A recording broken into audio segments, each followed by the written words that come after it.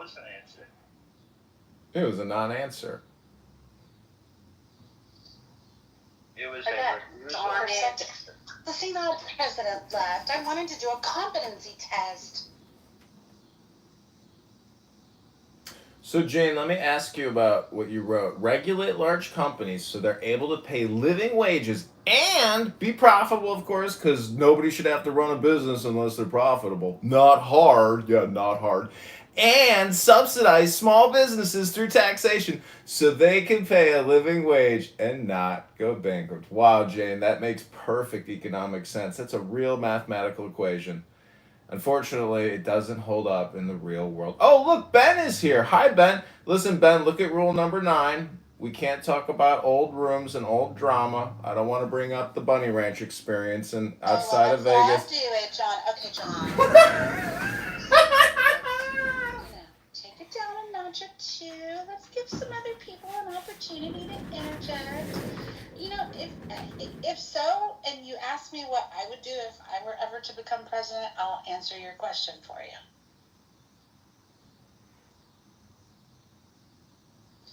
Hey, KP, again.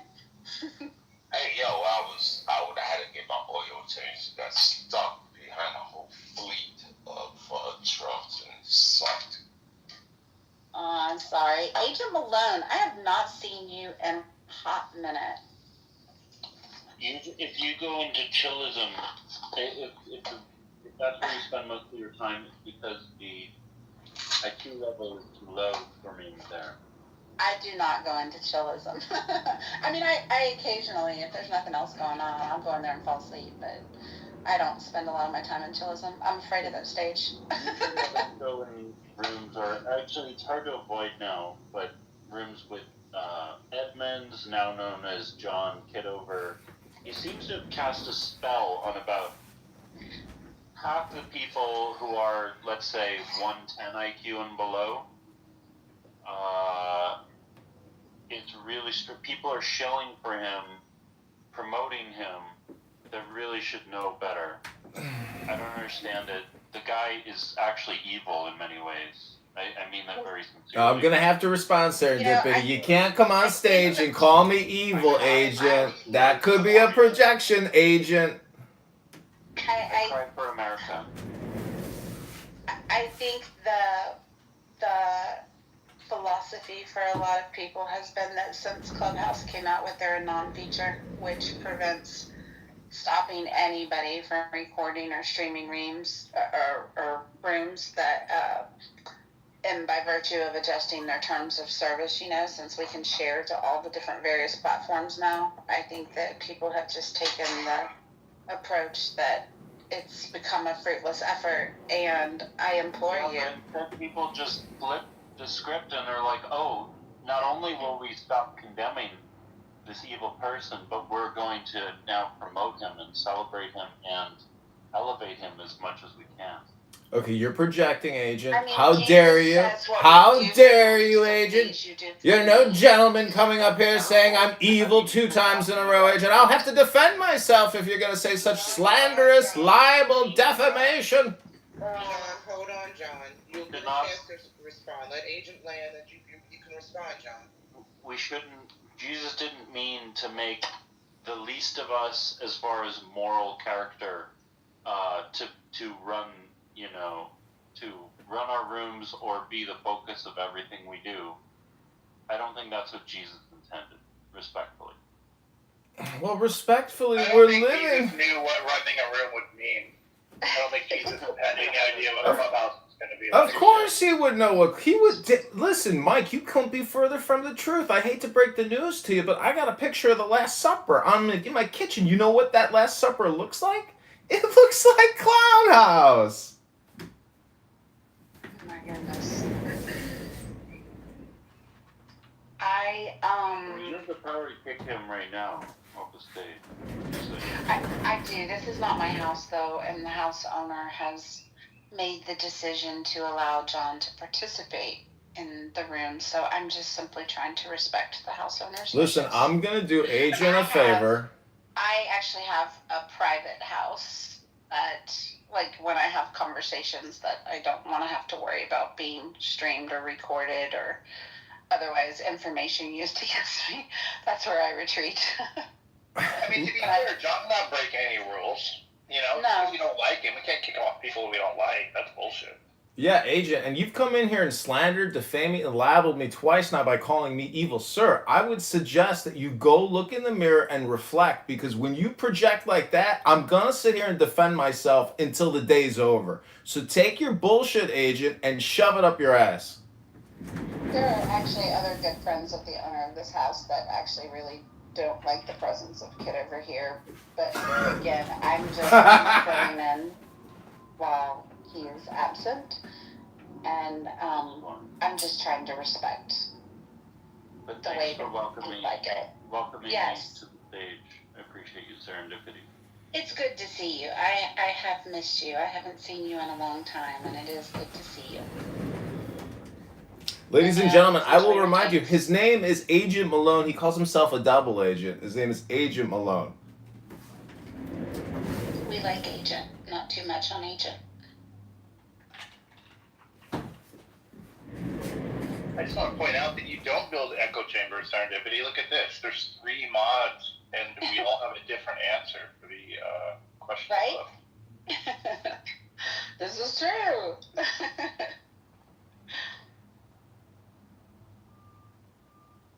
See, Agent is doing what I suggested earlier is the problem, which is censorship. Preventing people like me causes a bigger problem for you.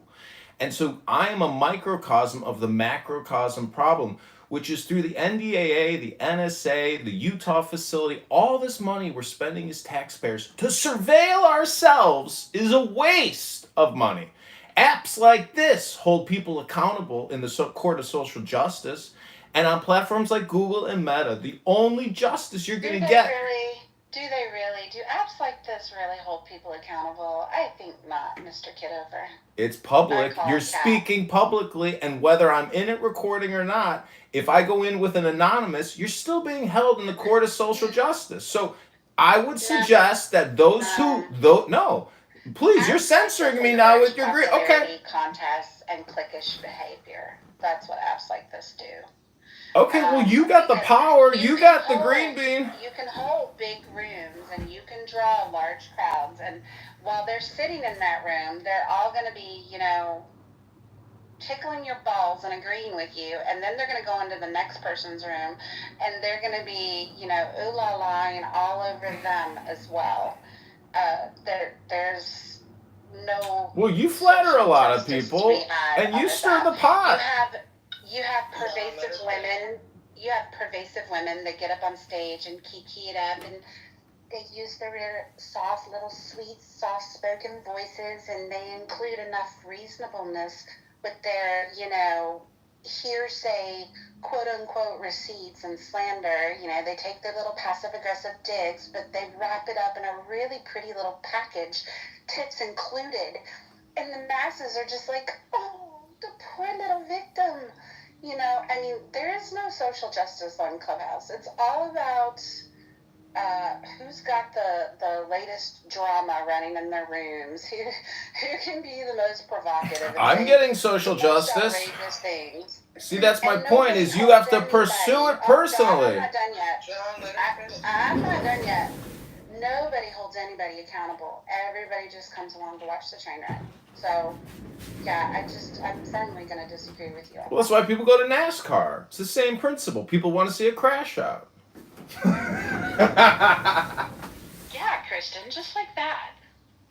Now, anything that Christian says right now is going to be gospel, y'all. Oh, wait, shoot, let me do it again. Hold on, because right now, you can validate me. That's right. Get those titties up there, okay? Front and center, please. Okay, cool. Oh, I love it, Kristen.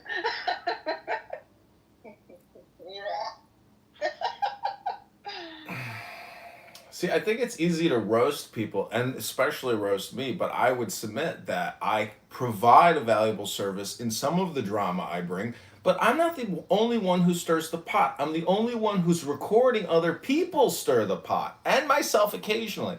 But as I told Steve Appel earlier, after you have the conversation long enough, you realize that the person you're speaking to is a hypocrite, and that also you yourself are a hypocrite. So I would just say until you get to that point, plus you can't be a critic about art and say that's not art, because everything is art. And I would say prove me wrong. Yeah, you can definitely be a little shit stirrer from time to time. We all can be. I saw those titties, Kristen. Don't even try it. Yeah, can't get away with it. Oh my gosh.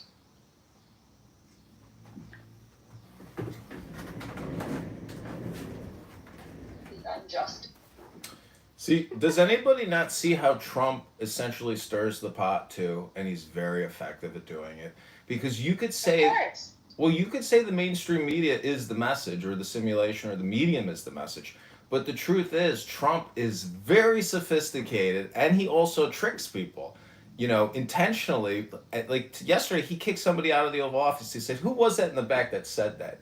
He said, "Get out of the office." Like, see, that type of content is what I'm talking about. It's essentially, it's not a meditation class, and so Clown House is not an educational app. It is an entertainment app. It is performative. Everybody here essentially is playing a game, a role, an ID, and the way you brand it and craft it is your artwork. So that's, in my opinion, the truth. No, I agree with that. I've said it a million times over that Trump is a master at manipulating the media. He's a master at centering himself in divisive topics and getting the media to push certain narratives. He's a master at marketing and PR, especially marketing and branding and his own PR, right? And we have to remember that he produced reality TV for how many years with his Apprentice and et cetera, et cetera. And so I also feel like some of the reactions to John's point, some of his wild statements and antics, I think he's producing, he's giving us content. This is more reality TV, unscripted, whether we realize it or not. I don't believe he means half of the pearl clutching things that he states. He just knows that the liberals, the progressives, and the media are going to get riled up. He even knows his base is going to argue with people online about what he really meant to say was. Yeah, it's all performative. I agree. He's a master manipulator. Is that the job of the president, though? Is that like helping the country in any way? That basically the president is a fucking troll. What good is that? Right. Is it helping the country? I don't know if maybe it's providing a little comic relief, and maybe it's distraction. It doesn't matter this is just my opinion, of course. Isn't politics, as part of politics, distracting the people? Every politician, president has done it in some way, right? They use some sort of tool or tactic or initiative or program that its true motive is to distract us so that we don't see what they're doing behind the scenes. It's like hiding one hand so you don't even know what the other hand is doing. So is it the country, Hakima? Yeah. And don't forget, too. Who's that? Mike, go ahead. I was going to say, don't forget, too, that he's been doing it for decades. He's been using the media for his own purposes for decades. And he acts like he hates the media, but he actually loves the media for what it does for him. It's all a ruse. And when he was younger, he used to call different media types, newspapers and television stations and stuff, and pretend like he would change his voice to pretend like he was his own publicist. And he would set stories in motion about himself on his own terms, playing the media. And only years later did the people come forward and say, "Oh my God, it was totally Trump. He was calling and pretending like he was somebody else to talk about himself." So it's a ridiculous ploy that apparently he's been doing a long time. That's why it's fascinating when people complain about, why do you guys talk about Trump? Everything is Trump, Trump, Trump. That's what Trump wants. He wants the headline. So that's why I get confused. People complain about it. It's TDS. No, it's not. The man wants to be fucking relevant. He wants to be talked about. good, Of course bad, he- or indifferent. That's Yeah. Of course he does. And the thing of it is, he's a master at the craft. And I agree with Nye. It's a skill that every politician uses. He's just a lot more overt about that skill. But a perfect case in point, Epstein. You know, he took one tactic with the media and the pressure towards his base. And when that didn't work, he took another tactic. And when that didn't work, he took another one. And are any of us having rooms about Epstein talking about the fact that there's been adjusts and corrects course as applicable until he hits the thing that works and gets people talking about the things that he wants them to be talking about. He also has no guide rails, and he's willing to go anywhere. He's willing to tell a lie over and over again until it's perceived as truth. He's willing to demonize and attack other people that he's friends with, you know, on a whim. He's willing to say things on the top of his head at a moment's notice without any kind of censorship, internal censorship. So, I mean, all of those traits, his lack of morality in general kind of actually helps him get away with so much more. I mean, there's a lot of things I'm sure that like other presidents have thought in the Oval Office about, like, man, I'd like that person's ass out of the room. And it goes through their head, but they censor it. They keep themselves under wrap. And Trump doesn't do that. He just says what's on the top of his mind openly, and without guidelines, without his own moral guidelines, dude, sky's the limit for what he can do to get what he wants, you know? And the people just stupid for letting them get away with it. And everything you describe is a horrible person. But somehow he's the president and is loved by a good portion of Americans. It's fucked up. It's true, Hakima, but you know what? I started noticing years ago that I was the only one that gave a fuck about character in a president. Like, I started hearing, oh, it doesn't matter, they're all a bunch of assholes. If you think that, then you're never going to look for somebody that is a decent human being. There are still decent human beings, and there are actually a few decent human beings in politics. Most of them haven't been in for 30 years. But the idea that we're just throwing that in the air and saying it doesn't fucking matter anymore, character's out the window, we don't give a fuck, we'll put a scumbag in there as long as he gives us what we want, that's our own problem. That's why we're making, we only have ourselves to blame. We get what we deserve. And right now we deserve somebody who's literally a stereotypical, disgusting American who eats McDonald's every single day and badmouths everybody, around him. We deserve, because that's what we are. I don't deserve that motherfucker, Mike. I do not deserve Donald Trump. Here's the thing. I get what you said now. Here's the thing, Mike. I'm one of those people that thinks character should matter. I'm one of those people that it took a long time for me to get on the Trump platform because of the fact that I'd already made personal decisions about his character and who he was as a person. And I don't particularly care for his character, but by the same token, when I don't particularly, during the primaries before Trump got the ticket, I earnestly looked. I wanted to find somebody. I wanted to jump on the DeSantis bandwagon.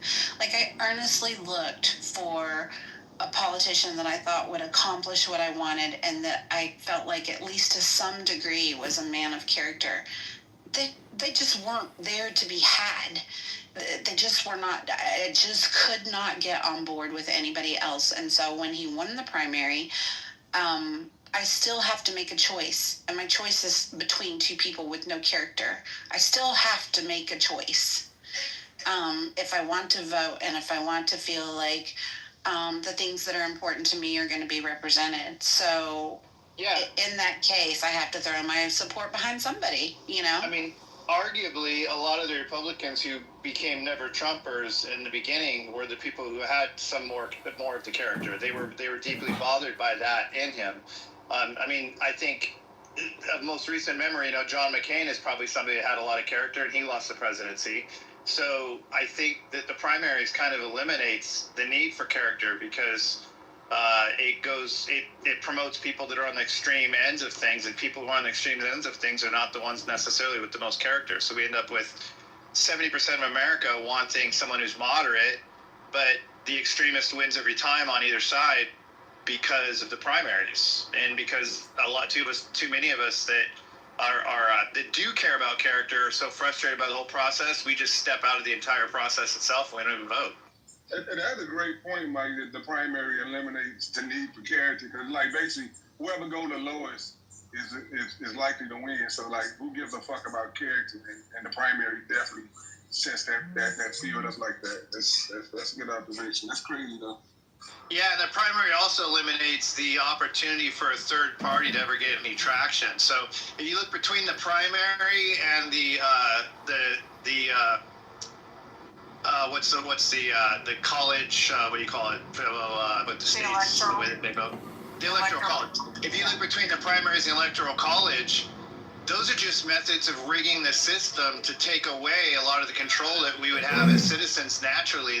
The control that we're told we have, right? Like it's up to you. Just vote. You can make changes. Well, those two things put huge dampers on that power that we're given. And the electoral college was put that on there in place for that very reason, to take away some of that power. But I don't think the primaries were necessarily put in for that reason, but I feel like that's what they've resulted in.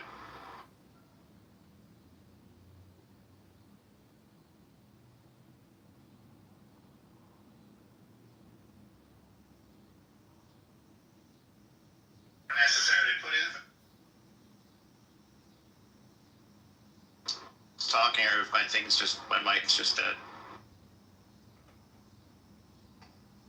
No, you're good. I think it just got quiet.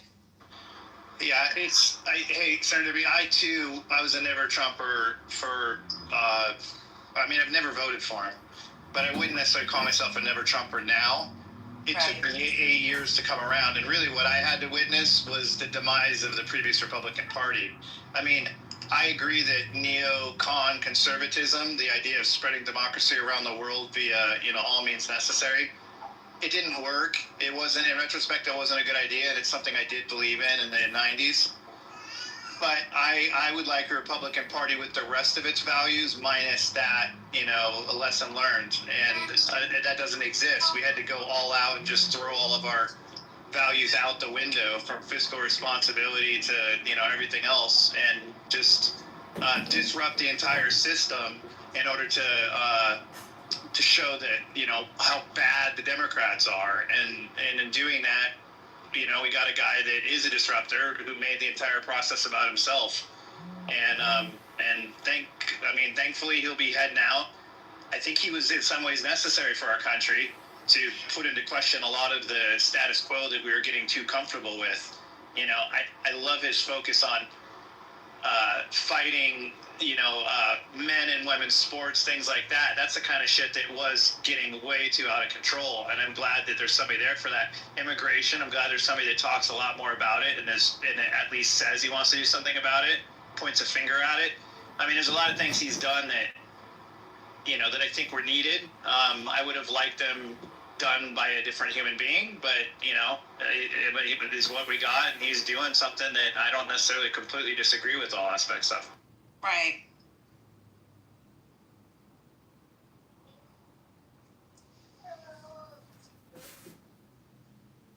I feel like, disruptor in chief is what he is. He's disrupting the status quo for executive actions. He's disrupting the system of presidential or executive power versus judicial power.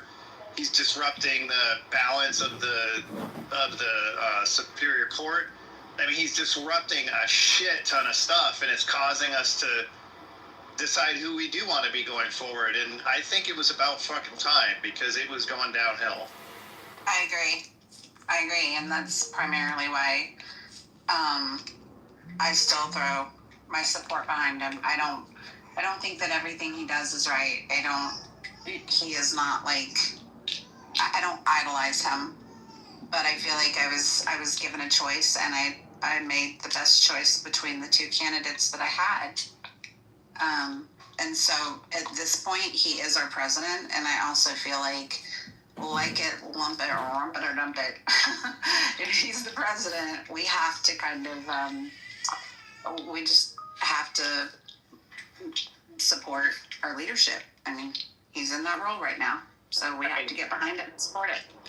I mean, realistically, I'm not a liberal, and that I don't want to blow up the entire country and start from scratch like a lot of them wish they could. So, because I don't want that, I have to ultimately wish for the best of the country, and I have to support whoever's in charge and hope that they're going to be successful, not make us weaker than we already are. And I don't know if he's that guy or not, but when he's in the position, I have to shut my mouth. It's kind of like when I was in the Marine Corps. People used to say, I support.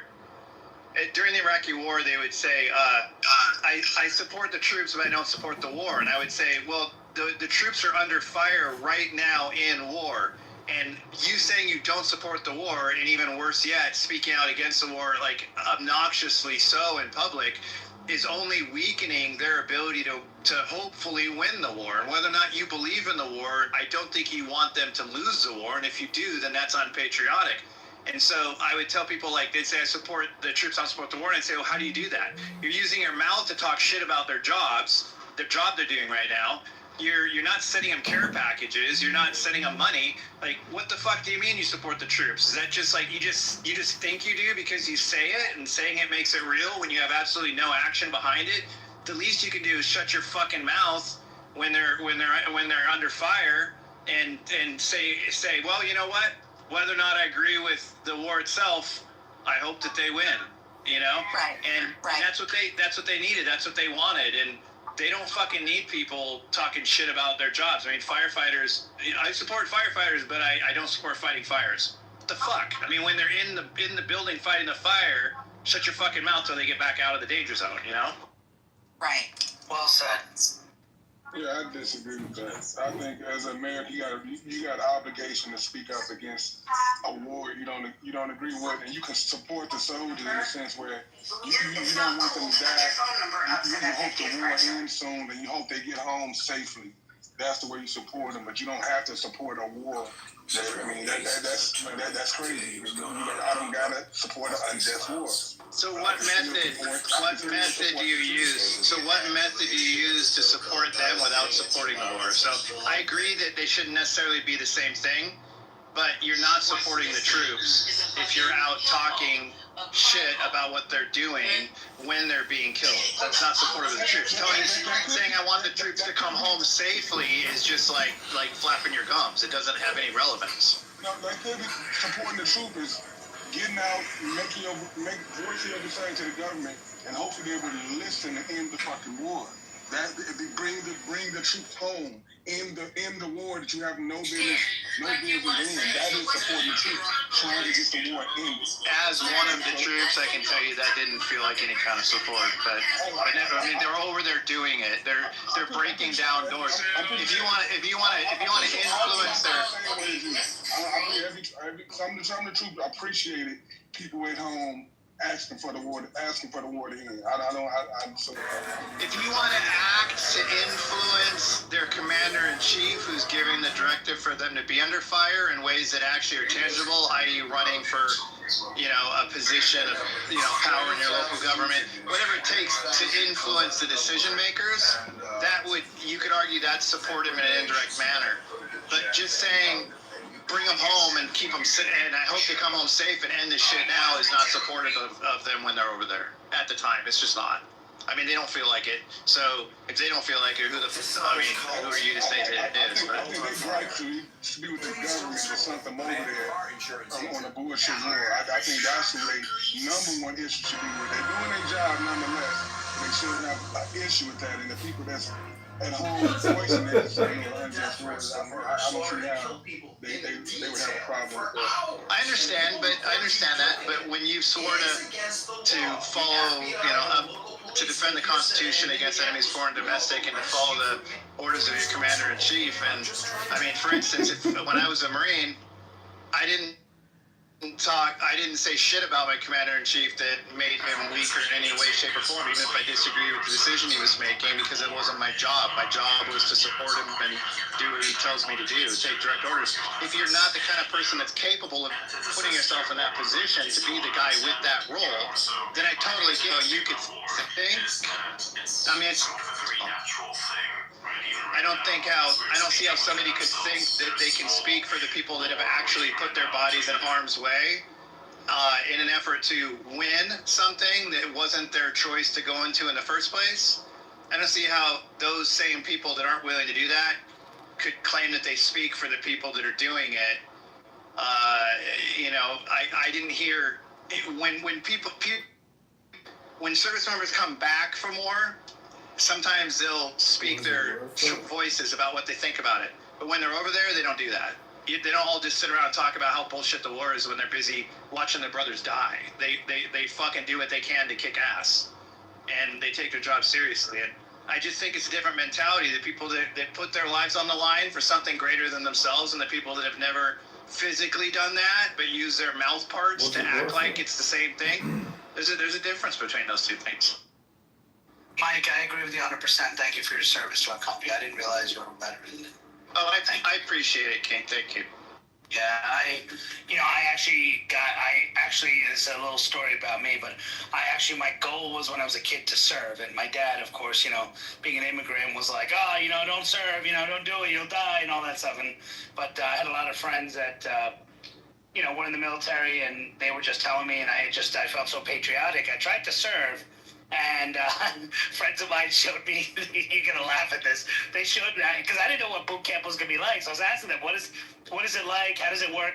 And so I had friends of mine who were in the Navy SEALs who were showing me, like, this is how it is, and I was like, oh shit, I'm going to get my ass kicked, all right, let me look into this. So a friend of mine was in Army Rangers, he showed me that, and I was like, oh fuck, pardon my language, oh shit, so I ended up a friend of mine was like, you're kind of nerdy, why don't you go for Air Force? So I went, signed up, did everything, and then I had asthma, severe asthma at that time, so I came outside, took a puff of my asthma inhaler, and the guy saw from the window, came running out, he goes, what's that? I said, it's my inhaler, and he ripped up the paperwork, he goes, you can't go. And all my friends were like, you should have if you had just held out, you could have gotten down there, they would have taken care of you for life. I said, nah, I don't want to do that, man. Like, I wanted to actually serve and do something. So now I do government contracting, so I help a lot of veterans. I only hire veterans. I've gotten accused of discrimination, but I only hire veterans to work for. Oh, I appreciate that. That's amazing. Yeah, that's amazing. Remember, too, that when I joined in 91 as a junior in high school, there was no internet or YouTube. So how do you even know what boot camp's like, right? To your point, you can ask other people's experiences and they can tell you stories, but there was no fucking video to watch to fully understand what you're getting yourself into. And when in the Marine Corps, you arrive at MCRD San Diego, in my case, on a bus in the middle of the fucking night on purpose, pitch black. And that fucking drill instructor comes up, and if you can imagine sitting in a bus in the dark, and there's always like a light up front on the bus. It's inside, it's an interior light, but the whole bus isn't lit. It's only up the front by the driver. And that fucking drill instructor walks up those stairs of that bus when you arrive at MCRD, and all you see is his shadow and his fucking hat. And you just start screaming to get your fucking ass off that bus now as fast as possible. And you're all scrambling over each other, and then there's these footprints that you stand on for your first taste of like what it means to stand at attention.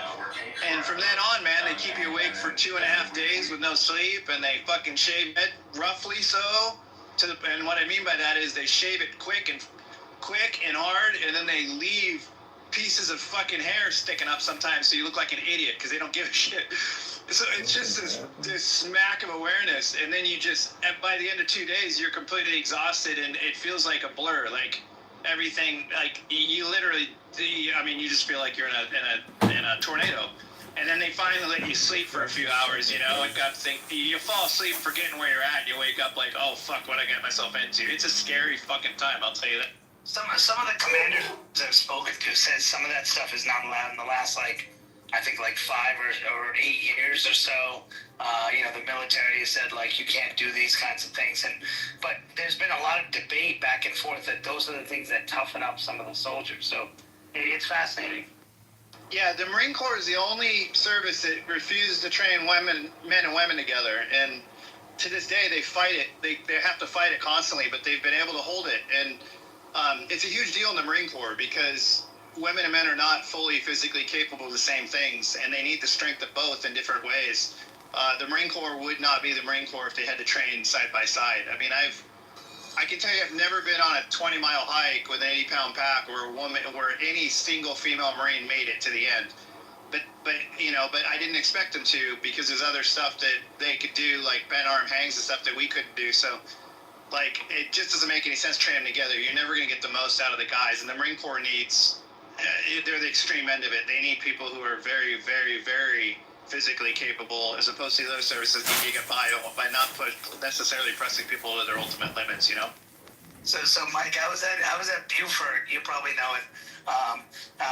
Buford Marine Corps base. So I was over there, and I remember I walk in. You'll probably take a kick out of this. I was at the administrative building, and I was looking at the wall, and I was talking a couple of people, and I was like, "Hey, this wall is wrong." I said, "What do you mean?" It says president. It says vice president, right? Then it talks about Secretary of Defense, and then it mentions like the Secretary of the Navy. I said, it says the Secretary of the Marine Corps. I said, where's the Secretary of the Navy? Like, and then they all look at me, shake their head, and then walk away. And I said, you guys are under the Navy, aren't you? They're like, dude, you want to keep your contract here? I'm like, why? Like, don't say that. I'm like, but it is not the Navy. I'm like, the contracts are written through the Navy. He goes, that may be so, but don't talk about it here. Treat us like we're a separate branch. I said, but you're not. They go, dude, you want to keep your contract? I'm like, okay, you got a separate branch. They're like, we got all three in ours. We got an Air Force, we got our own ships, and we got our own, troops. So we are a separate branch. And I said, okay, yep, you're a separate branch. So every time I meet it, I go to that bay, I look at the wall, I never say a word. I just go, okay, it's missing Secretary of the Navy, but that's all right. And I think that's by design. They hate the Navy. I mean, not that they hate the Navy, they just don't want to be under the Navy. No, they don't want to be under the Navy, but they actually have a very good relationship with the Navy because when we go to war, we do ride on ships, you know? Remember that in Grenada or whatever it was in the 90s, we had a thing that Clinton did where he had the U.S. Army handle it, but he took them in on ships. And I heard horrible stories about the relationship between soldiers and sailors. Sailors hated soldiers on their ships. They didn't even want them on there because that was really the role of the Marine Corps. So when it comes to actually serving together, you know, the Navy provides the corpsmen for the Marine Corps. The Navy provides the Seabees for the Marine Corps, who do all the construction and building of, bridges and structures and things like that. So they actually work very, very nicely side by side, but Marines don't want to be identified as Department of the Navy, mainly because the Navy's just kind of cheesy. Even their white hats are embarrassing sometimes, or pumpkin hats. Not a fan. I don't get why they made Space Force a separate command, because Space Force was technically under the Air Force. They broke it out. Why can't they break out the Marine Corps? It's got to be politics. I don't know. The Marine Corps existed before the Navy. The Marine Corps was the first service ever in 1775. So, the Navy actually came from the Marines. So, if anything, it should be the other way around, maybe. I think it's probably the sizes of the services. The Marine Corps is very small. The Marine Corps is insanely efficient with their budget. We get all the hand-me-down bullshit, leftover stuff from the other services. The Air Force is by far the least bang for your buck. They're the most expensive to operate on a case-by-case basis, on the individual's airmen. The Marine Corps is the opposite. You get a shit ton of value out of the Marine Corps. So, it's in the Navy. Do you think you could kick a Navy SEAL's ass, Mike? No. So I was a combat photojournalist in the Marine Corps, which meant I was Joker in Full Metal Jacket, basically, but outside of combat, I was a news reporter. And I could do my own stories, subject matter, so I could just choose to go align with the unit and do what I wanted to do. I was I didn't have much direction in my role. And I did a story one time in San Diego about the Navy SEAL training. I went over to Coronado and I didn't train with them. I trained with them after Hell Week. I trained with the actual, real SEALs after they graduated. But I saw the Hell Week people doing what they were doing. And no, I think Navy SEALs are harder than the Marines, but they're also a special force. And if you take the Marine Corps and you look at what they are 2/3 of special forces, but you got a whole group, got hundreds of thousands of people doing that. So they're not quite as elite as the Navy SEALs, but share a lot of the same things. Like, you can't be in the Marine Corps if you can't swim really well. Most of the people who got kicked out of boot camp were because they couldn't swim hard enough. In some cases, I was water survival qualified in the Marine Corps by choice because I wanted to be a lifeguard as a part-time job on base, and I had to get water survival qualified, which means that I had to swim for 24 hours in my camis with a backpack and a rifle and my boots without, in the deep end of the pool for 24 hours. And at that point, you're doing what's about the same as what the Navy SEALs go through. But they do two things that scare me a lot. One of them is they have one of those deep dive tanks where they have to hold their breath and go super fucking deep. And that scares the shit out of me because I saw guys passing out and being brought up by divers and like resuscitated. And that scared the shit out of me. I wouldn't want to do that. And then the other thing they do is they do dolphin swimming where they tie their feet and arms behind their back, and then they have to like sink to the bottom of the pool and make their way to top for a breath and sink down again and make their way to top for breath again and sit there, do that for like an hour straight. And that looked really... God bless you, Mike. Holy moly, doing that kind of stuff.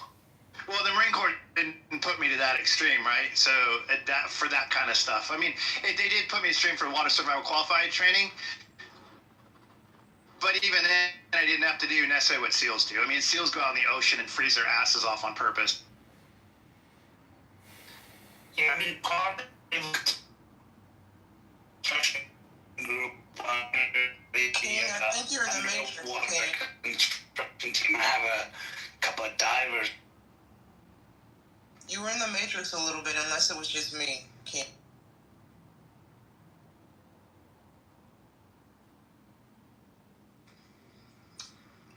Now, can you hear me now? Barely. During this interruption, can I just make a reminder to the room that house rules are English only. So those who are typing in another language, if you don't mind, please refer to English.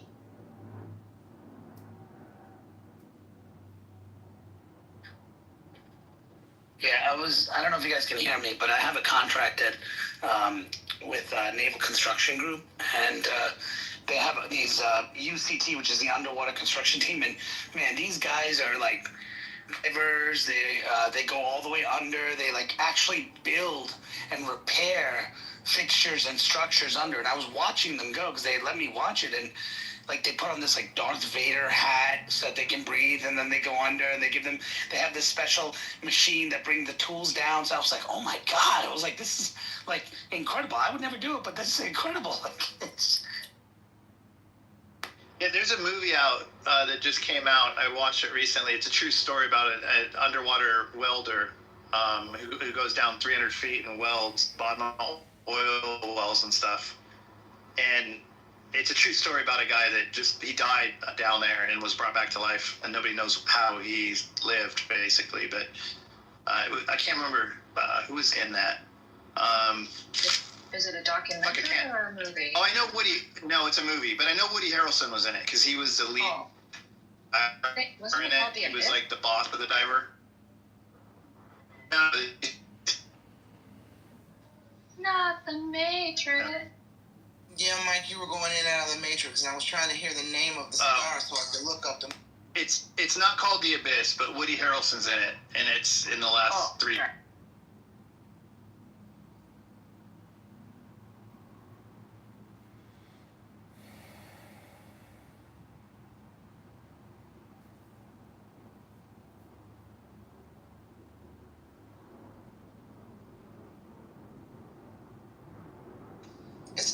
It's not Last Breath, is it? Yes, yeah. Yeah, I just looked it up. Okay. It came out this year, it says. Follows a group of deep sea divers racing against time to rescue a stranded teammate after a catastrophic accident. All right.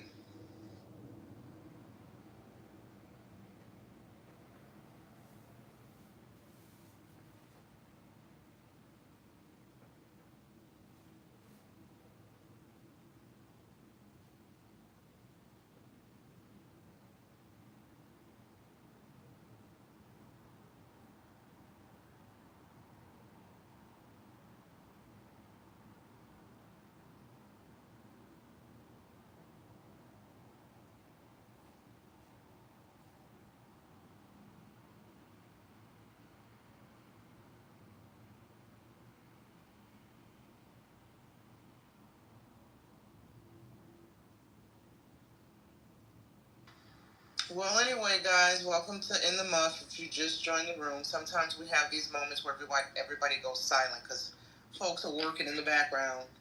But I'm sorry. no, it's all good. Hey, we're only human, right? Good morning. These things happen. Good Yeah. afternoon. Good morning. Good morning. Sorry, yeah, I was working. And then I was just like, oh wait, got quiet. And then I jumped off. Yeah, I was looking at the stage. I was reading about working on this piece about this pastor who was being critical of BET and the BET Awards and how harmful it's been to the black community. And then I looked on the stage and I'm like, oh wait, no one's talking. Well, welcome Princess to the stage. I don't know if you've had a chance to speak, but the mic is yours. I think we're just going popcorn style, huh? Yeah. Hey girl, how are you? I'm good. I'm trying to figure out how to make it so that I'm also working in the background to make it so when I am clicking on my emails and it shows the preview to the right and Outlook, I don't want it to consider that a red email, and I don't know how to change it back. Currently trying to do that. Gotcha. Just right click it and view unread. I know you can right click it and like make it back to mark as unread.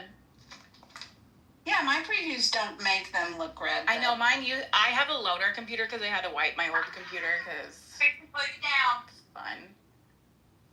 Grayson. Hey, babe. Keep it there. Trying to straighten this curly mess. Oh. I have to say that the iPhone, the newest iPhone, that has built-in AI. There's a lot of talk about how it's kind of dumb and it's not a big deal. But the one thing I like about it is it gives you email summaries without having to click on it. And the summaries just say like, so and so is asking for this to be done by Wednesday. It just takes the whole email and just briefs it, sticks it up front. I really like that actually. I do too. I don't like it so much with my text messages because I feel like it's funny. It's cheesy sometimes. It misses context. Sometimes it'll summarize a text or something in a really funny way. Yes. I can't even think of a good example, but every now and then I'll have a laugh out loud moment because of how it describes what's being said in the email. Same. I'm just like, okay, that's not really what's going there. But good try. A for effort. But I do like the email recaps. I find it to be a lot more concise there. Probably because it has more information to go on. Okay, I think the curly hair is gone again, y'all. Okay. Don't be hating on the curly hair. Oh, girl. My hair is a fucking atrocity. It's so freaking beautiful. You always want what you don't have. I spend a lot of time making it look straight. Oh my god, my daughter's half Asian and it's always straight, and she dies for curly hair. Oh yeah, like it's the exact opposite. She's constantly trying to curl it. You always want what you have.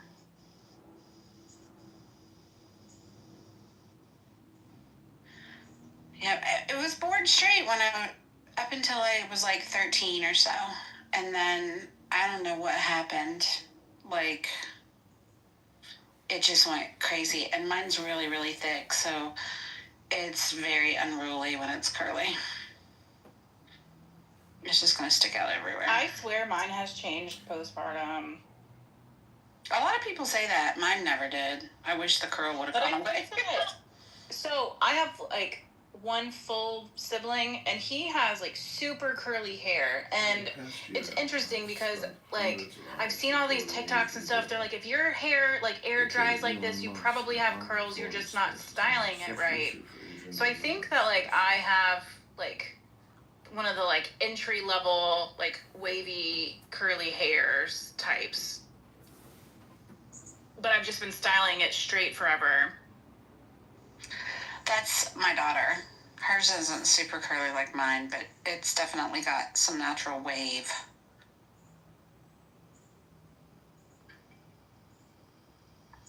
I just want to address Joel in the comments, and he said, Princess, yes, freedom to leave, because I asked, because he was making a comment in regarding the percentages from the poll, and I said, we have freedom, or is it just a facade? Because he was saying that 22% of people are idiots. I'm assuming the people that voted blue in our poll. I view it as a freedom of speech, and my husband and my family members have all served to protect that freedom of speech. So I definitely that's where my my poll vote came from. Yeah, I'm surprised. I'm really surprised that Protect the Stars and Stripes is leading. I feel like most veterans would not choose that. They would choose the blue. But I don't know. I mean, I agree. I chose the Protect the Stars and Stripes simply because, to John's point earlier, if people can be fined and or jailed for burning the LGBT flag, why aren't we protecting the American flag too? I think that's my whole position with that. Is that on a federal level? I don't know. I don't know about the burning of the LGBT flag, which I would consider myself an ally. Yeah, I don't know if that's true. I mean, if it is, you're agreed. That's bullshit. Yeah. I mean, it doesn't make me still think that you can't burn the American flag, but it makes me definitely think that the gay flag should not be protected more than the American flag. You should be able to burn anything that you bought. If it's on your property, you're doing it safely. I don't care what it is. You should be able to burn it. I agree. Now, if it's somebody else flaying, now you got a fucking problem. But because you're right, because you're destroying someone's property. Right, like if it's your property. I think too, I get really amused by this conversation about burning the flag, because in our U.S. flag code, it doesn't technically allow for the flag to be on used as clothing items. So all of these people, which I have a ton of patriotic clothing, and so does my husband, and so does my baby, which technically per U.S. flag code, it's not technically allowed. Correct. So if we want to get in the nitty gritty of protecting our flag, people that are being very patriotic are technically not falling within the U.S. flag code. Even the police to use the blue stripe, correct. They're not falling. Let's not get too technical. It really kind of freaks me out. It always has, to watch them manhandle a flag at the Olympics or after a track meet where they hand them a full flag, and they wrap themselves in it. It's always given me the heebie-jeebies, because it's not just clothing with stars and stripes on it. It's the real flag, and they wrap it around their body. And I know it's not supposed to touch the ground, and I used to be part of details in the Marine Corps where I had to deploy the flag up a pole in the morning and bring it down at sunset. And the way we handled it was so incredibly respectful. To just see some guy grab it and wrap it around his body and walk down the track with it just kind of really freaks me out. It just doesn't look right. That's really interesting. I've never thought about it from that perspective, but I think that is a really good point to make. Because I had never thought twice about it. I just thought they were being patriotic. That's a huge debate in the photography community too. The wrapping the flag around. Oh yeah. I mean, when it's a real flag, you know what I mean? If they had it on their clothing or something, it doesn't bother me, but just the real flag doing that to it makes, I don't like it. I want to wait to purchase flights. I know these men have left. They're not here anymore, man.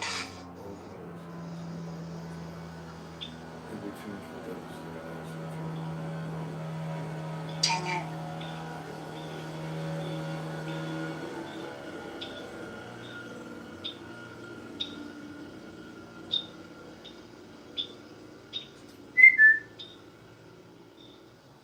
Your birds always sound so lovely in the background, Serendipity. It just sounds like wherever you live just sounds so peaceful. I don't know if it is. Could be chaos. But the birds definitely make it sound peaceful. It is peaceful. We have a lot of trees in Georgia. We're known as the city in the forest, right? We have more trees per square mile than any other city in the United States. Major city. And people don't know that, but like my backyard has a green space behind it, and I have one of those bird houses with a camera on it, so you can like watch what the birds do on your phone. And dude, they chirp loud all day long. It used to be during COVID. During COVID, I would sit on my porch pretty much all day on Clubhouse, and the background would be chirping all the time, and I'd have multiple people ask me to like remain unmiked just so they could listen to it. We have really loud birds in Georgia. We really do. I have my voice isolation on so that she could even hear, because when it's not on, people comment endlessly about, oh my gosh, the birds in the background, and sometimes like it's a bit too much. And where I used to live, next door neighbor had chickens, and for the first year or so of their chicken roof, had a couple roosts that crowed all freaking day long. And one of them, I swear, he was like sick or something. He was one of those that right in the middle of his cock-a-doodle-doo, he'd like choke himself. And he'd start and it'd be just like, oh God, the rooster just died. Awful. It was like, listen, it's the sick rooster. They're crowing right now. And get halfway through it.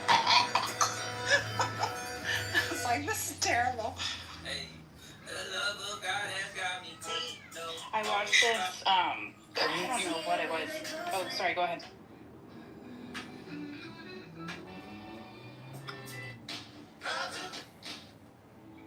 Don't both stop. I told him to go ahead because while he was talking. Serendipity, have you downloaded Merlin Bird ID for your iPhone? I haven't. It's from a university that it's a university project, so it's free download for public. It's called Merlin Bird ID, and you just hit record and you hold your phone in the air and while the birds are talking, and it shows you which bird is which, and it even like highlights them when they make a noise, so you can see it like bouncing between the different types of birds, and then it collects birds. Oh, I love that, Merlin Bird. It's really cool. Like while you're sitting there, you should download it and just play it, and it saves them. So I have like I have an owl in my yard. The ones that go, hoo, hoo, hoo, hoo, those guys. I can't remember what they're called, but they go, hoo, hoo, hoo, hoo. And they do he does it constantly, but he does it. So I did it, and I can't remember what kind of owl he is, but it caught it on there, and then it records it, so you can listen to it later as well. But I'm downloading it right now. We have tons of cardinals. Like I see a lot of ours. We've got oodles and caboodles of cardinals, and they're so aggressive. Now, you know what's cool? So when I used to watch my birdhouse a lot, I started noticing that birds remind me of jets, different kinds of jets. So like woodpecker come in, and woodpeckers are the most aggressive, right? They're the biggest assholes. They'll kick anybody out. I think I'm breaking up. I don't know if I'm breaking up. No, you're not. You're not. Okay. So I'd watch birds and like I'd compare them to jets. So like the F-35 is definitely like the woodpeckers because they can take anything out. And then like cardinals remind me of EA-6B prowlers, which are those radar jamming airplanes that used to have the big like fuel thing sticking out the front, like phallic like almost. Those, they remind me of those. And I'd watch how they'd interact with each other, and there's a total hierarchy of breeds, right? Like blue jays are really aggressive as well, but yes, they are. A blue jay can kick a cardinal out, but a woodpecker will kick everybody out. I did not know that the woodpeckers were aggressive to other birds. The big ones, yeah, the big ones. Yeah. I mean, if they're tiny woodpeckers, no, but the big woodpeckers are brutal. If you want to know, do you have like a bird feeder? No, not right now. Okay, so if you had a bird feeder, if you put mullet, the stuff that's like it's square and it's like got fat, it's a bunch of seeds and fat. If you hang that next to a bird feeder, the woodpeckers love that shit because they'll stand on it and peck their beaks right through it. And every time they arrive there, everybody splits, and they're super aggressive. They start pounding through that stuff. Like there's a big woodpecker in Georgia that It's red and it has black and white stripes on it. I can't remember the name of it, but that thing is fucking he's an asshole. And we have whippoorwills too. We have quite a few whippoorwills. I don't know what those are. You know, you always know when you start hearing the whippoorwills that summer's right around the corner. They're like one of the first birds that you start hearing. And their call is, I mean, that's where they get their name from. It sounds like they're saying whippoorwill. I wonder what they are. I wonder if is that the actual bird name, though? Because I've never captured one on my Merlin. You haven't? That's why I'm wondering if it has a different technical name. But they're just. Let me look. Hold on. Whippoorwill. Let me see if they... Oh, wait. That's the App Store. Let me go back to Safari.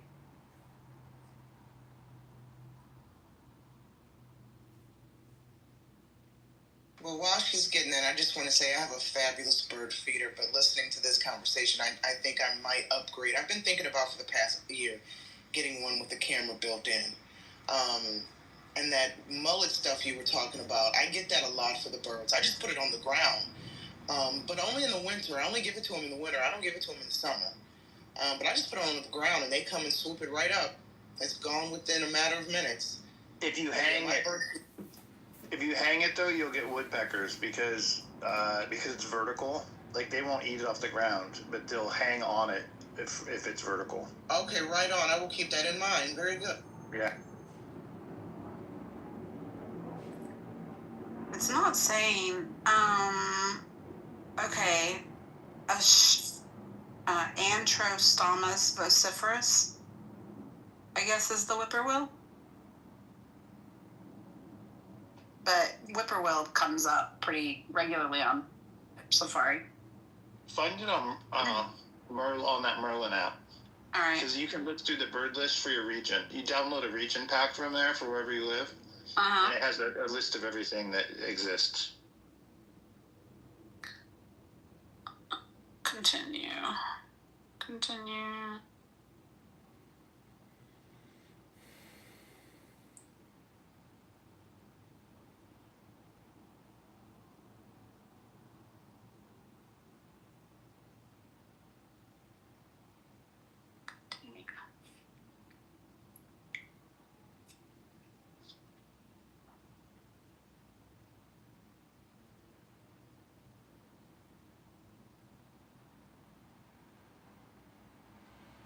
My favorite birds in Georgia, my favorite ones on my feeder are Carolina wrens. They're super cute. The way that they move is so cute. They're little fat brown, like, fur balls. I guess they're feather balls. I have an affinity to them. But they hop. Just because my granddaughter's name is Renly. And we call her Ren. Okay, whippoorwill. Let's see.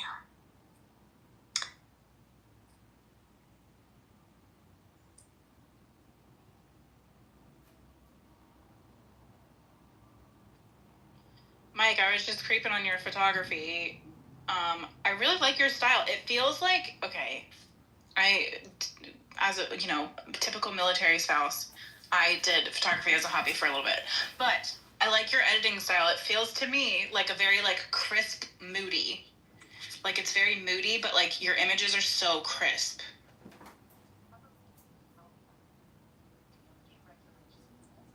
Yeah. They better be. He's a photographer, damn it. The reason they are is because my specialty is lighting, so I know a shit ton about lighting. I've been doing it for 30 years. Yeah. And most everything that I do is overridden ambient, which means I'm actually working with at least one big flash to replace my key light. Mm-hmm. So that what people don't understand is if you override ambient, meaning that you take the natural light in the world and you set your camera on settings that make the natural light not enough for the camera, when you then interject something like a flash, which is insanely bright compared to any kind of steady panel light or something, that increase in contrast ends up putting the picture in a situation without editing, because most of what I do requires almost no editing. it ends up putting it into a situation where your eyeballs see a maximum amount of contrast at any given moment because the light is coming from all directions. But when you override natural light and you reintroduce your own light that's brighter than natural light, you're limiting the amount of directions that the light is coming from. Mm-hmm. And what that does is it by default increases contrast and sharpness. So I always say you can have a completely shitty camera and a shitty lens, and you can have a insanely sharp tack focus image by having powerful lights rather than your camera and your lenses. Interesting. But people so that would don't explain really why understand that would explain why I could never achieve that look, because I have like an extra flash that I got, but yeah, because I would mostly just play around with like a natural lighting. Right. But yeah, that would explain why my pictures never looked like crisp like that. I'm like looking at your pictures, I'm like, dang, these are so. Well, and if you go down to the product photography down the bottom of that Instagram, any kind of products that's there, those things are insanely sharp, and that is because I'm using an incredible amount of light. I'm using 35,000 watt seconds, which is. It's like the sun almost. Like if you don't blink every time you fire your flash, your eyeballs will get burnt like you're at the beach all day. And I'm using f/22 ISO 100, which means the camera is seeing absolutely nothing without the light itself. Yeah. And now when you do that, you do that with product because you want to get depth of field. You want to make sure that it's in focus from the front to the back. But when your lights are very powerful, like 640 watt seconds, which are like Einstein's, really bright lights, when you have multiples of those and you get up to into the 30,000 watt second range, you're creating an environment for that picture that doesn't exist in the real world, and then it looks highly premium, which is why I do stuff for Home Depot and major retailers, because they require that. Not right. Like online retailers don't give a shit; they don't know the difference. But major retailers, that's why they go to big studios for that stuff, because the studios are using powerful lights. And glass helps with the sharpness and natural light settings, and you can also use the speed light in conjunction with natural light as well. Right. But if you use a speed light to augment natural light, you're not going to pull off what I'm doing in those pictures. It won't look. No, they won't. It's a very it's more that's more like a fill scenario, like you're using light to augment natural light. Right. This is using light to replace natural light, which is a whole nother level. Yeah. To be honest with you, professional photographers 20 years ago, everybody knew how to do it, or you weren't even in the industry. But it got watered down with lackluster talent. I call it the democratization of mediocrity. Basically, the expectations were lowered because it was oversaturated with average talent, and clients lost track of like what to expect. And then prices went down, overall value decreased, which is why I'm an electrician during the week now instead of a full-time photographer like I was for 30 years. Hello and welcome.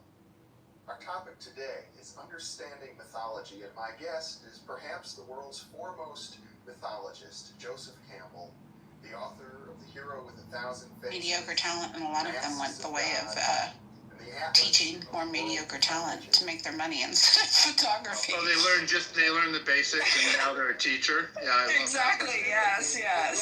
Yeah, like here down, pay whatever $19.99 to get my pro tip manual. From our own experiences. Right. Yeah. Exactly. Hey, Jason. Experience Dude, what a face. our experiences as human beings in a physical body. Yes, happy Tuesday. Quite contrary to earlier idea that I had fun with it. I only did it for like a couple years. I did it for like a hobby one year, and then the second year I was like, okay, I'll try to like do this like as like a business, and then I was like, no, I don't have time for this shit. I work full time. Like this is a lot. I still do television movies occasionally, but I only do them for a day or two at a pop. I don't do like long stints anymore. And I just take off work. Like I'll just take vacation off work and go do that if I have a day or whatever. But I do weddings, and I do like 25 a year, and I charge $3,500 a wedding. So and I feel like that's pretty industry standard at this point. Yeah, it is. Well, it's harder than ever though. Yeah, I no, feel like because that's there's like a couple here that does photography that I used to go to church with them, and they like are like $5,000 for like their lowest package, and you have to have a full-time wedding planner to even work with them. Like they won't work with you unless you have a planner. Like Yeah, so some of these like crazy. what's interesting about that is if you look at my raw files, they look almost identical to the finished work because I shoot everything in real time, like the way it is. So I have very little post-production. So what people don't realize is I charge $3,500 for a wedding, but I only have 10 hours total in it. So I'm making $350 an hour. Okay. Yeah, because I always If you like. go, Because I would get so in the weeds, like after I was like, "This is Right. so much time." Right. So remember that post-production for a photographer is losing money because you're not a digital artist, you're a photographer. And digital artists are worth $60 to $80 an hour. Photographers are worth $300 an hour all day long. But that's photographers who know what they're doing, and they do it in camera. In some cases, commercial-wise, they tether it to capture one so they can edit on the fly so that they don't have after post-production work after the fact. In the case of weddings, you have to use a flash full-time to do that, overriding ambient most of the time, which is what I do. But either way, if you earn $3,000 for a wedding and then you go home and you work on it and it's 10 hours long, that's $300 an hour. You go home and you had 20 hours of post-production, you just lost money the entire time you were doing it. And you lost the available time that you would have, the 20 hours of free time. So you're wasting your free time, you're losing money the entire time. And so the goal is I can charge $3,500, which is more than enough for me because I have very limited amounts of post required.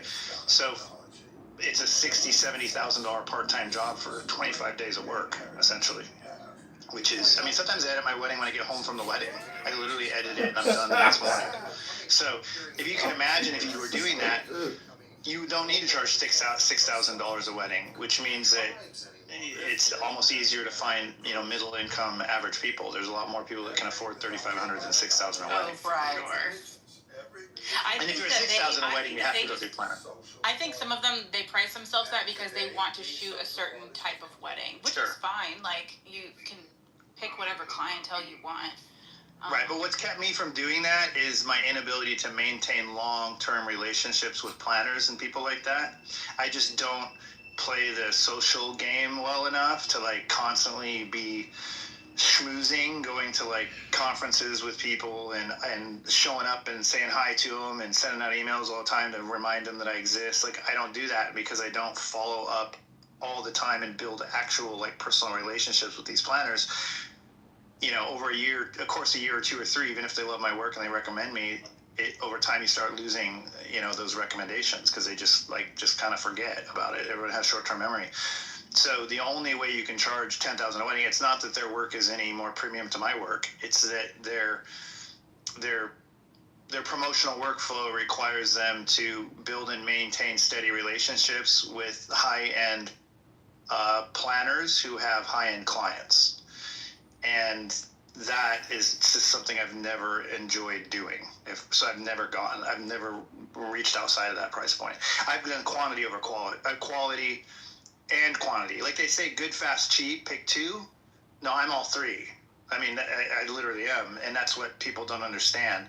But that's just because I have 50,000 hours into it. I was a combat photojournalist in the Marine Corps, and then I worked as a news photojournalist, and then I owned a photo studio that did work for Home Depot and Lowe's and Walmart and all those people, and then I got into television and movies. So I've just always prioritized life and I'm a technical shooter.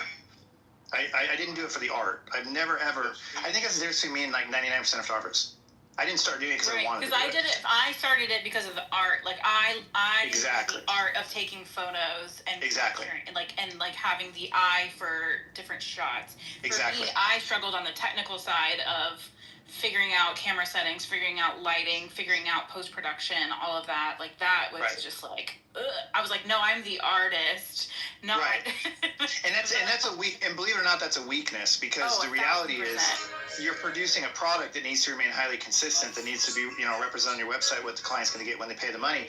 When I go to a wedding, for instance, I'm ADHD, so it helps a lot because in my brain I can stand in a room and I got like 50 things I can do, and I call them widgets. So like I know that if I move a chair under a window and I put black shoes on there, I'm going to get the toe of the shoe is going to get a cap light from the window above. If I frame it a certain way with my 50 millimeter, I call it like the shoe under the window shot that's always done with a 50. And so I have thousands of those now. So I walk in a room and it's almost like I have like an overlay on my eyes where everything jumps out at me for opportunities, and I go, okay, I'm going to do these 3 today or these 4 today.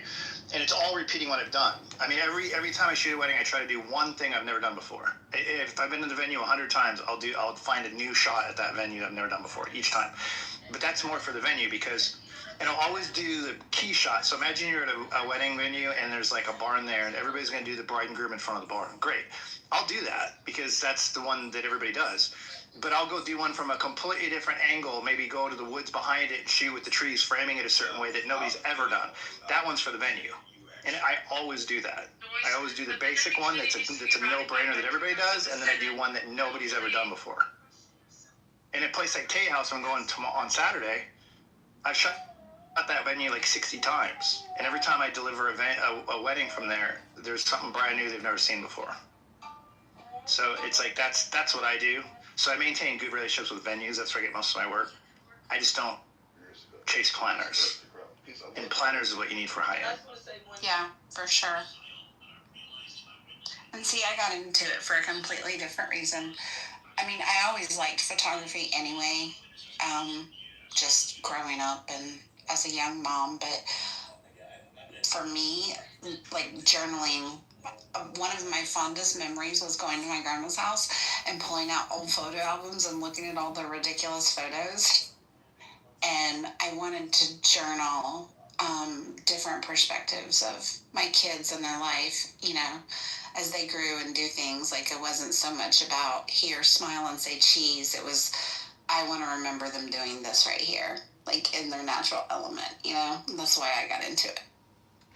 Yeah, there's production artists and there's creative artists, and they're not the same. So even when I was like in Home Depot headquarters, I was an executive for them for 18 years of my life, and I was a creative manager in their advertising department. And I was always better at like building the templates that were used for the ads. I would build out templates. I would take an idea that somebody had, or maybe I came up with originally, and I would build it 20 different ways and repeat elements over and over again, just fine-tuning them for more and more efficiency to make it more effective but easier to build in the long run. Like, that was my strength. It's never to start with a blank piece of paper. I was an incredible editor of other people's work, more so than a creator from scratch of my own work. Whereas that's where weddings, with all my experience, that's where like the monotony becomes a strength for me, whereas the monotony for other people becomes, they start second guessing their creativity because they start doing the same things over and over again. And that's like how I started to get that way when I had like my year of like, okay, I'm gonna try to see if like, okay, let me go through the the process of being it in like a business and getting the clients and then shooting the same things over and over. I was like, oh my god, I don't want to do this. Right, but once you start repeating successes, things that have been successful for clients in the past are going to be successful for clients in the future. So once you start finding yourself repeating things, as long as you're sifting through and maintaining your efficiency by weeding out the things that are less successful versus the things that are more successful, they become routine. And so I knew that like every time I was doing a portrait outside, I was going to use a 70 millimeter or above for a full-length portrait because I wanted to decrease my depth of field, but I would use a 50 millimeter below for a half-length portrait because I wanted depth of field.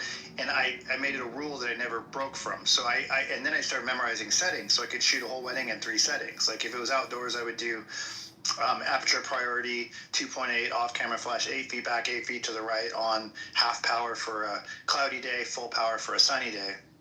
And then when I go inside, I need to be more conservative on my shutter speed because I might have reduced shutter speeds and I'll get blur. So then I would do shutter priority 1/125th of a second, 1600 ISO, and my cameras would be on quarter power, my flashes. So I had like 3 settings, and I shot for like 10 years. I shot weddings on 3 settings the entire time. And then I started getting more creative, and my work back then looked less dramatic because I was basically averaging out light on a regular basis by using shutter and aperture priority. But as I got more advanced, I started shooting manual full time and then really controlling it.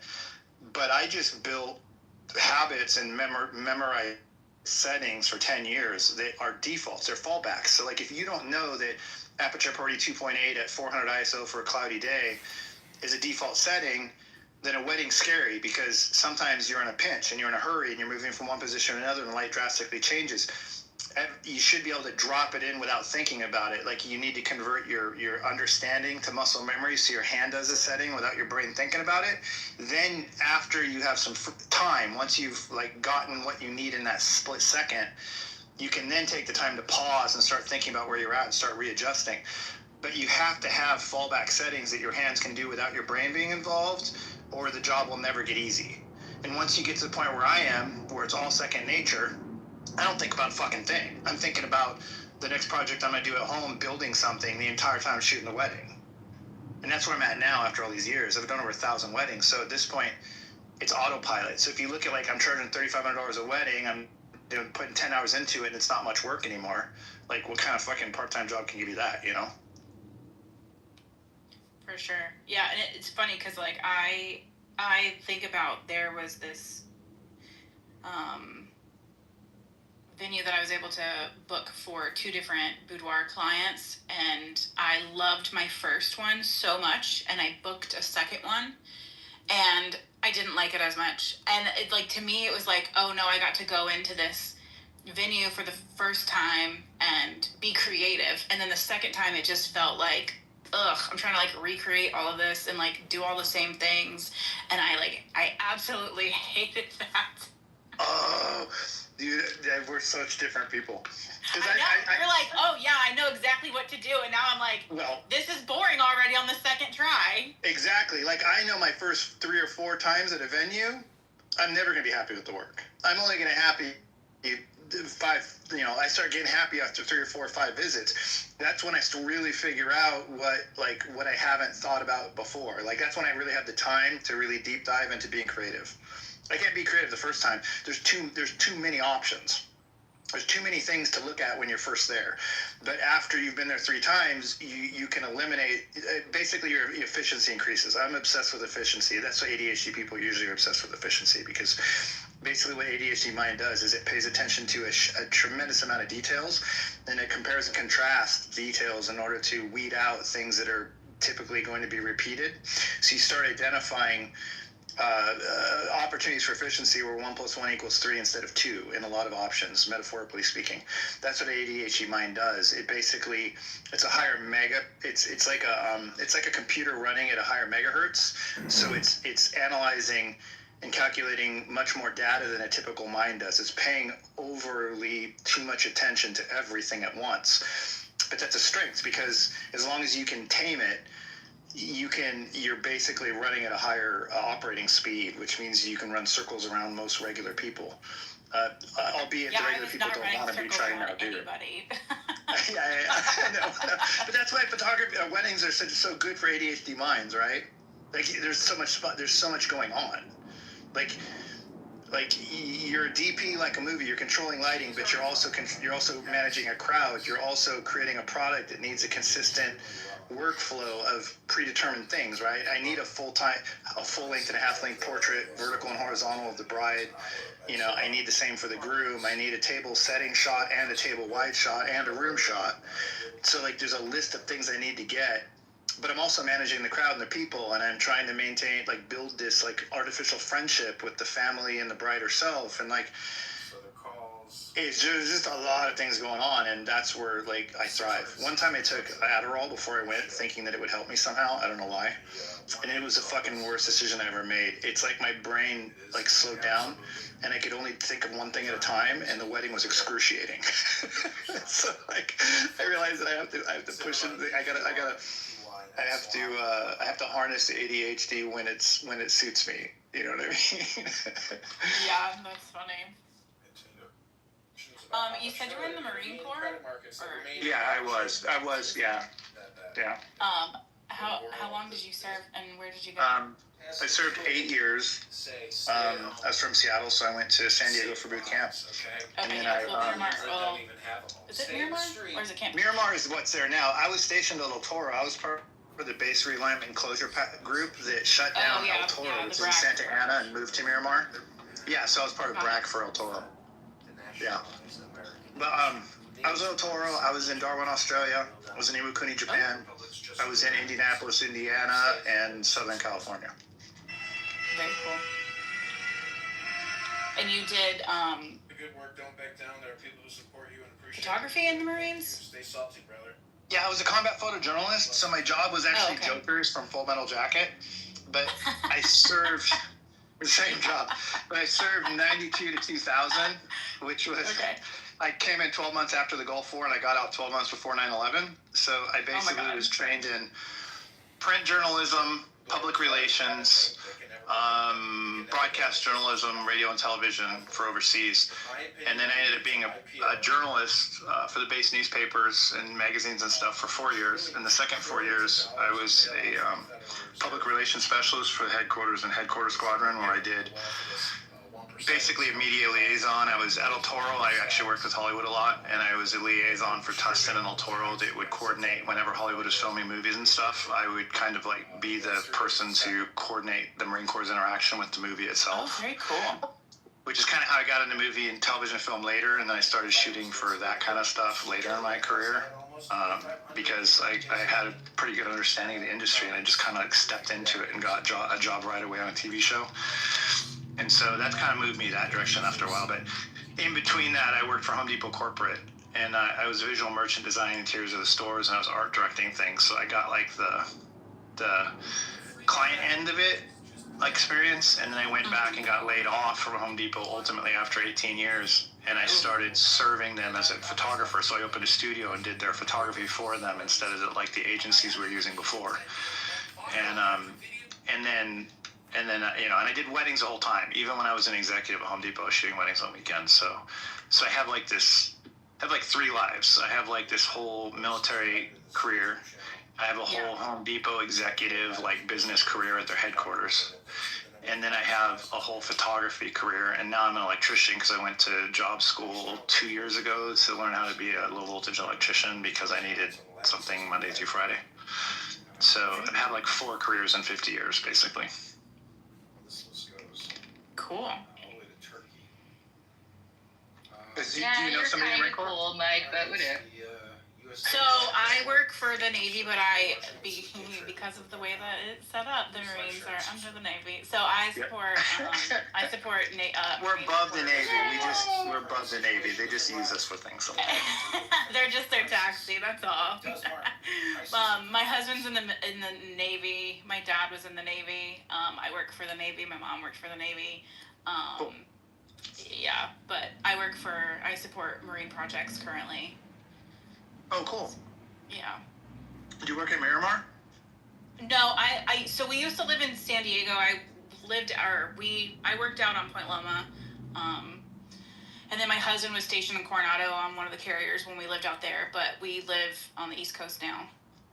Okay. I was just talking earlier about how as a journalist at El Toro, I did a story one time on the SEAL training. Yeah. And I went down to Coronado and spent a week with them, like documenting what they were doing, and that was pretty fun. Yeah, I liked living in San Diego, like being very like fleet facing. Like where I am now, we don't have a lot of. We have like obviously like military bases here, but it's not very like fleet facing. But we are going to move to Norfolk, so we'll be getting a lot of that. San Diego is amazing, isn't it? Oh God, I miss it so much. Like so much. I was just like I know what it was. It was a damn car commercial yesterday, and they're all like on those like highways right along the beach, like. Yeah, Laguna Beach. Man, I'm just like, damn, I miss living out there. It's just, I don't know, it's just so different. It's wonderful. Did you spend any time in Orange County when you were there, or just San Diego? Did you go north? A little bit. Like Laguna Beach and Newport Beach and Yep. yeah, I miss those are the places I have in my head. Yeah, like San Clemente, like I really liked the beach towns and stuff. Like even like Encinitas and Carlsbad in that area was really nice. Yeah. What a time. I'm so glad that I got to live there because my dad grew up in the Hollywood area, and my grandpa is actually buried out at the I forget what the cemetery where all the stars go, whatever that was. Rosecrans Cemetery. Yeah, so my grandpa is buried out there in San Diego. So it was really cool to like go and live in Southern California because it felt like my dad just has like really deep roots in that area. So it was really, because my mom is from where we live now, so like her family has really deep roots here, and then my dad has really deep roots in Southern California. So it was really cool to go and live there for a few years. One of my vivid memories of first experience with the Navy and the Marine Corps was in boot camp. They sent me to Balboa, which is a big hospital, I think, down there in San Diego. Yeah. And for my wisdom teeth to be pulled, all four of them. As soon as I got to boot camp, they identified the need. And they sent me down to Balboa, and I had a Navy corpsman come in and do the job. And I'm so sorry for the interruption. Did you say to get your wisdom teeth taken out? Yeah, all four of them in boot camp. That's so super cool that they identified it. We're like, nope. That happened to my husband too. He had to get his taken out. Really? They do that. If you don't have it done when you go to boot camp and you need it, they'll do it. And because they don't want you out in the field to have obstructions and stuff. Right. So it could be a big But when they do it, they have no fucking sympathy for you because it's a Navy guy and you're in boot camp, Marine Corps boot camp, so he thinks you're like a piece of shit kind of. Well, he treats you like a piece of shit like the drill instructors do because he doesn't really he just wants to make an experience for you as well. So they did local anesthesia, but not general. And he's and I'm like bitching. I'm like, he injected my gums or whatever. I'm like, that hurts. And he's like, suck it up, fucking. You want to be a Marine? Suck it up, bitch. Are you serious? And like, oh yeah. And he's cracking my teeth out of my skull. Like I remember it vividly. It was like, oh shit. Well, if it makes that can't be okay. My husband went to boot camp in like 12 years ago, and when they were pulling his teeth, it was kind of a similar situation, and apparently one of the teeth got like hooked onto his jawbone, and they were just like going to town on it, and it was just like here's an 800 milligram ibuprofen, bye. Oh yeah, I got 24 hours of relief, and then it turned out that the day after I had my teeth pulled, we had combat training where we had to physically punch each other with boxing gloves and shit. No. And it was just bad timing. So I had to go. I was already still bleeding from the teeth being pulled. And next thing you know, I'm getting punched for the next. And when you do combat training in the Marine Corps, it's less. I mean, it's a little bit about hand-to-hand combat. But it's different because they're assuming that you're going to be back then. They were assuming you're going to be fighting somebody who's wearing a helmet and a flak jacket, so it's mostly focused on like attacking the face and then getting somebody on the ground so you can stomp on their face. So the one thing they do is there's a lot of people that go to boot camp, they've never been in a fight before, and they're trying to toughen you up. So they take you down to the beach, and they have holes dug in the beach that are deep enough to stand in, and the drill instructors stand around the hole on the outside. And then they stick the two of you in there with boxing gloves and the face protection, which does absolutely nothing basically.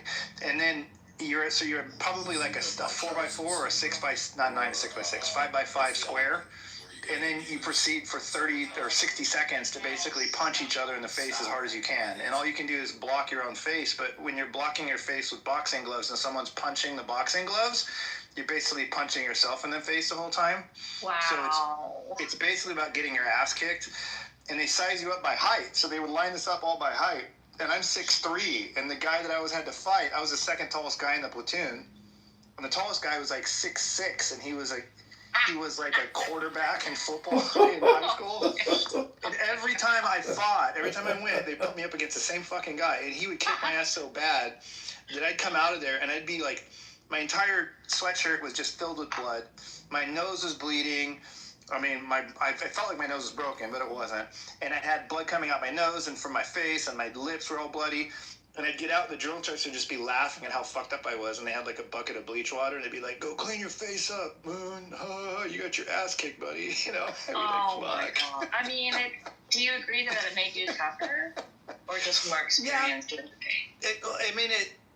Well, boot camp makes you tougher in general. It makes you kind of feel invincible. Okay. In the end, you feel kind of invincible. But yeah, it definitely toughens you up. I mean, it breaks you down, and then it builds you to zero, and then it builds you up into somebody that is confident in your ability to do kind of anything you need to do.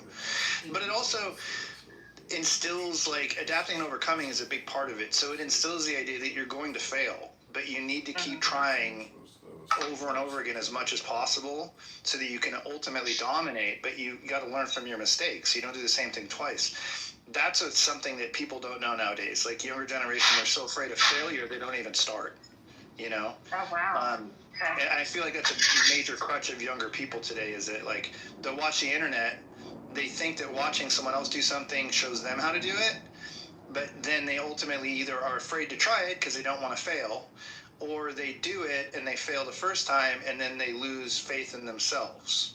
Even though watching something online is not the same thing as, like, building muscle memory to do something without thinking about it. You know, they're two totally different things. And so I feel like the internet has given people a false sense of capabilities. And so people with, you know, out of control egos will try things and fail, and that's one outcome that's not good. And then people who don't have a lot of self-confidence won't even try because they're afraid of failing. And neither one of those things will ultimately lead to success, you know. So I think that's what the Marine Corps, the best thing it teaches. May I ask you guys a question? And I'm not looking for any particular answer, just your take. Do you know how, like, there's certain countries that require people to go into the military? Do you think that would benefit the states? You or Princess or whoever wants. It would benefit the United States for everybody to be required to serve the government for like a 2-year period in some capacity. I would agree. I would definitely agree with that, because I work for the military on the DoD side, or on the civilian side, so I see it from that lens, and it is definitely very eye-opening to see a lot of things that most people don't. And you just trust the news or whomever to tell you about it. I definitely think serving in some capacity would be really beneficial for a lot of people.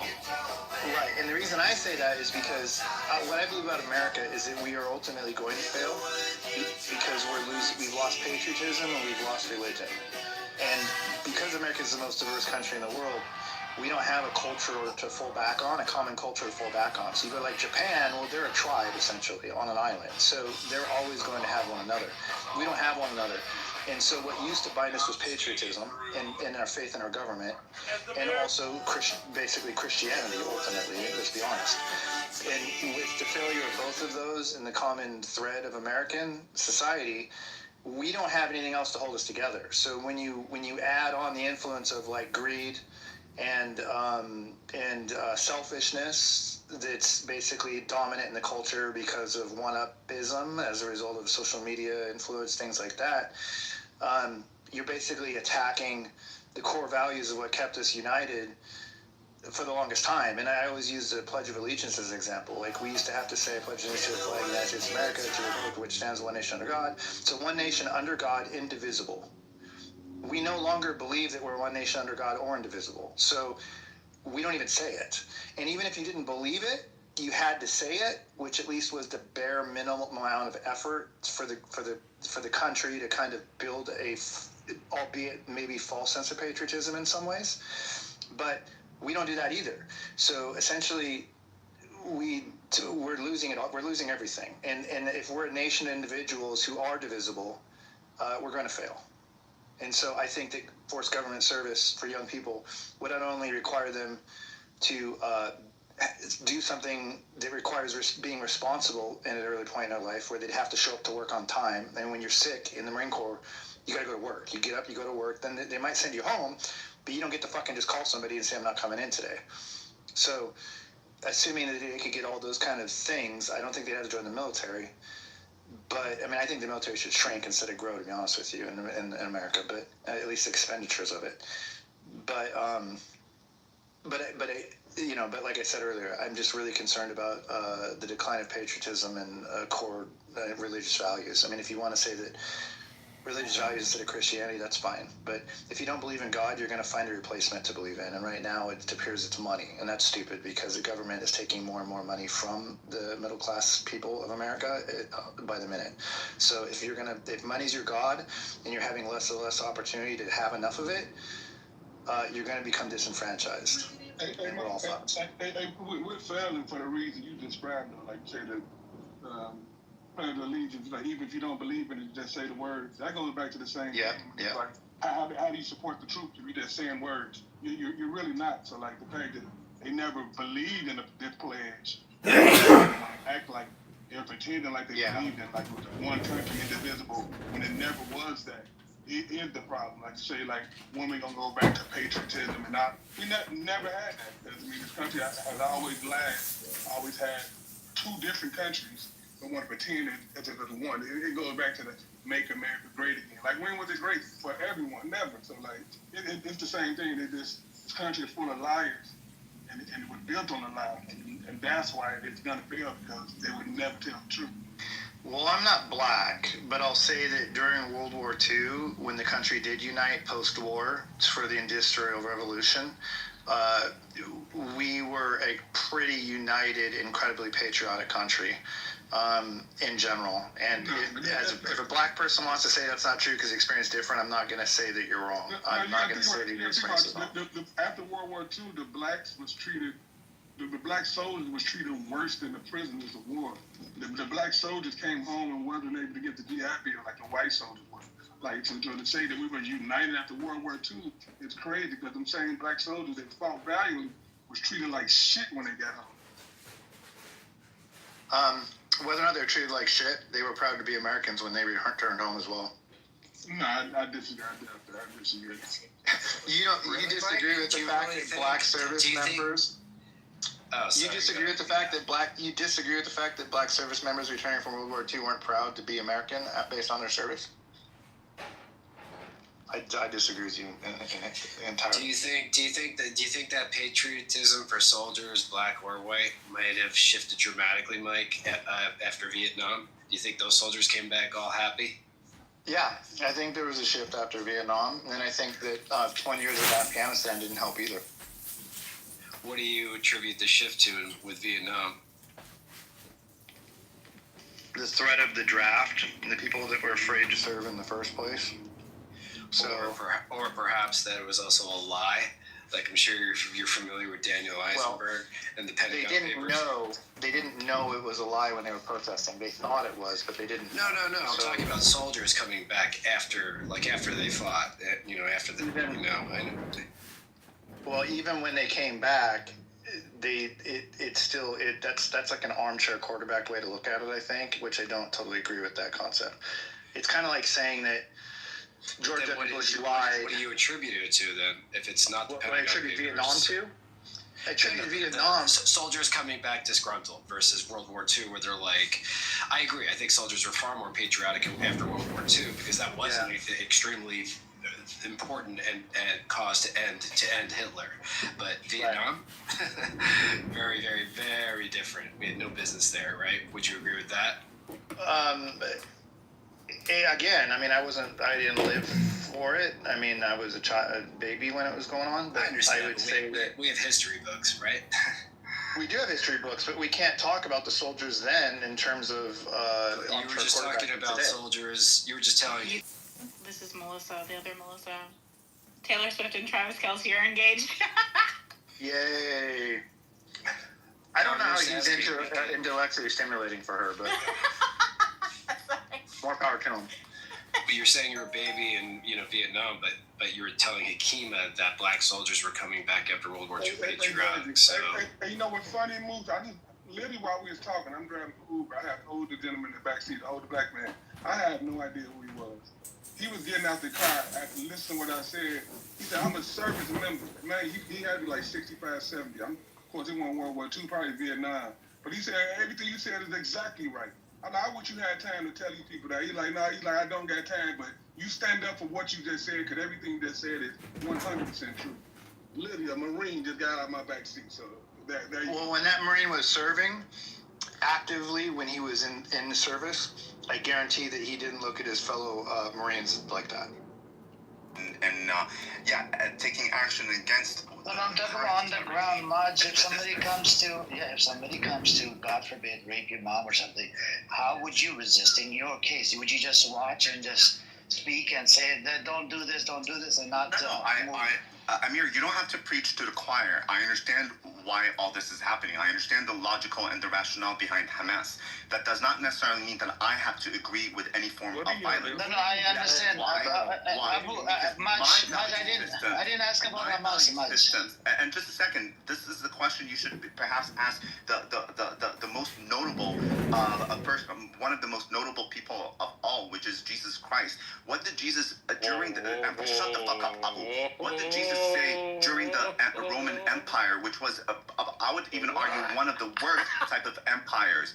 He said, "Forgive them, for they know not what they do," as they crucified him. Those are the value systems. Shut the fuck up, Abu. No, but Mudge, I wasn't talking about Jesus Christ. I was talking about you. Let's say you've been through atrocities. I was asking you. Right. Let's say, God forbid, something happens to your mom in front of you. How would you resist? What would you do? Would you pick up something, shovel, or whatever you could do? I understand where you're going with this, and I understand that the violence breeds the use of violence in response, and up to the use of violence to remove the obstacles of living a fulfilled life, living with equality. That's not the point that I'm trying to make here. I understand what you're saying. I understand the rationale behind it. You don't have to sit preaching to me about the rationale. What would you do? I'm asking you. What would you do? That's all I'm asking. What would you do in that situation? I don't like hypothetical questions, but of course, if somebody's going to come and hit me, I'm going to hit them back. I'm going to respond. I'm going to defend my home, and I'm going. So you will pick up a baseball bat or something, right? And then you'll hit him. Amir, just one question. Let him finish. Abu, I want to hear this, brother. Respectfully, for a lot less. I know, but I want to hear this really quick. For a lot less, I've gone into physical fights. That's not the issue. That's not the issue. That is violence, though. By the way, that is violent resistance. Right, but that does not mean, because I'm human. But that does not mean that I'm going to sit promoting these type of ideologies of using violence in response. And that's not something that anyone can change. And for you, Abu, to sit there and laughing when I'm looking at huge examples in history. You're a joke. You're a joke. Through the Roman Empire, which I thought was worse than what we are currently. You sold everything that you have. You sold everything. You sold your religion. You sold your mandate. You sold your country. And those are the value systems that I follow. You could be a Jewish family raised you. You can have your own opinion. And a Jewish family raised you. But to impose that on me, or and you have family on the idea. I don't understand the rationale behind what's going on in my own homeland. You guys just sound nuts. You literally said that I'll defend by hitting back, and then you said, "Oh, Hamas." Like, what the fuck are you talking about, you piece of shit? The fuck are you even saying? You know what? You can go fuck off. You just sound like a very miserable piece of shit, just like any other people on this app. No, just go and continue to be so negative and just so like repulsive. Keep bending over. Well, who are you hanging out? To bend over for nothing, but you don't speak for all Palestinians, and I do represent a huge segment of the Palestinians. That's all you do. So, Mudge, hang on, Abu, hang on. I just wanted to come say hi. I wasn't really trying to have. Yeah. Thank you for coming. No, I just wondering. If I come later, but. Abu, you don't represent all Palestinians. You don't represent anything but yourself. No, I do. I represent a huge segment of the Palestinian society being silenced by people like you who use your voices in a way to intimidate and to silence other Palestinians. It doesn't matter. There is diversity within our society, and it's undermine the diversity within our society. Hang on. Wednesday has a question, please. Go ahead. I have a question. Hopefully you had that question for dumbass Abu, because I was. No, I'm asking. Continue my life here. I'm asking. Oh my God. But Los Angeles is not that nice. Like they're in Los Angeles. It's way better than a lot of other places, Los Angeles. So Okay. anyway, guys, I just wanted to come and say hi, and you're. Well, I wanted to know who do you Because I would chop your head off. You wouldn't do a thing. Are you doing shit? I would. Shut the fuck up, you dumbass. So he comes in here preaching against violence. What a fucking scumbag. Preaching against violence and ends with a note, "I'll chop your head off." Fucking piss off. He's like, but then, I'll hit them back. He's clearly on his monthly. Yeah. Salaam Yes, alaikum. Wednesday. Walaikum salam. Walaikum salam. Well, alaikum salam. I wanted to ask a question.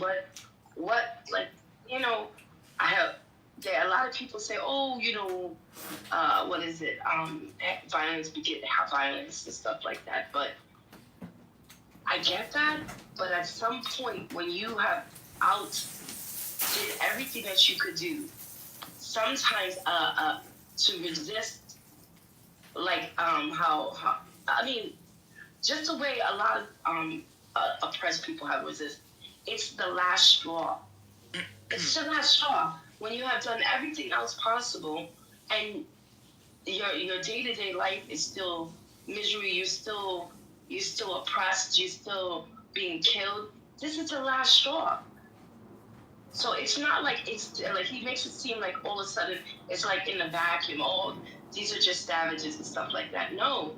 And I hope he wasn't like saying anything about Martin Luther King, because a lot of people do that. And then towards the end of Go on, sorry. Well, sorry. Towards the end of Martin Luther King, and you guys can Google this, he even said, I feared that I brought my people into a burning house. After his people were given civil rights. So yeah, but Wenzel, with regards to what you're saying, these kinds of people want to give up everything, want to give up their weapons. Essentially, what the PA has become, they've given up all their weapons and now they're sitting on their laurels. Bro, he gave up his because they ass, can't bro. defend. He gave up his ass. Not only we know he gave up everything. He gave the inside of his ass as well. But that's another story. Oh, yeah. With regards to, no, but these people, essentially, I do not understand where one side is armed to the teeth and they're expecting the people that are being oppressed to give up the weapons. AK came to the mic with all that pompousness just to go rest my case.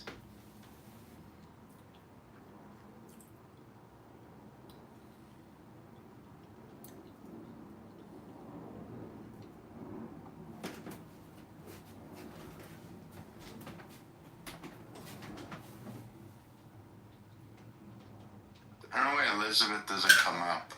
She's got so much to say in the chat. Like, just come up. Be nice to hear.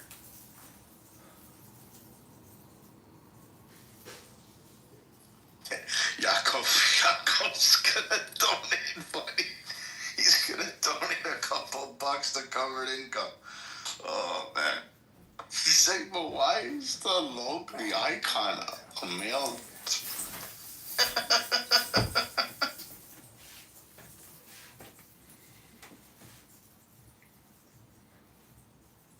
He said, is this a serious endeavor?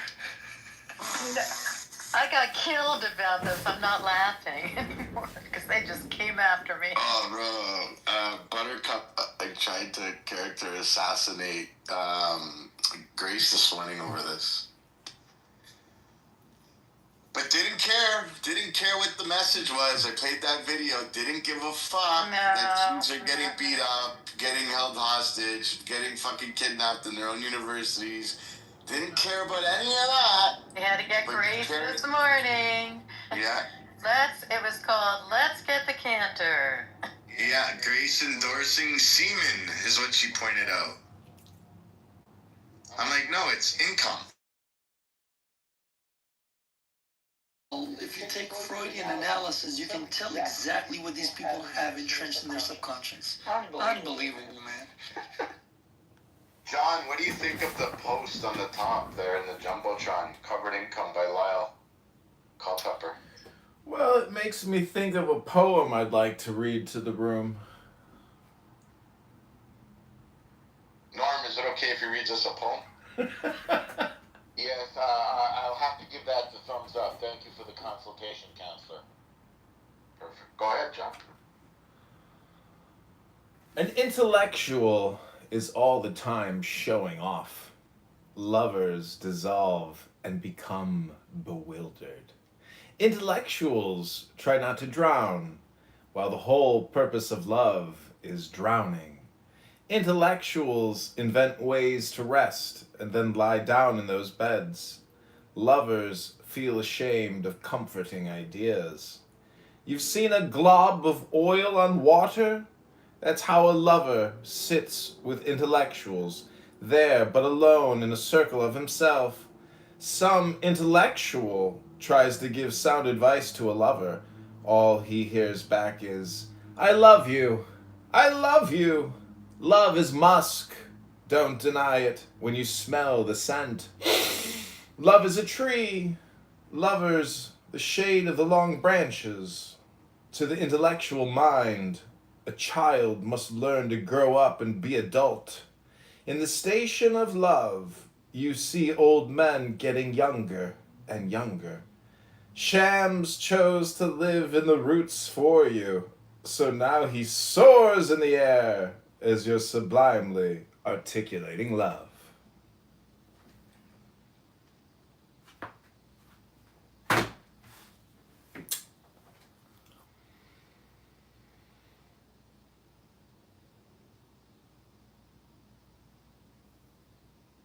Looks like BB missed the best parts. I think so. BB, that would be a good conversation. I mean, I just get the feeling that Amir doesn't really live with all that much love in his heart or in his surroundings. It must be very difficult to be such a cranky old bugger. Yeah, love is powerful. Especially when it comes from unexpected places, towards unexpected places.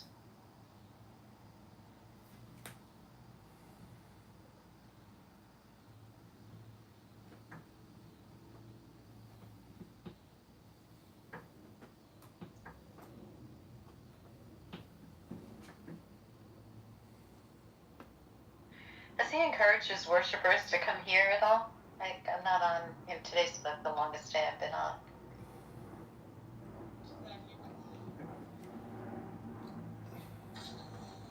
Okay, fine. I just felt like then he'll feel less likely to block me if, okay.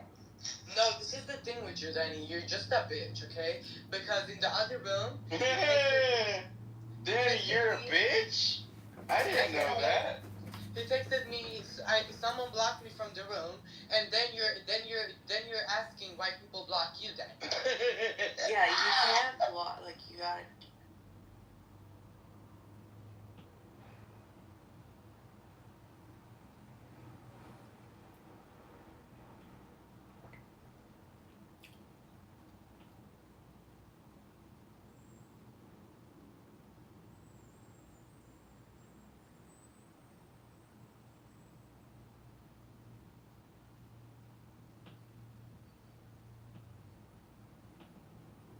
Thanks. And it's like, okay, that system doesn't for a while. You know what it says? And that's what killed me, man. It says at the bottom, Lyle. The group is relatively homogeneous. The blacks as a group, because of the experience, it's relatively homogeneous. It's just... These game, I stopped reading, so finally freed up.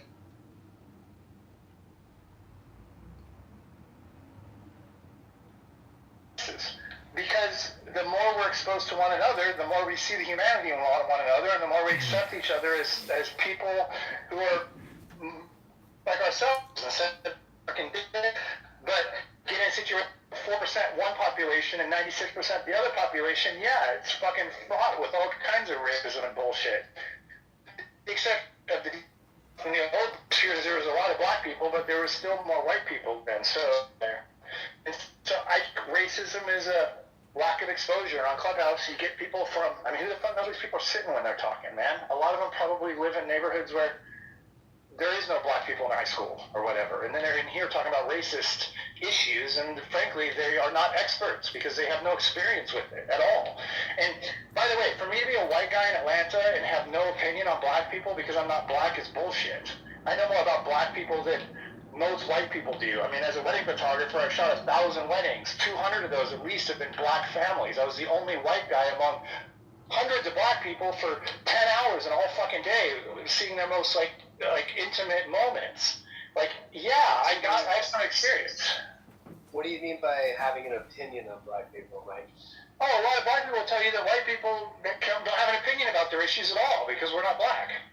And that's bullshit. I live in Atlanta. We're an interracial city. That's what I mean. Can you give me an example of one of those set opinions? Well, I don't. Okay. So, as someone who shot weddings with black families, I noticed that black people are almost always late compared to white people. Okay? That's my experience with weddings. I've also noticed that black people at the receptions have way more fun and are way... yeah, that too. Well, that's real. So I realize that stereotype's real, okay? But I've also realized that white people suck at having fun, and black people are way better at having fun. So culturally, they are more, they're tighter knit amongst one another. White people are more selfish between one another. I've noticed that difference. Like these things, when I talk about them, for someone to say, oh, you're white, so your opinion doesn't matter, or it's not right, or you shouldn't be saying this because you're white, wouldn't make any fucking sense, because I have eyeballs, I'm smart enough to see trends, and I've noticed that these things are fucking true. Now, if I hadn't been around these situations at all in my life, like when I was 18 years old, I grew up in Issaquah, Washington. There was one black person in 2,500 people in my high school. So no, I didn't know this stuff then. But I do now, and I have a right to say it, because I know more than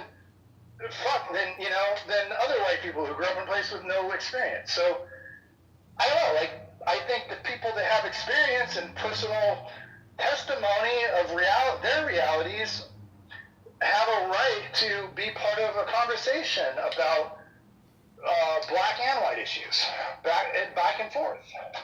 But if you don't have that experience, and you aren't smart enough to know anything but what you're told, then maybe your opinion isn't as valid in the conversation, and you should step out for your own fucking reasons, not because someone tells you to. Like, not every opinion is fucking equal. Not every opinion matters.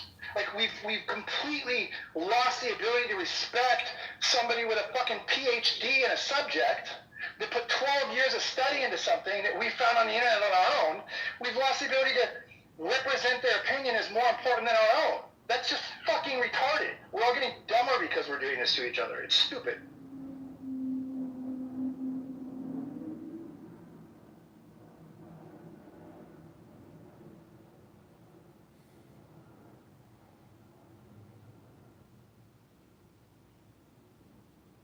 It's like arguing with an astronaut about flat Earth, or arguing with a pilot about flat Earth.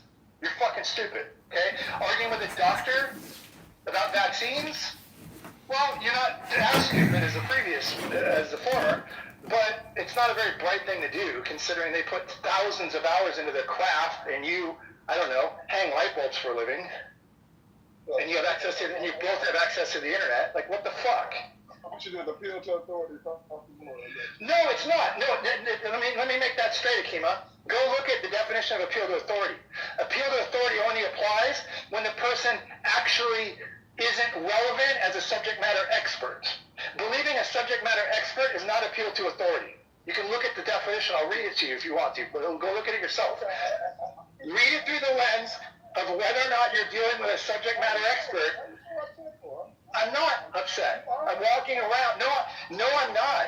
You can gaslight the room that I'm upset, but I'm not. Passion is not anger at all. I'm talking about something that is important to me. So you can categorize it as... Race is important to you? Yeah, race is important to me because I'm a race. There's been plenty of passionate and raised voices because of something that people feel very strongly about. And I think it's encouraged here. It doesn't break a rule if you're not interrupting. It doesn't break a rule if you're being respectful. things like that. And that's what these things are for, is to share these conversations. And honestly, you don't know this because I'm not in person. I'm pacing right now. When I start thinking and getting when I start feeling passionate about something, I stand up and start moving while I'm talking. It's an ADHD thing, I guess. And as I walk, my energy increases and my heart rate raises and then my voice gets louder. It's not anger. Not for me. So there might be other people that are hot when they're like this, but that's not me. It's just me. I'm in the groove. I'm feeling heard. I'm talking about things that mean something to me. Like when that happens, my voice raises, it speeds up, and I end up pacing. It's not anger. If I was anger, I'd be like punching a wall and leaving the freaking room or something. Political spectrum in the United States, which is what we're talking about. The vast majority of Jews are liberal, and they make up the Democratic Party. If you look at the leadership in Congress and in state legislatures, 90 to 95% of the Jewish representatives are Democrats, and 90 to 95% of the blacks are Democrats. Not just politically. I think what he's saying is like lifestyle, culturally. Like, how's their family structure? Would you say is more liberal? No, it's no. Exactly. See, what I'm saying is that you preach liberalism to everyone else, right? What percentage of Jews? You know, practice conservative values in your own personal life, and that's what percentage of Jews? There are 7 million Jews in the United States. Those values, and that's why you guys are so powerful. Even though this is what you don't seem to understand. This is what you don't understand. There are 7 million Jews in the United States right now. Okay, most of them live in the New York City area. Out of those 7 million Jews, only 10% are Orthodox. Only 10%. Now, those 10% of the Orthodox are very religious, are very conservative, tend to vote Republican, do support Trump. That's absolutely true. 10%. 10%. Only 50% of Jews actually belong to a synagogue. Okay? And only like 30% ever go to a synagogue in the first place. So no, you don't seem to understand what you think Jewish is a religion. No, it's not. It's an ethno. It's a different ball of wax. Are we a race? No, we're multiracial, but we are a specific ethnic group and nationality. We're not just religion. I'm an atheist Jew who doesn't belong to a temple, but who does go to temple periodically and celebrates the holidays. So where do you get that? We're our own animal. It's you can't compare it. And to say that there's conservative, no, the conservative Jewish lifestyle, particularly in the United States, 10% are Orthodox. Even in Israel, you would think that there would be more Orthodox in Israel. No. There's maybe 10 to 12% of Israelis are Orthodox. That's it. That's it. So this idea is bullshit. The majority of Jews in the United States are progressive, are moderate to left, progressive. Almost all are Democrats. And again, it tracks very similar to the Black American population as well. Ben, it's the same thing. Family structure track very similarly to the Black American population. This family structure, I don't know why you like have a big deal about that. That's not relevant to the conversation of politics. Hey, that's much more. No, what? No, it's not. What? It's not. Yeah, I don't think it's relevant. There's a difference between political conservatism and social conservatism, right? What you practice, what you, how attached you are to your religious doctrine, how attached you are to living within those, within those parameters. Right. I would say, again, there's two different spectrums of conservatism as it relates to Jewish people. There's the international Zionist conservatism, which is different. I got a large family. I'm a Jewish. All 4 grandparents came from Eastern Europe in the late 1800s. Okay, and I have a branch of the family that's been living in Israel since 1900. So I sort of have a good viewpoint of this stuff, and I keep on going back to the point that you keep on talking about a very small minority of people that are trying to put that over the whole population. It's 10%. So yes, they exist, but they exist as a very small group that's different than the rest. You would say that there's liberal and conservative on the Zionist spectrum, correct?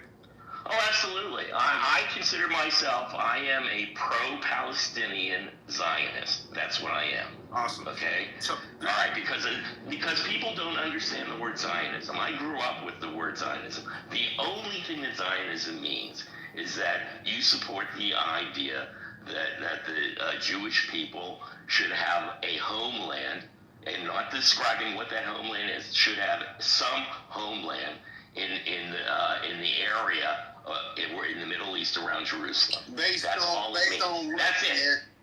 what? That's all it means. That's all it means. How old is the idea that Israel should be in that? Isn't that a conservative value that you're? That's not a no. That's not a no. That's Israel is a conservative. It's the idea. It's the idea of national identity is what it is. Okay. All right. People in Armenia, there are like many, many, many more Armenians that live outside of actual Armenia. Okay. But if Armenia didn't exist and you have like 15 million Armenians that live outside, don't you think they deserve to have a land that represents them where they are a majority population? I think the same thing's for the Kurds. The Kurds there are millions, tens of millions of Kurds that have their own language, that have their own identity, that have their own history. They should have their own country where they're the majority in northern Iraq and in southern Turkey. They absolutely should have their own. And the Palestinians, no matter what their history is, no matter, you can argue about it, they are a specific identity that have an attachment to the land where they are a majority.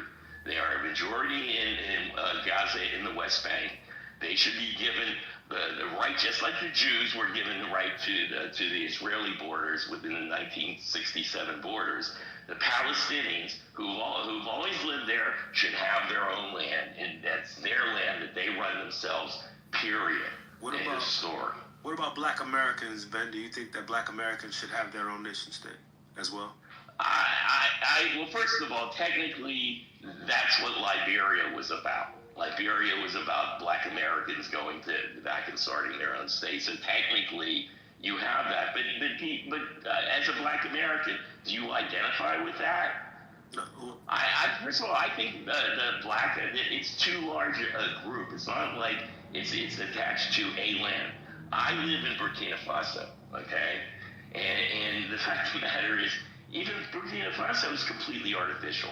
Who do you think made up the borders of African countries? Wait, so Ben, are you saying that that's like Black Americans' reparations is Liberia?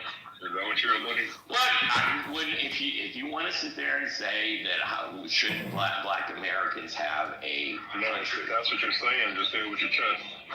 No. I'm not saying it should be that way. I'm not saying it should be that way. I'm saying is that not why Liberia was created? I think it was more of a settler colonial project. I think it was a failed attempt to have a settler colonial project on the continent as opposed to a real homeland for Black Americans. In reality, a real homeland for Black Americans would be How can you have a homeland for Black Americans when there's some Black Americans? But first of all, I have to tell you, having lived in Africa for 5 years, the strongest connection to the people here are with their traditional tribes. So I live in Burkina Faso, which is 60% of the Mossi nation, the Mossi people. And there's also the Diala people. There's 51 separate identities, but 60% of them are organized around the Mossi people.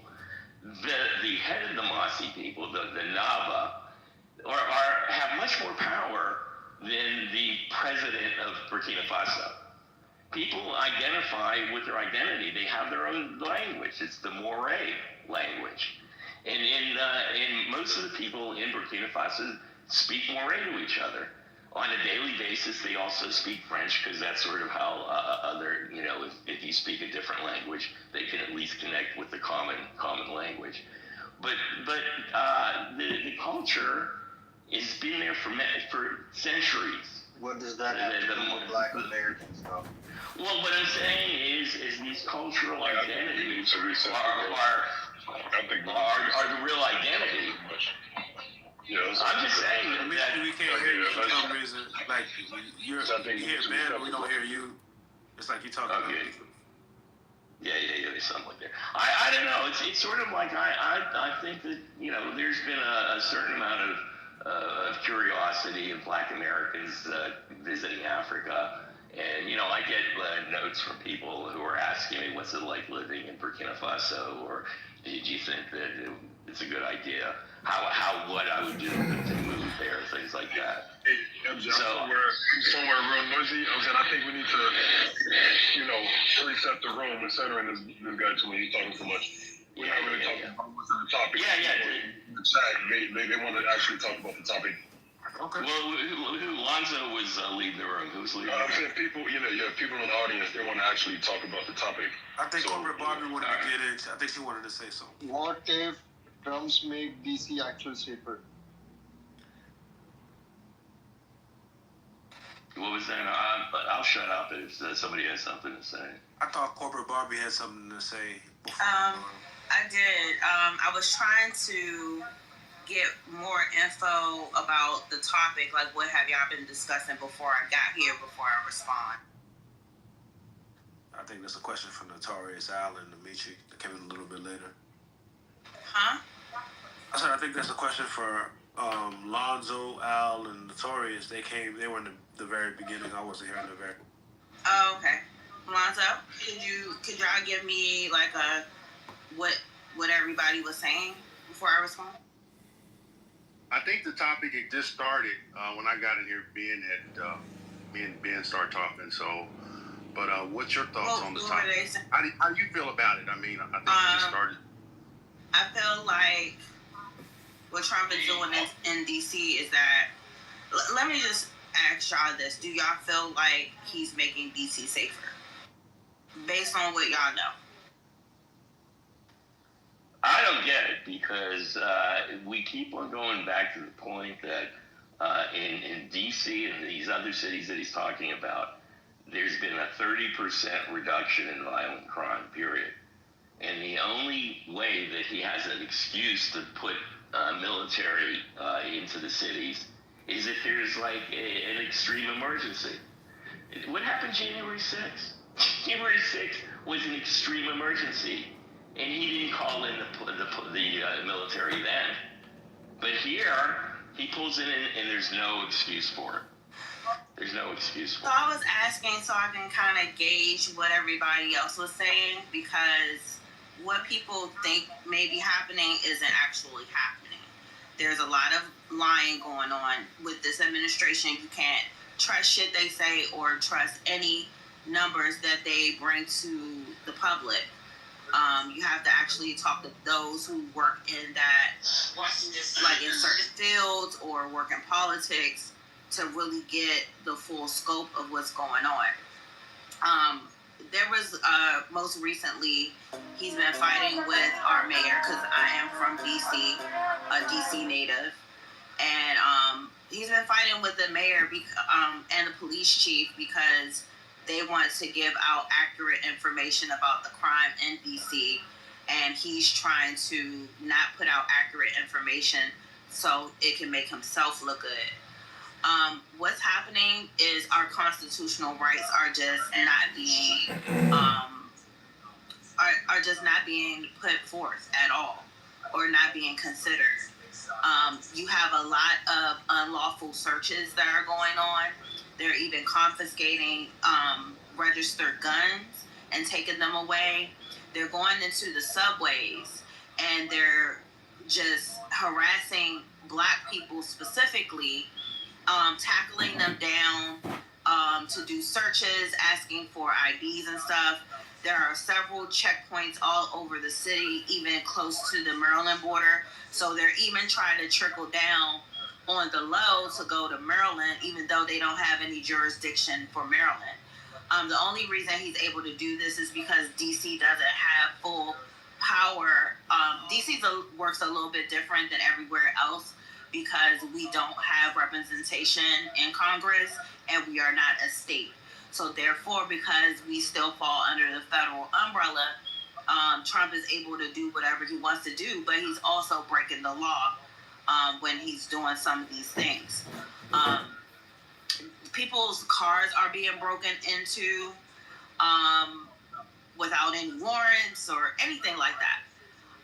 And now we're about to come, and this is when the National Guard was unarmed, right?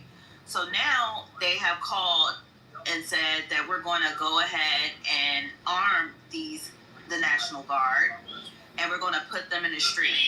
You now DC is already have a lot of federal law enforcement, but now you're starting to see the federal law enforcement in your neighborhood, which is quite scary because you would normally only see them if there's a police raid or downtown.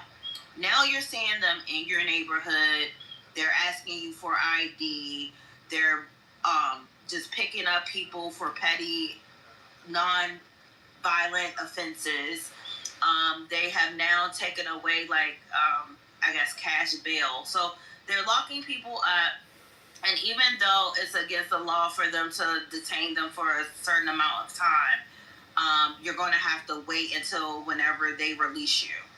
You got the DEA, you got ICE, you got,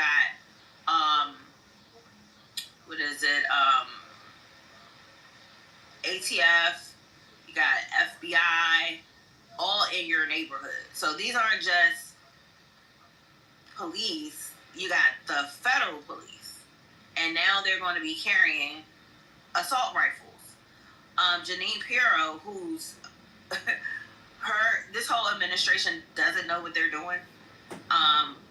Most of them are political appointees, which means that they don't have any experience, any background that would even qualify them for the jobs. They're just loyalists, and they're doing whatever Trump says, if it's unlawful or not, because law is slow.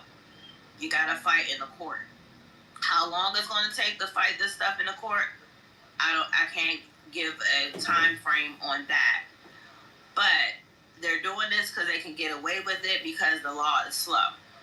I don't know how long they're going to allow this to happen, but if y'all think that DC needed the National Guard here for regular shit, and they would only have been locking people up for traffic violations, and it hasn't really been any major offenses that they're locking people up for, I think people need to really pay attention to what's happening in DC, because he has put out a dog whistle for other states that he plans on targeting. He's targeting DC specifically because not only that, he has just your delivery drivers. We have a lot of immigrant delivery drivers. They're getting tackled on the little mopeds and getting unlawfully detained as well. We have a high-profile civil rights case going on right now with Kemar Garcia that was picked up in Hyattsville and taken to Guantanamo Bay unlawfully, and he's still being detained right now. And they're planning on shipping him to Uganda, even though he had the right to be in the United States, right? So they're not giving a fuck about our Constitution, the law, or anything like that. They're doing whatever they want to do, and they're specifically targeting Black people and people of color, like the Mexicans or the Hispanics. So people need to pay attention to what's going on in DC because it will trickle over to other areas. And I find it very strategic that he's targeting a lot of these states that have predominantly black people in them to say that they're they're very violent over to other areas. You know, January 6th, when y'all tried to stage a coup, they didn't send the National Guard, but they felt the need to overthrow our police chief, who does an amazing job, by the way, and has DC crime down 30%, to do whatever they want to do. So y'all should probably pay attention to what's happening in DC because they said Chicago is next. They're going to target California and other areas. Can I go? Yeah, go ahead. Thank you. I came in the room when corporate was talking, so I'm not sure what the rounded opinion is, but I don't know where the agenda is for the room and the title, so I'll just sort of go off of some of her points. So there's a thing that people say, you're not from DC, so you don't know how violent DC is, right? Or someone goes, have you lived in DC? Do you live in DC? Okay, you don't, so you don't know that there was no crime except for what I heard her say, regular shit, right? Like sort of she's alluding to that the crimes that happen in DC on a regular basis are petty in nature. And I've seen with my own eyes when I lived in DC. I've gone out. I've seen kids clean out rows of cars with the police right there, with the DC, and I'm talking about the Metro Police right there, and they're telling me, shrugging their hands, there's nothing they can do about it.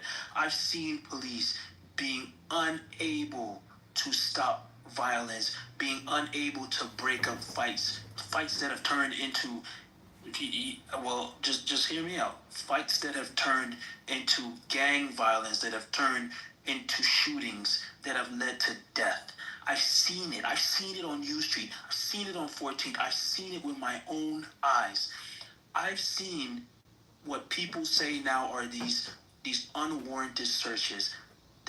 I mean, come on. We're talking about decades of what they just changed names. There were pop-out boys. There were jump-out. There were all sorts of names for police who had unsolicited access into neighborhoods in Southeast DC and were able to target young men that they feel were a part of a gang unit and were able to search their cars. Whether you say it's legal or illegal, it's been going on for decades. It didn't take the National Guard to start doing this. So my thing is this, right? Because I don't want to get too passionate about this and go on and on forever. There's a thing that I believe is going on, and I got this off of a lot of videos I've seen about pickpocketing in Europe, which is becoming a big thing now. It's the word desensitization. It's when people are so used to seeing a common pattern of crime that their exposure to it makes them feel like it's normal. So when they see something else that's different, they'll prioritize that while sort of reducing the impact of what they've seen. There's a lot of crime in DC, and you can't call it regular shit. If you've owned property, if you're a decent resident of Washington DC, you do not want what's been going on in DC over the last 5 years to keep happening. And anybody who is trying to minimize the impact that crime has had in DC, it's just someone that's desensitized. That's all I'm going to say. I'm for safety. I hate crime anywhere and everywhere.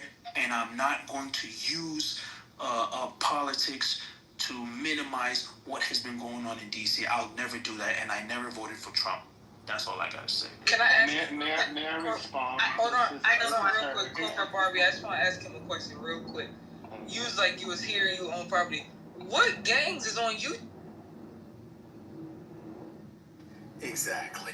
Ken, Hold on. What's the gangs on? Okay, so see, it's tough to. It's tough. It's tough to answer that question with all the people here because we need to be honest with ourselves. If you go to U Street, you've seen at 2 a.m. how uncontrollable U Street is. No, We that's talk not about what it number- is. You said gangs. No, Stop avoiding. Yeah, Just all the answer gangs. it. If there's a gang, just name the gang. Exactly. Okay, I got you. Listen, trust me, we're all DMV. If you don't know the name of, I know the name. I'm about to say the name. I know the name. I'm about to say the name. Just let me say the name. Fox 5 gang. Fox 5 gang. What about the Fox 5 gang? Do you know? So, okay, Oh, you gonna make something up? See, hey guys, if you're not from the DMV, this is what they do. You know, You like, made I'm the some one- I'm the shit one- up. That don't. All you have to do is go to Google. And you know they were Fox 5? How did you know this? Fox 5 gang. Let me tell you. On U Street? I've never heard of this. So for my non. There are no gangs in DC. They have crews. They're not called gangs. So they're not gangs. That's why when you say gang violence on U Street is uncontrollable because it's 35 college students Exactly. on one block. It's right by Howard. What the fuck? Listen, hold all on. that I'll just stuff land with on this. U Street is college students. Literally, I feel so disappointed. Hold on, TN. That's what I'm saying. You just sound foolish. U Street is where bars and clubs are. So of course it will be quote unquote uncontrollable at 2 a.m. because all the bars just close and everybody's drunk leaving the bar. But it was strange that you said gang violence on U Street when we all know in DC there's no gangs. We don't have Bloods or Crips or gangs. We have crews based on where you live.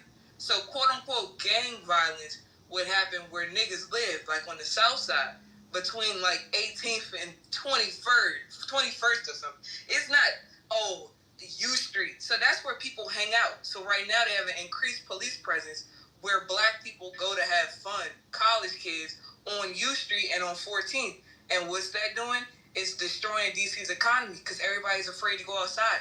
Everybody who organizes events in DC has been canceling all the events because everybody's afraid to go outside. That's why I agree So with all of the businesses, the real repercussions of this, The businesses are hurt. Last week was restaurant. And that shit was trash. All of the restaurants said they had no reservations, which is so strange for restaurant week. Yeah. All of the businesses are hurting the most. So if you're a property owner in DC, you should be upset at the fact that the businesses are struggling all over the city because everybody, black people, white people, Latinos, everyone is afraid to go outside and nobody's spending. When I found out that they were I was unlawfully waiting detaining to people. corporate Barbie. Respectfully, I did ask to speak. Okay. Y'all know I feel like this. Can I get in the queue too? Same here. Yeah, this is her. Because he was rebutting off my point, but I like to talk after Karen. Oh, thanks. I just wanted to share. I live in Washington, D.C. I've been around town a few times this week on my bicycle. I've had a chance to observe what's happening, and it is true that the increased police presence is affecting the lived realities of people. You will find an increased military presence in the metro stations. I biked by Union Station a few days ago. There were 2 armored cars out there. There were a few military people out there. Folks have been detained and in some cases arrested for fare evasion. I think Corporate Barbie talked about the delivery guys on mopeds who were simply trying to make ends meet by delivering ordered meals and other goods to DC residents. And a lot of them have been arrested. Those who haven't been arrested are no longer on the streets. Now, to be fair, in some cases, these are people who don't have proper vehicle registration, and perhaps some of them don't have their papers, so they're scared to expose themselves to the to ICE officers. But you know what? They weren't bothering anybody. They were just delivering food. And everybody knows that in a city, the fact that you have a law on the books doesn't necessarily mean that you have to enforce the law, because police departments have priorities. And somebody who's biking on a moped, delivering food from day to day and not harming anybody is not going to be at the top of your priority list for law enforcement. Now, the guy who spoke before me wanted people to think that Donald Trump has the legal authority to interfere with the way DC conducts its affairs or whatever he wants to, but that's not the case. We have a law called the Home Rule Act, and there's a section of that law that does allow the president, under narrow circumstances, to ask the Metropolitan Police Department to provide police services under very narrow circumstances. There has to be an emergency. It has to be a pretty big deal, and the president can't require the MPD services for too long. Depending on how you read the law, you may conclude that the president has only 30 days to do this, and after the 30-day period ends, he'll have to ask Congress to give him permission to continue doing so. That is currently being handled in the courts. The judge responsible for presiding over the case is a lady named Ana Reyes. She's new on the bench. She hasn't been there that too long. She was appointed by Joe Biden, I believe. She is a Uruguayan American, and for those of you who are interested, she's also openly lesbian. She has not shown the Trump administration much deference. She seems to believe that Donald Trump has overstepped his bounds just because of the way he's doing it. In fact, last week, he tried to take all of the authority from the police chief and give the authority to run the police department to Terry Cole, who's currently the interim chief of the Drug Enforcement Agency.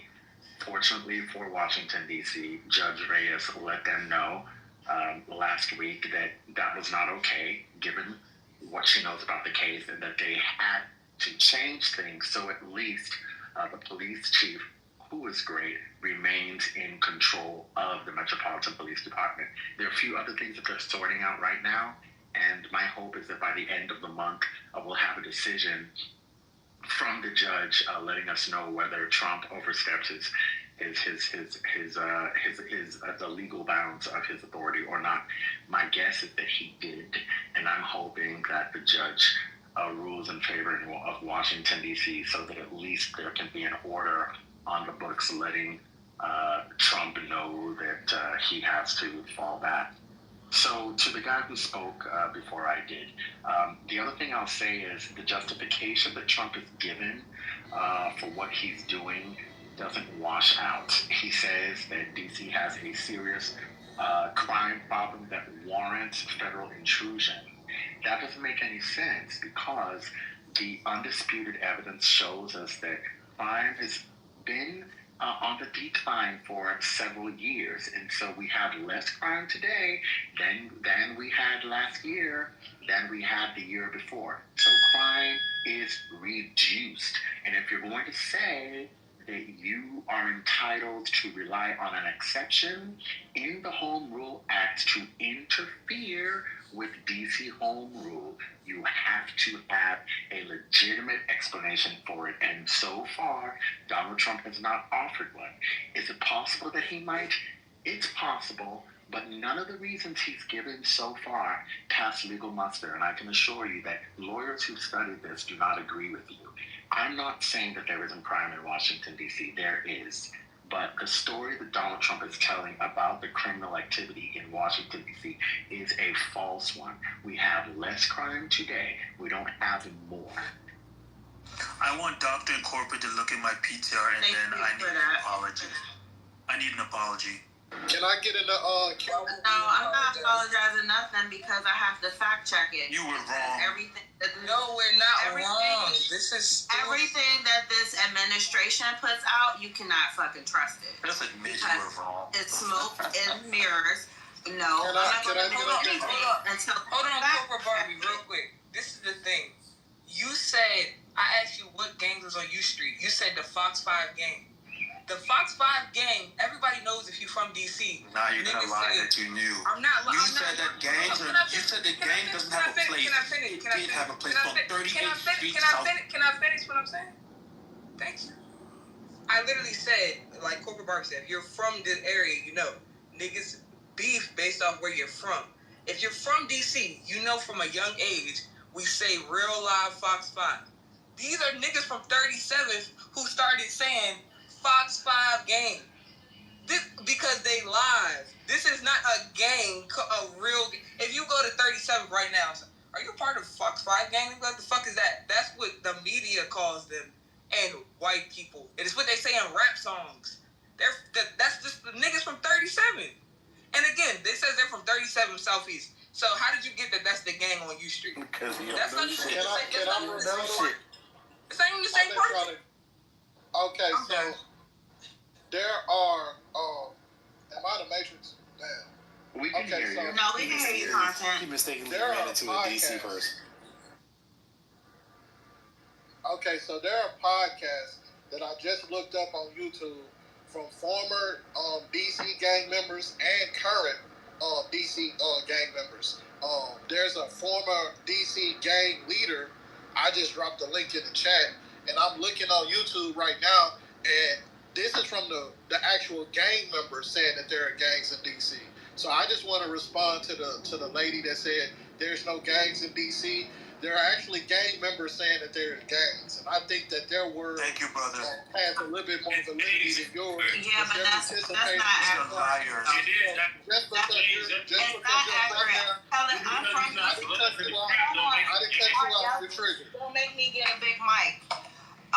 Y'all not from this area, so y'all wouldn't necessarily understand, but it's a difference between a crew and a gang. A crew isn't like an organization. These gangs are like organizations.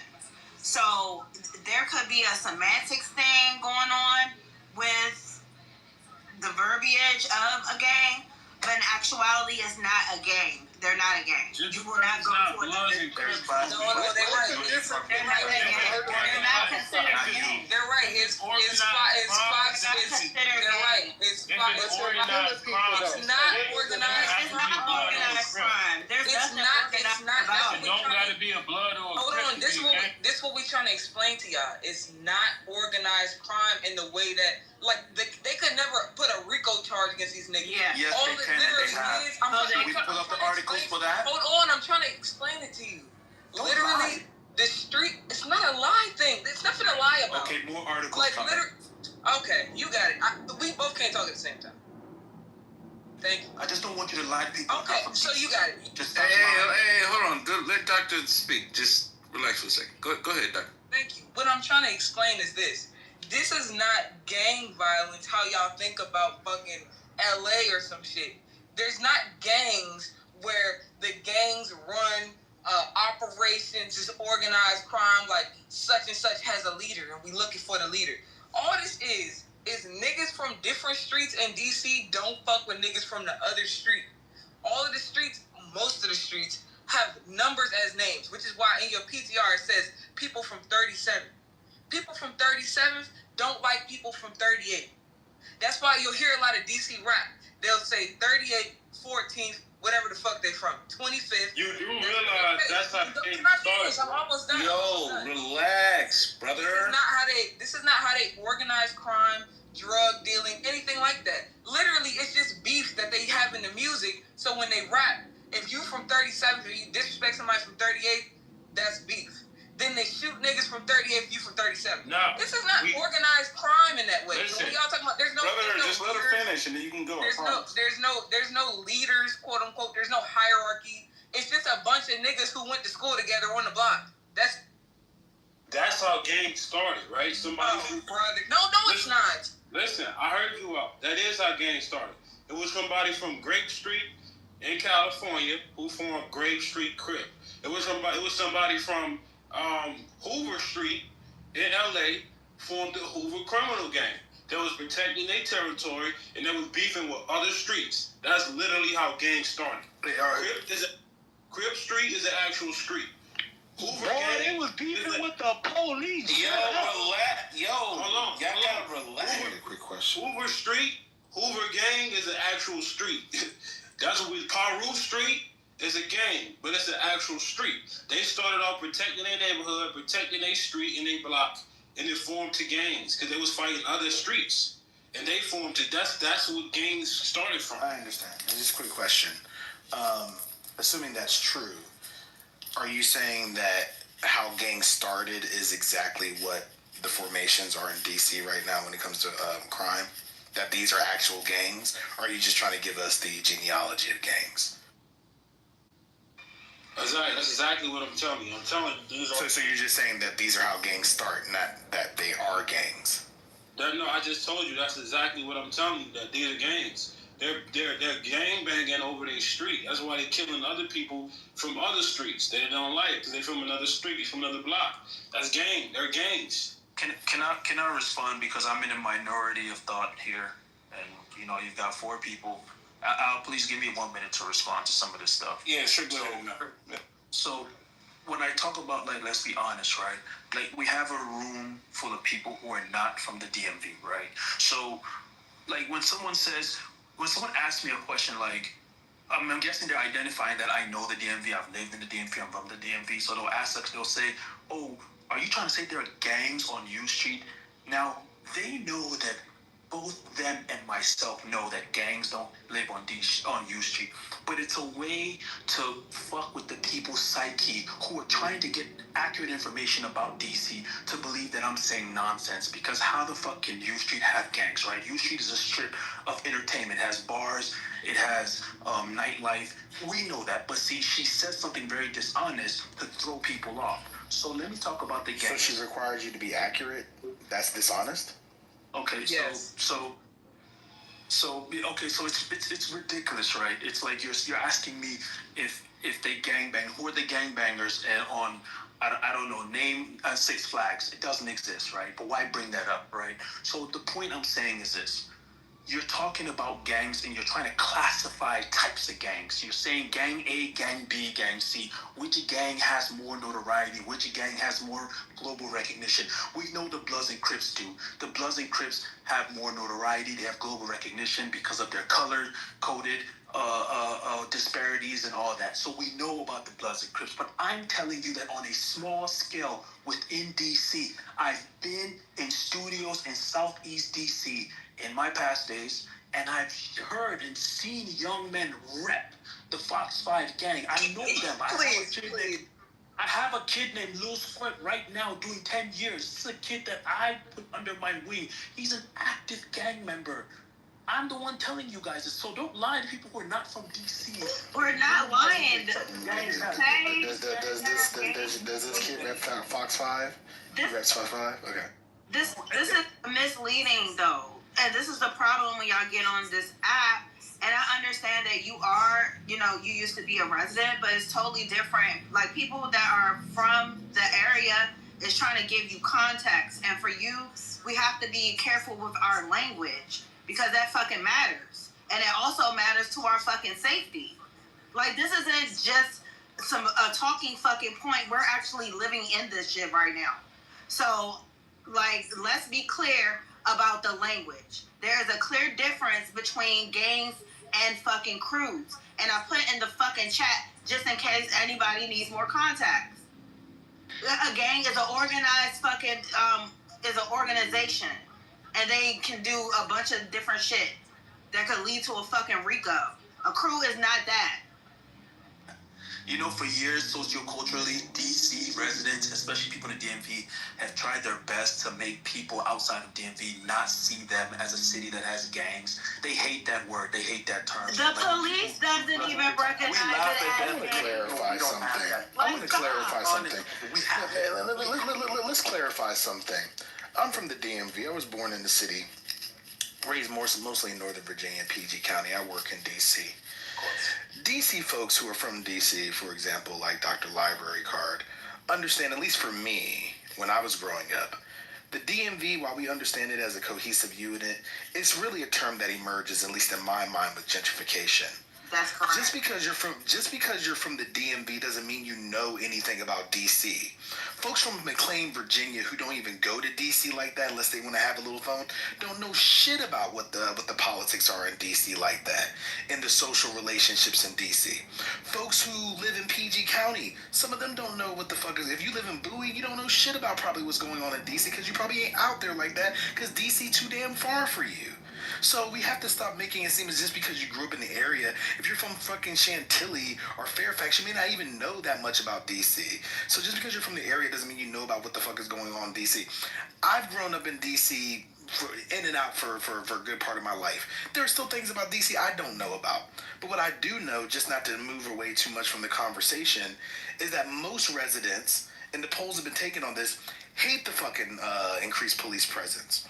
We're seeing all kinds of ages. I mean, I was fucking out on Benning Road this past week, hanging out with some people.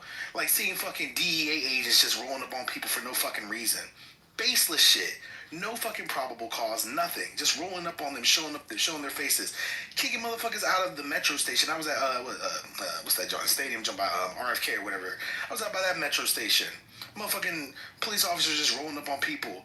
DEA agents, others just rolling up on people for no fucking reason. Like, there's no justification for this, especially with after what Hurricane said, when you're seeing a decrease in crime.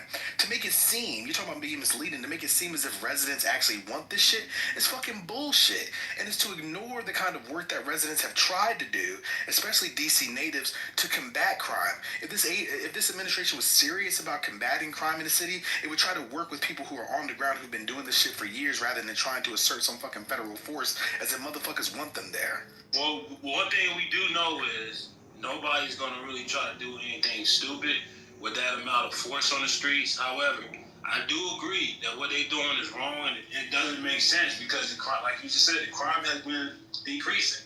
And for Trump to make a statement saying, hey, I want to go to Chicago next, when Chicago is at an all-time low since 2014, it literally does not make sense. But however, what we do know is ain't nobody gonna be doing nothing stupid while they out there. So go ahead. Yeah, actually, we don't know that because continue. Go ahead. Continue to go ahead and wipe up all the niggas that need to be wiped up. So I have a question for the stage.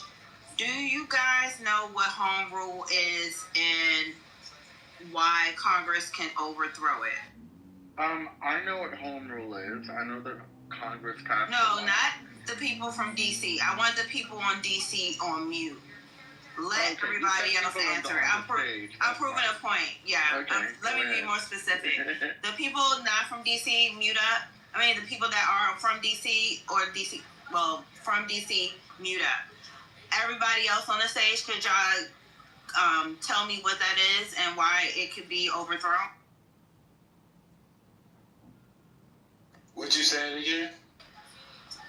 Do you happen to know what the Home Rule Act is and why Congress can overthrow it? This is important.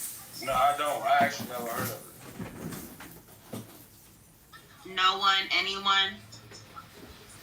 Yeah, I'm not from DC, but are you referencing to DC being a district and not a state, and that's why the federal government has power and authority?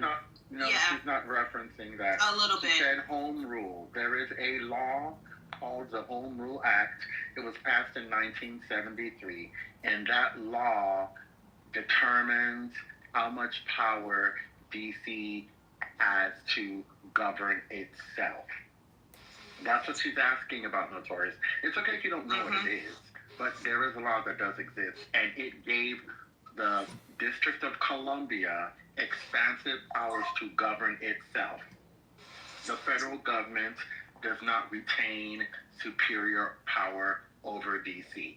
So, Hurricane, in your opinion, you believe that Donald Trump, what he's doing is illegal, period, just hands down? Yes, I do. And to be honest, in order to engage in this conversation in a meaningful way, you have to understand what home rule means. If you don't, you don't have the bandwidth to have this conversation in a meaningful way. I'm not being shady, I'm being honest. Yeah, if you don't know what home rule is, then there's no point in talking. I'll speak on this. Do you know what home rule is? No, I mean the whole subject of what's going on. Do you know what DC? Mucho, let us make this point first before we get to your point. I know you wanted to contribute to the conversation, but the reason why I asked that, and like Hurricane said, is to give more context as to actually what is going on in DC. Just like Hurricane said, the Home Rule Act gave DC the ability to, because DC is not a state, we are the nation's capital, we are a city. Which means we don't have any representation in Congress when it's time to put in those electoral votes, right? So to understand what home rule is, like Hurricane said, it gave DC the ability to govern themselves, the ability to elect its own mayor and city council. Before that, Congress directly appointed its local leaders. It allows DC government to pass local laws, manage budgets, and administer city services. However, DC does not have full sovereignty. Congress retains the power to review and overturn local laws, and all locally passed budgets must be sent to Congress for approval. So, because the only way that they can overthrow DC's ability to govern ourselves is to overthrow the Home Rule Act. And in order to do that, it has to be a state of emergency situation. DC crime was actually down 30% when Donald Trump decided to claim it as an emergency to militarize the DC area and bring the National Guard. So let me get into what happens when they overthrow it. When Congress overrides home rule, Congress can step in at any time by passing legislation that cancels or overrides a DC law and prevents it from taking effect.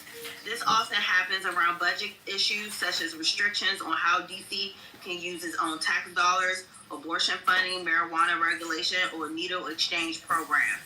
It can also occur when Congress attaches riders to federal appropriation bills that block or alter DC laws.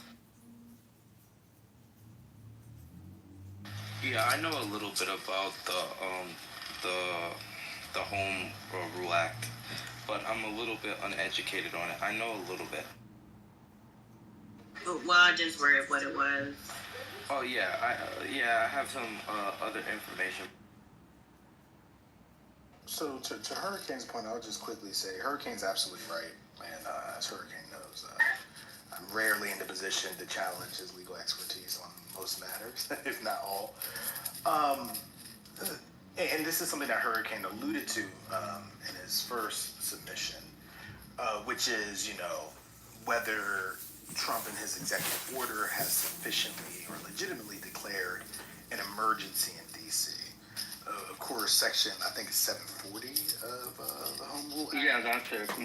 Yeah, which allows for this kind of, taking over, this usurping or supplanting of DC police or using of DC police for federal purposes. This hasn't, of course, been litigated in courts. Trump comes out with the executive order. The concern is that, not necessarily at a district court level, but I think this gets to the DC Circuit and potentially the Supreme Court. Do the courts want to be in a place of second guessing what a president declares an emergency? Of course, that takes vast presidential and executive discretion, but we put ourselves, I think the courts rather, put themselves in a very tough situation when ultimately you would either be required to lay out a test for what would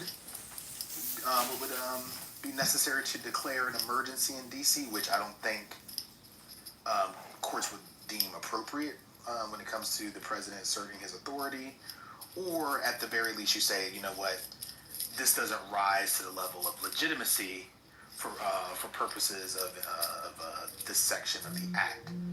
But I still feel that the courts would be very reluctant to question presidential authority in what a president could deem an emergency in this circumstance or others.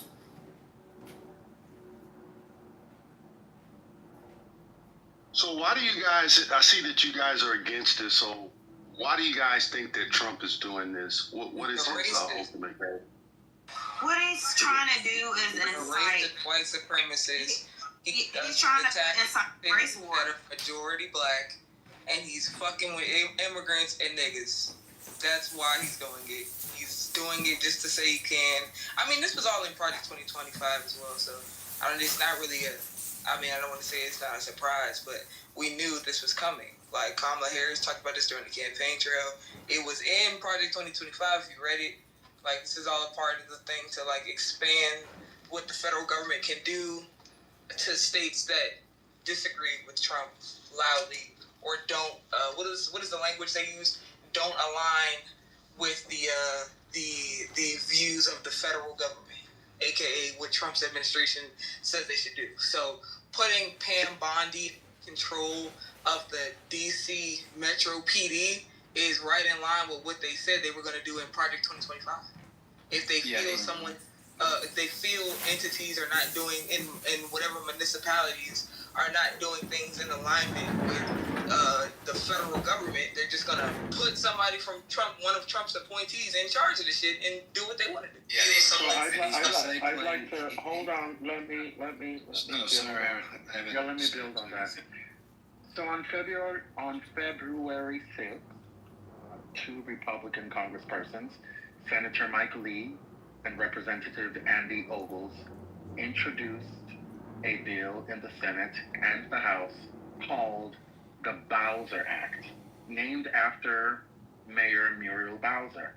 Bowser stands for Bringing Oversight to Washington and Safety to Every Resident. That's what the acronym Bowser stands for. Very clever with these names, by the way, I just have to say. Yes. So if the bill is passed, what the bill would do is repeal the Home Rule Act that we've been talking about 1 year after the bill is passed. The Republicans want to federalize Washington, D.C. completely. They want to take home rule away, and they want to make sure that they are in charge of Washington, D.C. for at least the next few years. The bill itself does not have enough support in either chamber of Congress to allow it to be put on the floor for a vote. But what this tells us is that there are federal legislators who do want to wrest home rule from Washington, D.C. Donald Trump is using his power as the chief executive to further this agenda. So what we are likely to see is a three-pronged approach to kill D.C. home rule. One prong is this proposed bill in Congress. The second prong is Donald Trump's executive order trying to take over the Metropolitan Police Department. And then the third prong would be getting the case to be heard by a judge who is sympathetic to Trump's agenda and the GOP's agenda.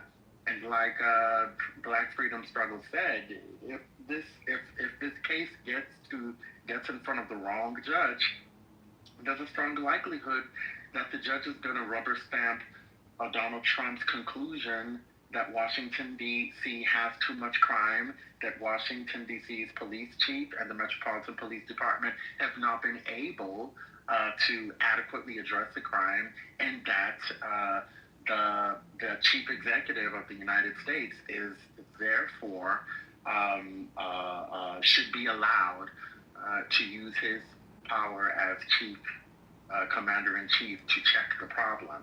This narrative that the crime rate in Washington, D.C. is uncontrollable is one that Trump and his cronies have been parroting for a long time. We've got Senator Mike Lee and Representative Andy Ogles telling Congress that is the case.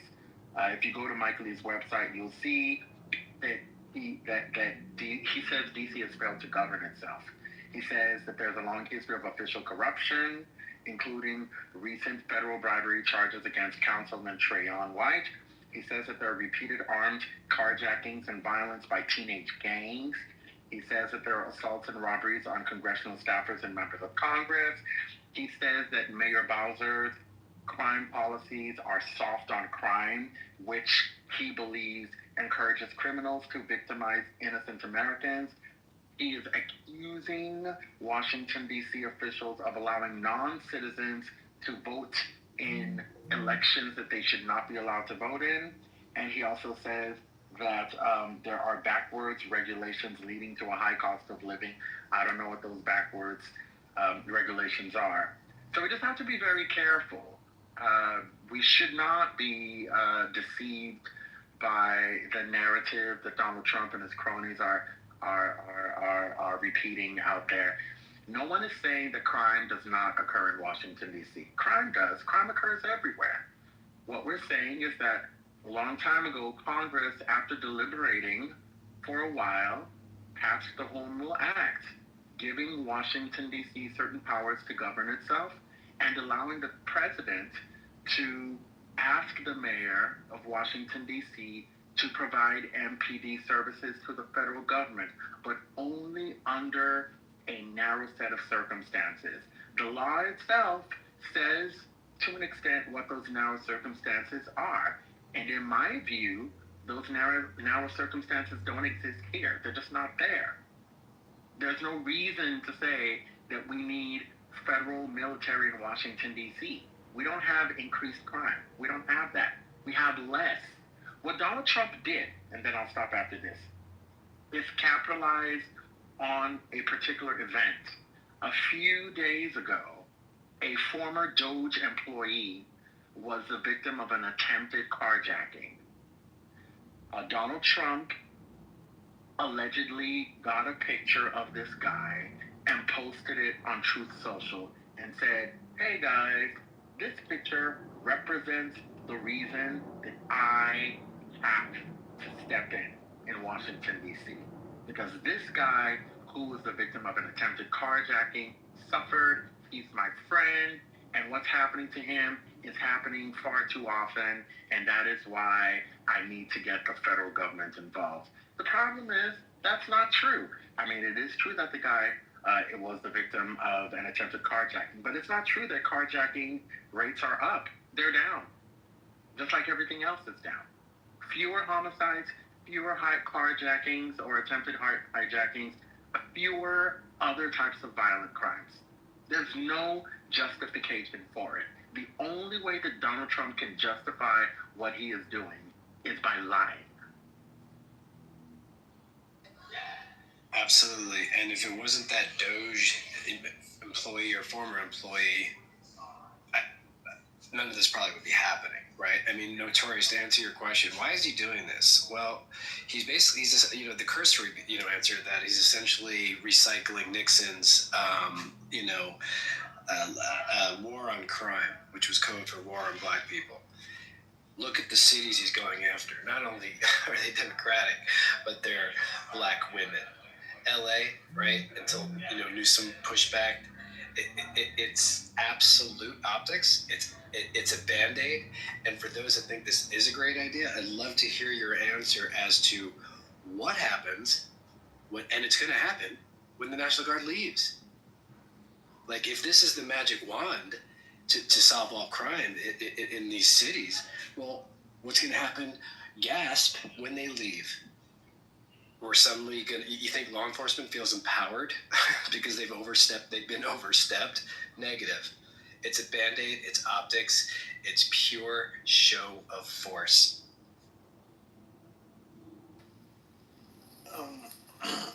No, all that's great. It's really tough because, those who believe that this is a good idea, when we think about crime in our country, it's typically left to the states and even more specifically to local governments. I mean, it's why when you have a traffic violation or you even have whatever kind of charge, most of it is going to your local courts, controlled, of course, by the state, all that. Okay. This is why we have federalism in our country. Okay. Leave stuff like crime up to the states. So when we read Section 740 of the Home Rule Act, Trump, or the federal government, the president rather, can only come in, as Hurricane was talking about, and as others have mentioned, I believe as well, for federal purposes. provide services for federal purposes. Now we have to ask ourselves the question, when it comes to local crime, when has that ever been the purpose of the federal government? Outside of particular emergencies. For example, let's say, when there's rioting or something to that effect. When you're talking about crime that has gone down, there's been no riots, there's been no kind of conflagration in the city, when has there been a history, and I imagine that a justice like Ketanji Brown Jackson or Justice Sotomayor would ask this question to the Solicitor General, if this goes before the Supreme Court, when has it ever been in the history of our nation, outside of riots or rebellions or whatever, that your typical run-of-the-mill crimes that the local government seems to have in control because crime's been going down, when has that ever been a federal purpose? To the extent that the president needs to come in and say the local police need to provide services for the federal government to address it. It'd be hard-pressed to find instances in history that would warrant that. So I think that Hurricane is certainly right when it comes to what the outcome should be. What the outcome, in my estimation, will likely be is, again, the courts don't want to be in this position, and this is kind of like the ugly feature of our constitutional structure. The courts don't want to be in the position to second guess what a president deems to be an emergency. And so we'll probably get a few strong dissents, but I imagine that the courts will say, you know what, Trump was in his authority to come in and take over the Metropolitan Police Department for federal purposes.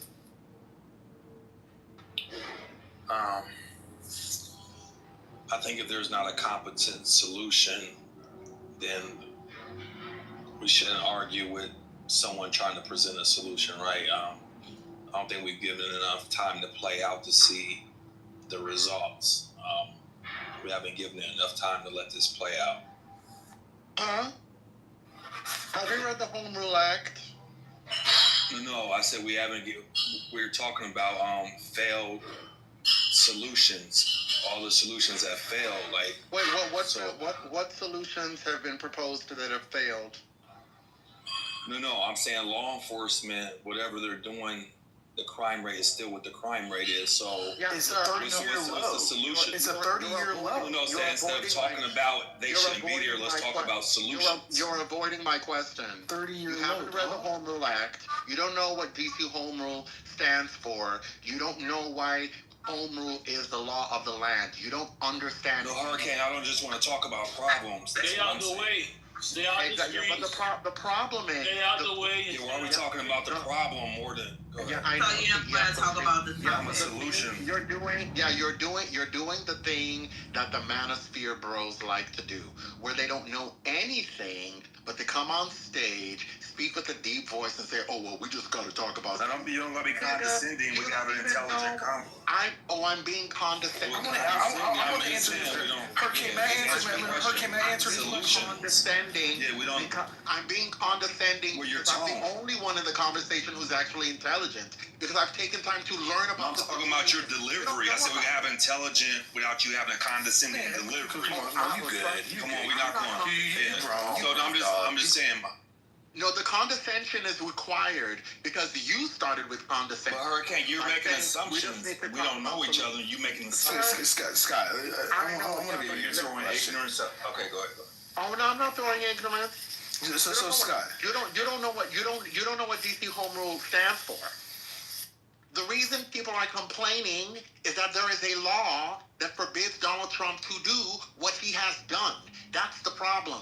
People aren't talking and complaining about Donald Trump simply because they don't like him. They're complaining about Donald Trump because there is a law that they understand to forbid what Donald Trump is doing. That's the problem. Okay. You ready? Listen, Hurricane, so I'm asking about solutions outside the solution. I'll give you the solution. I'll give you the solution. Okay. Hold on. Because you're talking about the solutions stem from the law itself. Hold on. That's where the solutions come from. Listen, so no one read the law before you start talking about solutions because you don't know but what you're talking you're speaking what's already known. Okay, we know he's breaking the law, Hurricane. Don't speak what's already known. So this is the thing. This is the thing. I wanted to answer his question. I wanted to answer his question real quick. I wanted to answer his question. Let me say this right. All right.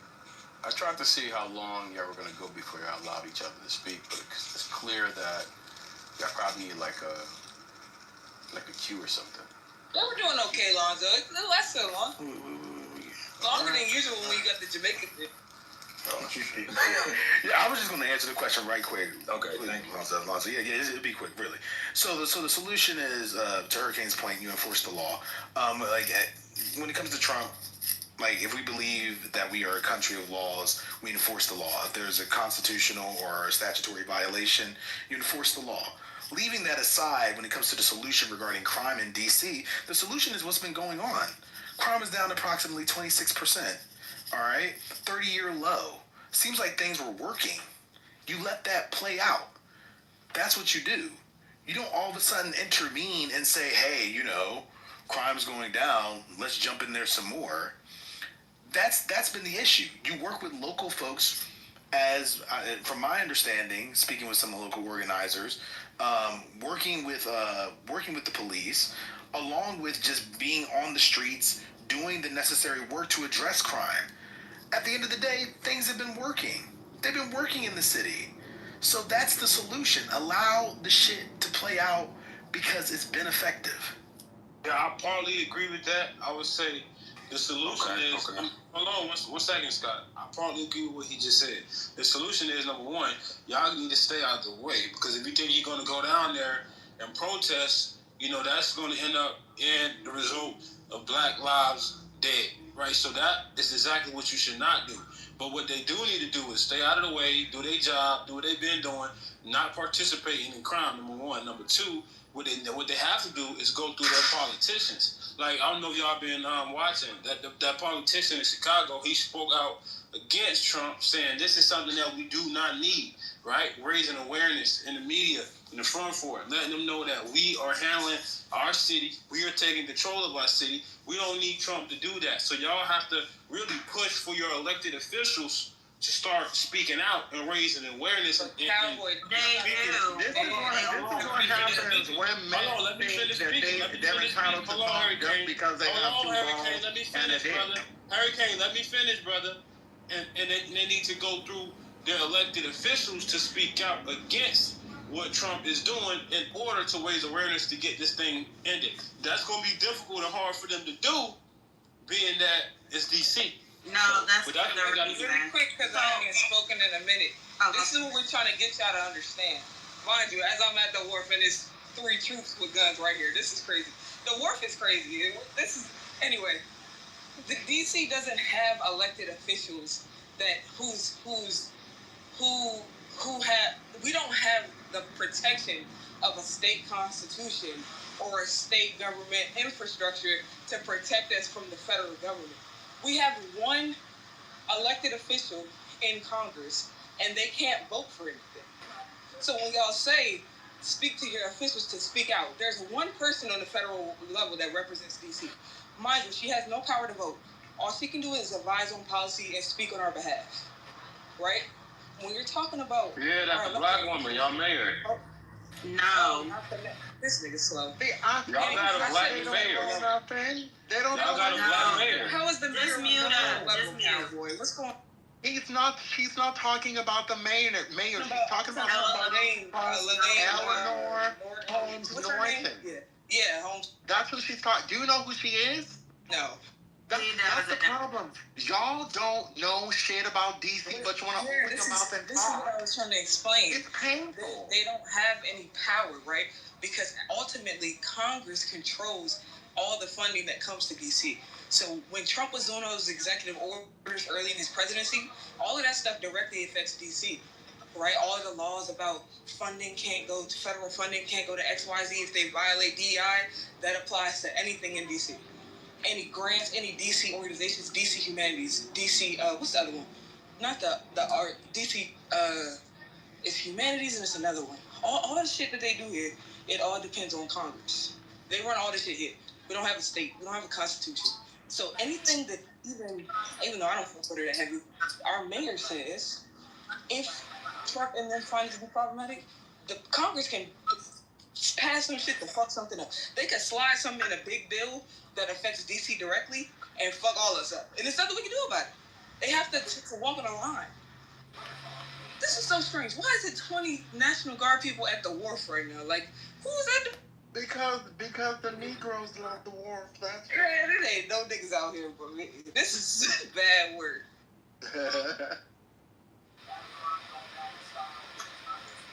The niggas show up on Sunday.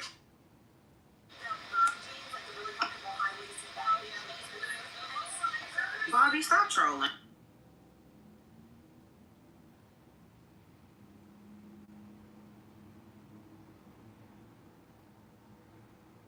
So crazy. I'm watching so many videos like on social media that obviously right-leaning folks are really enjoying this. You know, like they're taking a trip downtown with gold chains on and, you know, not worrying about it.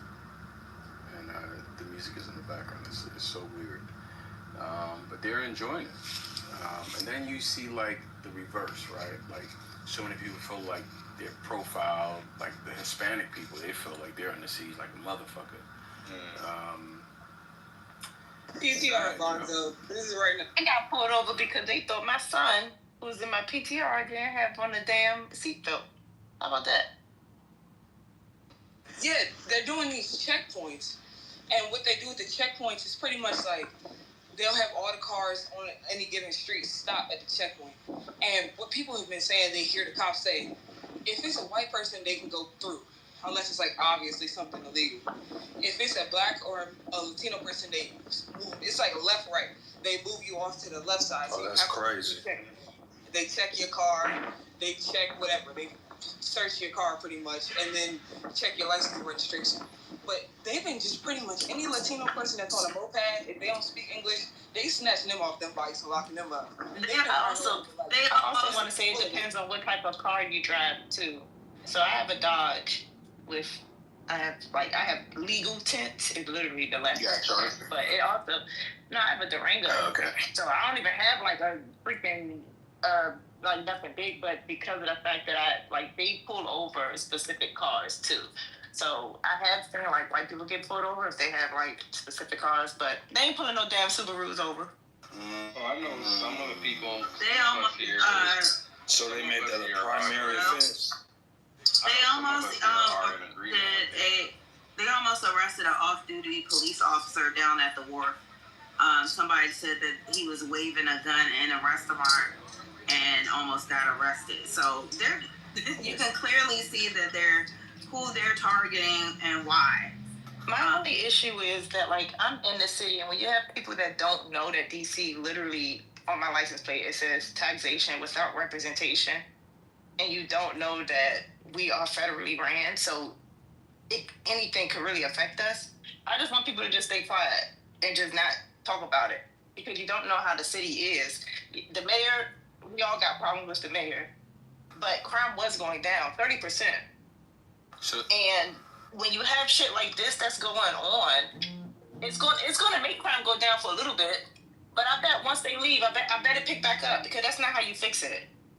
Yeah, some of you, some people might notice that crime is going down. Hold on. So this is Stephen Miller. He was speaking about DC the other day, and I don't see this. Hold on. Hardened criminals, gangbangers, and illegal alien killers and terrorists. In D.C., there is a murder on the streets of this town every other day. Body after body after body after body. That was Washington, D.C. Residents were afraid to go to restaurants. They were afraid to go into entire neighborhoods. They were getting carjacked right and left, robbed and beaten. That was Washington, D.C. He goes more in detail on that. That shit was like so funny. He just kept on getting louder and louder. DC's literally. Meanwhile, white people walking their dogs down in a car. Okay. DC's literally the brunch capital of the country. Thank you. Who's scared to go to restaurants? Before the federal government came in, DC was popping like DC always be popping. Like, come on now. Like, people were still going out to brunch, having a good ass time in DC. Like, I came into the streets are safer, so people should feel more comfortable going out. That better, Notorious? Government I came don't in. agree with I came into Union Station every morning. Every morning. This bullshit that J.D. Vance was talking about, how motherfuckers were afraid, families were afraid. You see lines stretched out the motherfucking Starbucks in Union Station. Nobody was afraid. People were going to, what the fuck is that shit called? Blue Bottle Coffee and shit like that, getting their coffee. Nobody was tripping in Union Station. These fucking lies about what people are allegedly fearing and feeling in D.C., it's bullshit. People have been going to restaurants, doing their thing before this motherfucking government came. We've seen a drop in the local economy, as Dr. Library Card mentioned earlier, precisely because of the military presence. For a president to give a fuck who says he's a businessman and cares about businesses and shit like that, to see a drop in the local economy, especially during restaurant week, which is normally going off and like shit's fun as fuck, is remarkable. But we knew this would be the outcome exactly because of this fucking unnecessary, unconstitutional military presence in the city. I do agree with you there. I was literally just in D.C. about a month ago, and I had a great time. So I do agree with you there. So I think Black Freedom, from what your perspective is, and I get it. I'm out here as well. I'm in Virginia. We come down to D.C. I mean, I work in Crystal City. Come to D.C. all the time. And just the last, maybe I say the last 5 months. And it's definitely been happening a lot longer. I think it's picked up within the last 2 years. But just in the last 5 months, yeah, there has been an increase in carjackings. Like, jokers, you come out at night, y'all go into a lounge or a club, and you come out, and there's about 30 cars in a row who all got broken into. And within the last 5 months, there's been 5 people who I know who have had a sibling or a family member who happened to come out while the carjacking was happening, and they got shot. Like 5 different people. One of them passed away. And that's been there has been a huge increase in the way that carjackings have been happening, and it's actually started to spread outside of just D.C. It's actually moved into the Northern Virginia area over near Arlington and Alexandria into the apartment settings. So has there been a change, I would say, in the crime and the way that crime has happened inside DC? I would say there's been a change. It depends on when we say that crime is decreased. We really have to look at the data and where they're pulling that from. Because obviously a lot of people that were in DC a long time ago got pushed out to Charles County and whatnot. So DC has become a lot more diverse, and you see a lot more white people in DC. So yes, crime has definitely changed, but the severity of crime and what's been happening now, I'd be crazy to say that there aren't a lot of people that are in DC or in the surrounding area that's like, yeah, this probably does need to happen, because we know that the police, and they can't. It's not that they don't want to do anything. They can't do anything based off the regulations that are pressed upon them in DC, and that's the same thing for Maryland. We all know that you can speed through Maryland, and ain't nobody really gonna pull you over, because the cops don't really do much for that. So, I mean, I'm not with the method, but I understand the intent behind what he's doing, and I'm not a Trump supporter. I ain't saying that, but I understand that. I agree with you. I just looked at the statistics just so we can all be on the same page. It says robberies and car break-ins were down by more than 40%, but thefts were flat. A 6% increase in burglary and a 14% increase in assault with a dangerous. Yo, like I feel like we just anti-Trump. Like I feel like if this was a Democrat doing this, it wouldn't be an issue. But it would be. Yeah, you must didn't hear a lot of. You must not know the city. It would be an issue because crime is going down. See, it would be different if this was 2013, 2015, and he wasn't going to Chicago. It would be different. But the crime is going down. So it's not lawful. It's not lawful. And so wild how people kill their rights. Right. I feel like people are treating this like we treat mass shootings. You know, we're unwilling to accept that the country has made decisions about arms and prioritizing the Second Amendment to the degree that nobody is safe. But instead of focusing on that root cause, we want our kids to have mass shooter drills, and like people are going on about their daily lives. They don't give a shit about the fact that their kids are afraid, or that more and more children's schools or daycares are being shot up, and no one's willing to even discuss gun reform, right? And so this is the same thing. Now, you know, like we don't want to talk about gun reform. We don't want to talk about guns. But yeah, go ahead and do the dictator thing. We're good with it. You know what I mean? As a matter of fact, why don't you do like dude in El Salvador, the president in El Salvador, and just lock everybody up in a mass prison so that I can quote unquote feel safe. It's wild. We should know better, I would say, because I'm sure people know that, you know, there's checks and balances, and you don't just do shit for no reason. Like, we've been through so much as a country, like so many emergency situations. To look at this like this is like normal or should be normalized is wild. I don't really see a problem with it, to be honest with you. Of course you don't. I know you don't. Yeah, I mean, y'all act like this. Let's go through it. Let's go through it. Do you subscribe to the Constitution? Do you believe that the Constitution, you may disagree with it in some parts, do you think that the Constitution is the law of the land? That's for you, Rashad. Just want to be clear. Yo, you gonna answer the question, you'll get off stage, brother. You guys are gonna participate in the conversation, but that trolling shit is dead. Hey, I agree. Yes, I agree with it. 100%. Okay.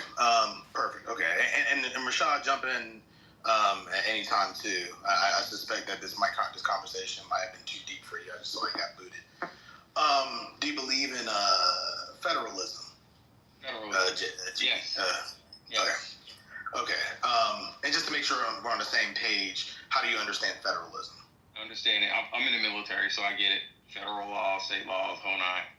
Okay, and specifically federal laws, state laws, and states are essentially left to their own affairs, correct? Yep. All right. Now, if states are left to their own affairs, that would include crime, right? Yes. Understanding that D.C., of course, is an exception because the way the laws are set up, right? Understanding that D.C. is in a different situation. As a matter of principle, because we believe that crime should be left to the states or local entities to govern, do you believe, or rather, what do you feel are the exceptions for the federal government to step into state affairs and local affairs? But y'all claim y'all not a state. That's number one. Let's talk about that. Yeah, I say y'all not a state. So I just said as a principle. Understanding that DC is in a different situation. Yeah. Exactly. So if y'all not a state, then and it's under federal rule. So I said. Yeah, but if it's under federal rule, that means he can do what he wants. Yeah, he said that. We're tracking that. He's talking about the principle. He said that. Not exactly. Well, I mean, he's tracking that DC is in a different situation. So he's talking in general, even if we were talking about California. So I'll keep going with what she's going with, Black Freedom. The president can't just do anything. He needs to have a justification to rule a state of emergency. And it hasn't been anything as of right now to prove the justification for the National Guard. And that's the problem. DC doesn't have authority of their own because we are still under federal rule. because we're not a state. This isn't a party issue at all. This is literally about our constitutional rights and the rule of law. But he gave a reason, though. Y'all just don't like it. But he gave a reason as to why he did what he did. So what the fuck are you? Are you not listening? Yeah, you just sat there and said he needed a reason to do what he did. Yeah, and I just told you that there was no justification for the reason that he did that. So either at this point you're just being willfully obtuse, or you just not. The man gave a reason and justified why. And it was not justified as of yet because the law is slow. I think they're literally in the middle of court about this. I think we walk down what Black Freedom is saying. I really want to walk down that. Exactly, and so that's why I was going to go to you and Cowboy. You know, after you, is it Jiddy? How you pronounce that? Jide. Okay, right. Cowboy can jump in after you.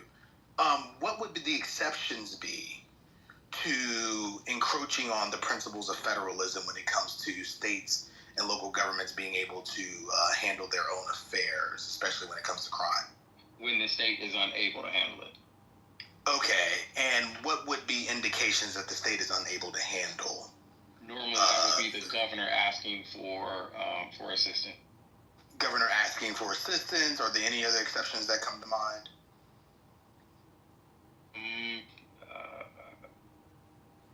Not that I am aware of, but normally it would have to go through the governor. It would be in a request from the governor. Okay, so let's just stick with that exception. Outside of that exception, you believe that the federal government should not enter into the affairs of state and local entities as it pertains to crime, right? Should not, but there are some gray areas. Okay, could you describe some of those gray areas? So when you think about in terms of even the National Guard, the National Guard is managed by the governor, but it's not owned by the governor. All military is owned by, is technically owned by Trump, but the president. So they're am I what? You went out a little bit, so you're talking about the National Guard, if you just start over.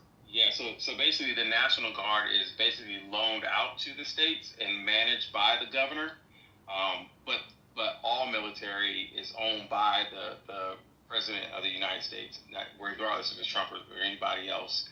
So they are on loan to the governor. So if there's a situation, then that's how the president has the overarching rule on what happens with military personnel.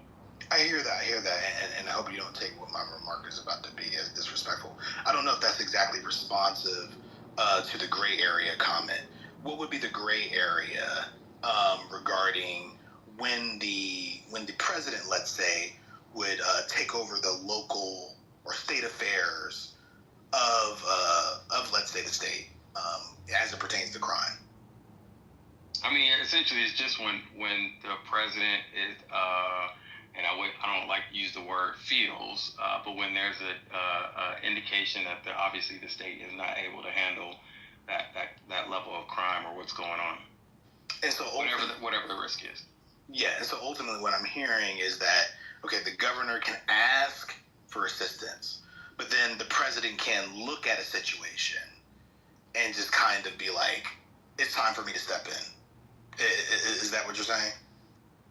Yeah, and normally it's not just the president. I mean, the last word obviously comes from the president, but normally that is normally I'm gonna say agreement for lack of better words, but it's normally both Congress and the president working together to make that decision. But obviously the president in certain situations can overstep, which there's been arguments in that case. Okay, so last question really, because I know this is taking up a little bit of time.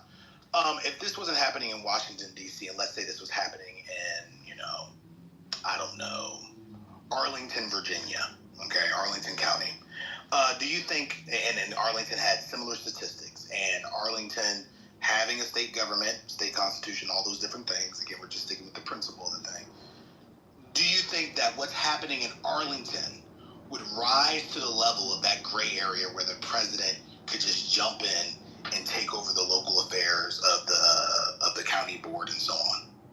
Right, and this is where you kind of get into the gray area of that legality, right? So if we were saying Arlington, or let's use a real case scenario, right?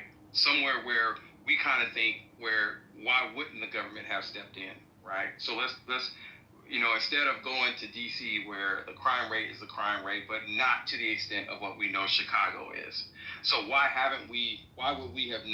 wouldn't he have not used this same level of measure of tactics towards Chicago and chosen DC first? Now, do we recognize that there's some issues in Chicago, or any place where it's made the list of being the murder capital of the United States, right? Would that be the suggested way to go? I think that's when we're talking about two different styles of leadership, right? And the style of leadership, if you haven't been groomed in government and you're just a person that's like, listen, I see a problem, here's a solution. I get it that the local government has been, trying to manage a solution, like we say Chicago, the government, the local police, they've been managing this situation for a number of years now, and we're still seeing the issue at the rate that it is. A person that hasn't been groomed in politics is going to be like, listen, I got an answer. Here's how we're going to smash that, right? And I think that's the approach that Trump is taking. Whether we agree with it or not, too, by the way. When we look at, so obviously we know that data is one thing, the severity of a situation is another, right? So I know I'm a big data person, but we understand that we can't always rely on data to describe exactly what's going on, right?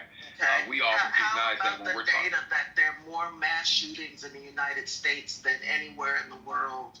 And so while we're talking about Chicago and crime and where people are getting shot, let's recall that the same week Trump pulled this shit, the CDC was shot up. I believe there were casualties. A Target in Austin was shot up. I believe there were casualties. We know that people get shot up at church, synagogues, preschools, college campuses, high schools. Why are we doing this specialness when it comes to Black people? Don't you get it? They're not going to do what really needs to be done to protect all of us or to reduce gun violence in the nation. They have not chosen you. They have chosen the gun lobby. They have chosen guns. And we just have to deal with it. This is a consequence of our freedom. This is what they say when they blow their toddlers away. This is what they said when they blew their own babies, precious white babies, as Cornel West would say.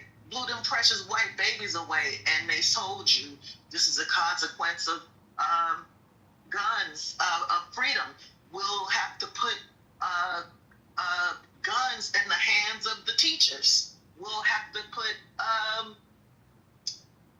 military in front of the schools or what have you. This is what we've chose as a nation. So what are we doing? So what are we talking about?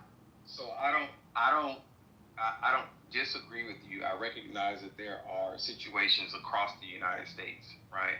I think all I'm offering is that, if you're coming in as the leader of this entire country, not, and again, let me step back to say I am not a Trump supporter, but I always offer a level of understanding. If you're coming in as a leader of an organization, which the United States is an organization, you are responsible for what happens or what also fails to happen. Not really. And so there's jurisdiction. There's laws again. Like, goddamn, you think Trump is the first? Y'all act like this is the first president we've ever had, and the most creative president we've ever had. He's not creative. He's not effective. Everything he does almost fucking destroys. I mean, he's fucking tanking the economy.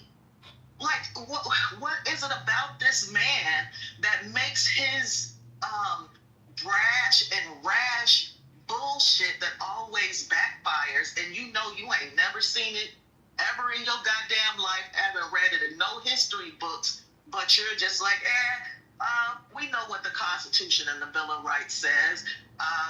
We know that he's calling out blue states and black mayors in particular, even though there are higher crime rates in red states.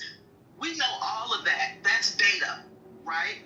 But we can't come to a conclusion other than maybe he has our best interests at heart. And Biden did. Biden had our best interests at heart. Can I ask you a question?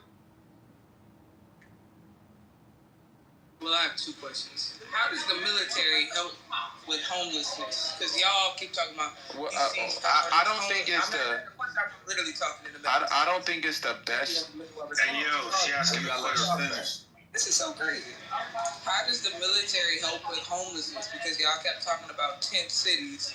So tell me how bringing the National Guard is a solution to homelessness in D.C. And then I'll ask myself.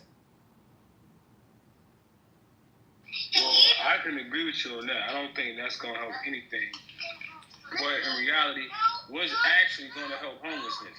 Because you got a huge population of homeless people who just... Right, but you got maybe affordable housing, right? But you also have a huge demographic of homeless people who just refuse to work and rather choose substance abuse. So maybe offer them some programs or something. So I don't think, in essence, the military necessarily helps out the homelessness problem. But I think his strategy is more so more personnel and hands to be able to remove them.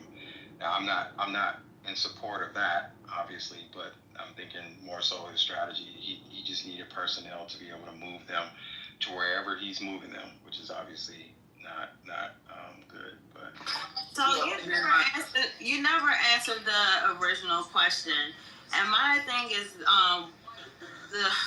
this is so frustrating, right? Because I just become willfully obtuse about certain situations.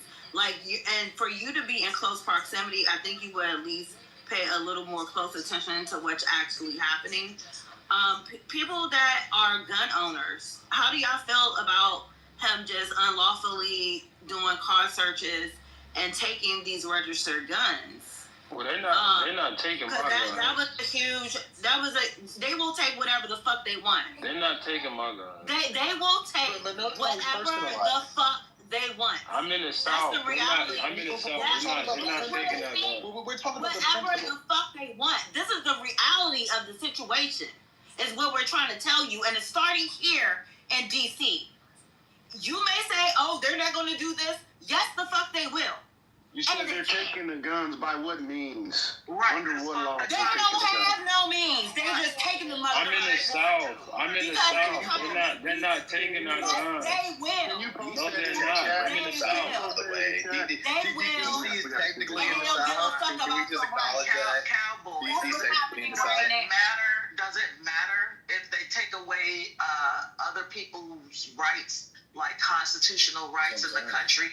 Like, how do you think that psychologically, if they would take away, especially for black men, if they would take away anybody else's rights in this country, what in the fuck makes you think that they're going to respect your rights? They're already coming for your voting rights. I mean, I'm a part of, yeah, but at the end of the day, though, I'm a part of the government. One second, because I want to say this, because at the end of the day, I am a government worker, right? I am in the National Guard, and I'm in law enforcement. You're in the military, yes. Yeah, they're not taking my guns. But guess what? They almost arrested. What are you fighting for at this point? They almost arrested a police officer.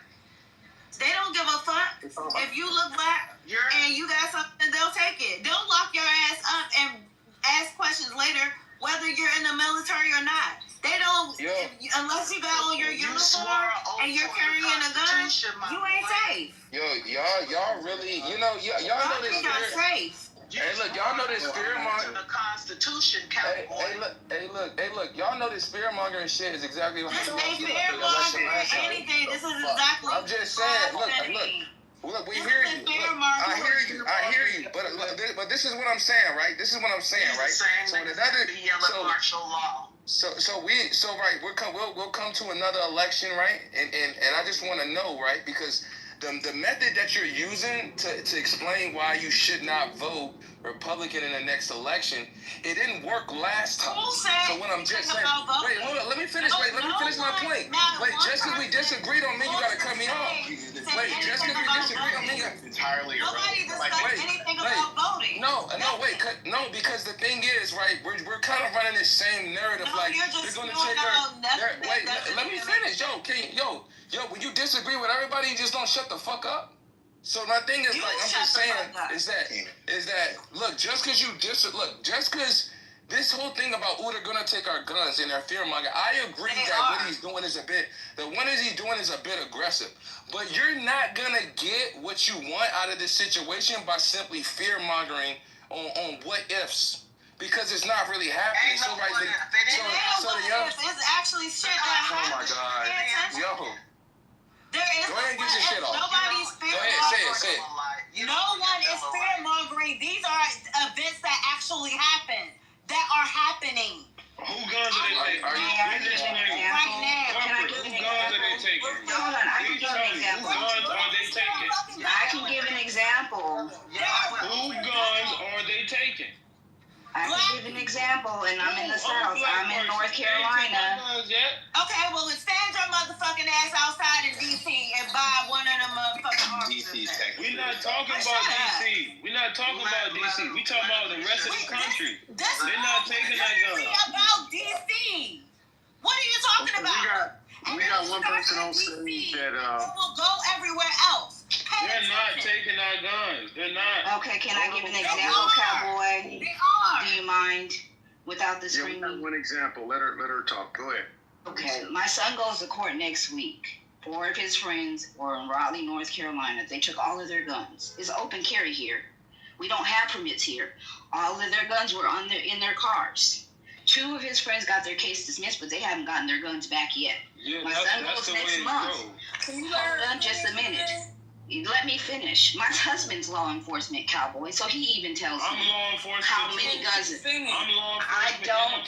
Okay. I'm from Raleigh. So then you should know Raleigh actually has had an increase of them taking guns, especially of our young black males here in North Carolina. There are so many men in that courtroom where their guns have been taken. So you can't sit here and say they're not doing it already. Right. And it takes forever for these boys to get their guns back, if they get them back. No, there's no reason. That's why their cases are hold on just a minute, Cowboy. Can we be respectful? Just a little bit, because I don't want to yell. I usually don't even get on fucking stages. Bro, corporate wouldn't even let me finish talking because she disagreed with me. I want to respond to okay. I want to let her get her stuff off. You can respond to me. No, I'm not getting nothing off. I'm just giving you an example. Well, I'm just saying the next time someone's speaking and you don't disagree with us, let us finish talking to you. Who are you talking to, Rashad? I'm not even talking to you. That's not even me. Your exchange. I don't know what. Y'all are emotionally unintelligent at this point. You got a young lady over here who won't shut the fuck up when people who are on the other side of the table start talking. But what does that have to do with me? I'm talking right now. Because the only reason she's shutting up is because she agrees with you. Let her speak.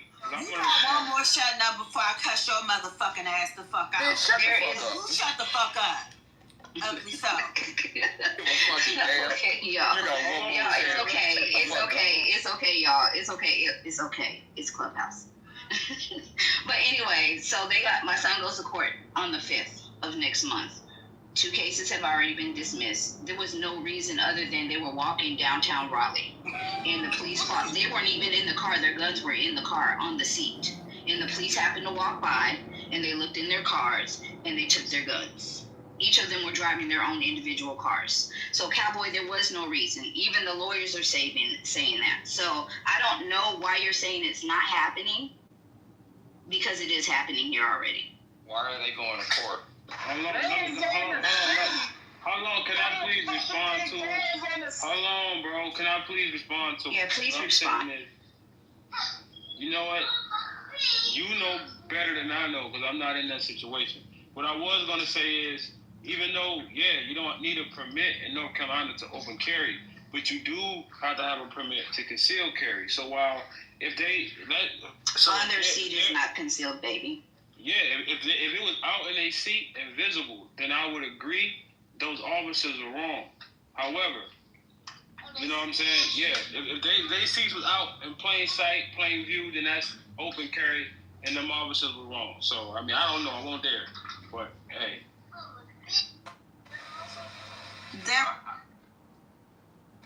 They're actually breaking into people's parked cars and doing unlawful searches. So people aren't waving their guns around. They're doing shit to niggas, so keep the same energy. Like this not been doing shit. Hold on, no, relax. Nobody can finish on this stage. Hey, listen, the country been mass incarcerating us. Hey, the last nigga who was hung, it ain't even been 10 years. They been doing shit, so now they want to take niggas' guns. Now you niggas got selective already. What is wrong with it? How do y'all niggas be on? I was like, I literally get on for the place and have But Alicia, they not taking their guns. They gonna get their guns. They are gonna get their guns back though. I understand what you're saying, but the process to get them back is going to be a very long process. They already told us it could be up to 6 to 9 months for my son to get his gun back. And it's crazy for him to even have to go through that because his gun was sitting out on the seat. Yeah, I wanted to ask Rashad and the black Trump supporters. He needed Bro, what? Yeah. That's what you're saying. That's how you're supposed to carry it. Shut the fuck. I'm sorry, doctor. I'm sorry. I'm just. Hey, Alicia, they need to go. Hey, Alicia, they need to go get their concealed carry. He's already got it. We just got his. He just did his class last weekend. So he's just got to do the permitting process now, which, you know, North Carolina is under, Mecklenburg County has a lawsuit for how long they're taking to do concealed carry. That's over with. They did that. No, it's still going on. No, for the concealed weapon, it's still going on, sweetie. There's a. The lawsuit. I'll send you the link. But they're still having a problem with. Cowboy. If somebody's speaking, that doesn't mean that you should be speaking over that person, bro. Come on, man. Look, what I'm saying is this: I'm in Mecklenburg County. But she's not done. She's not done though. She's not done. Alicia. All right, are you done? No, I was just going to tell you we were already told by our instructor that they have been taking an unusually long time to do concealed carries now. Now, it used to be that they were just having a problem with just the regular permits, but since we don't need the permits anymore, now they're having an issue, especially, I hate to say this because I'm not one of those fearmongers, especially when they know it's one of us. So we're just going to wait it out. He still took his class and he's going to get his permit. Go ahead.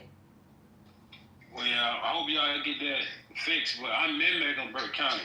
Wow, they court case may still be ongoing because, you know, court cases is not like no quick thing. It may still only be going. However, that was during, when they had that, when they was prolonging people's permit, that was more so like 2021, 2022, right? Ever since they hit the sheriff, that's been over with. Now people are getting their cards back in a timely manner when they apply, because it's not what people don't know. When you apply to get your CCW, it's not always the sheriff that's holding it up, because the sheriff has to go send it to some hospital or whatever, right? And then they have to approve it, and then it comes back to them. So it ain't always the sheriff who's holding it up, because it takes multiple things to actually get that approved. So that's what people don't understand. And it was the hospital who was really in Met County. It was the hospital who was holding people's cards up. It wasn't the sheriff. Well, I'll just say this: from my husband's already law enforcement for years, since he's been in New York. I know how this works. I'm law enforcement too. I work with law enforcement. Let me just say that. So I know how it works, and I know how long it's supposed to take. Just because North Carolina wants to hold things off, I think they had a viable lawsuit, and I still think they're doing the same thing. But I understand what you're saying. They're not doing it no more. I'm in Met County. Okay.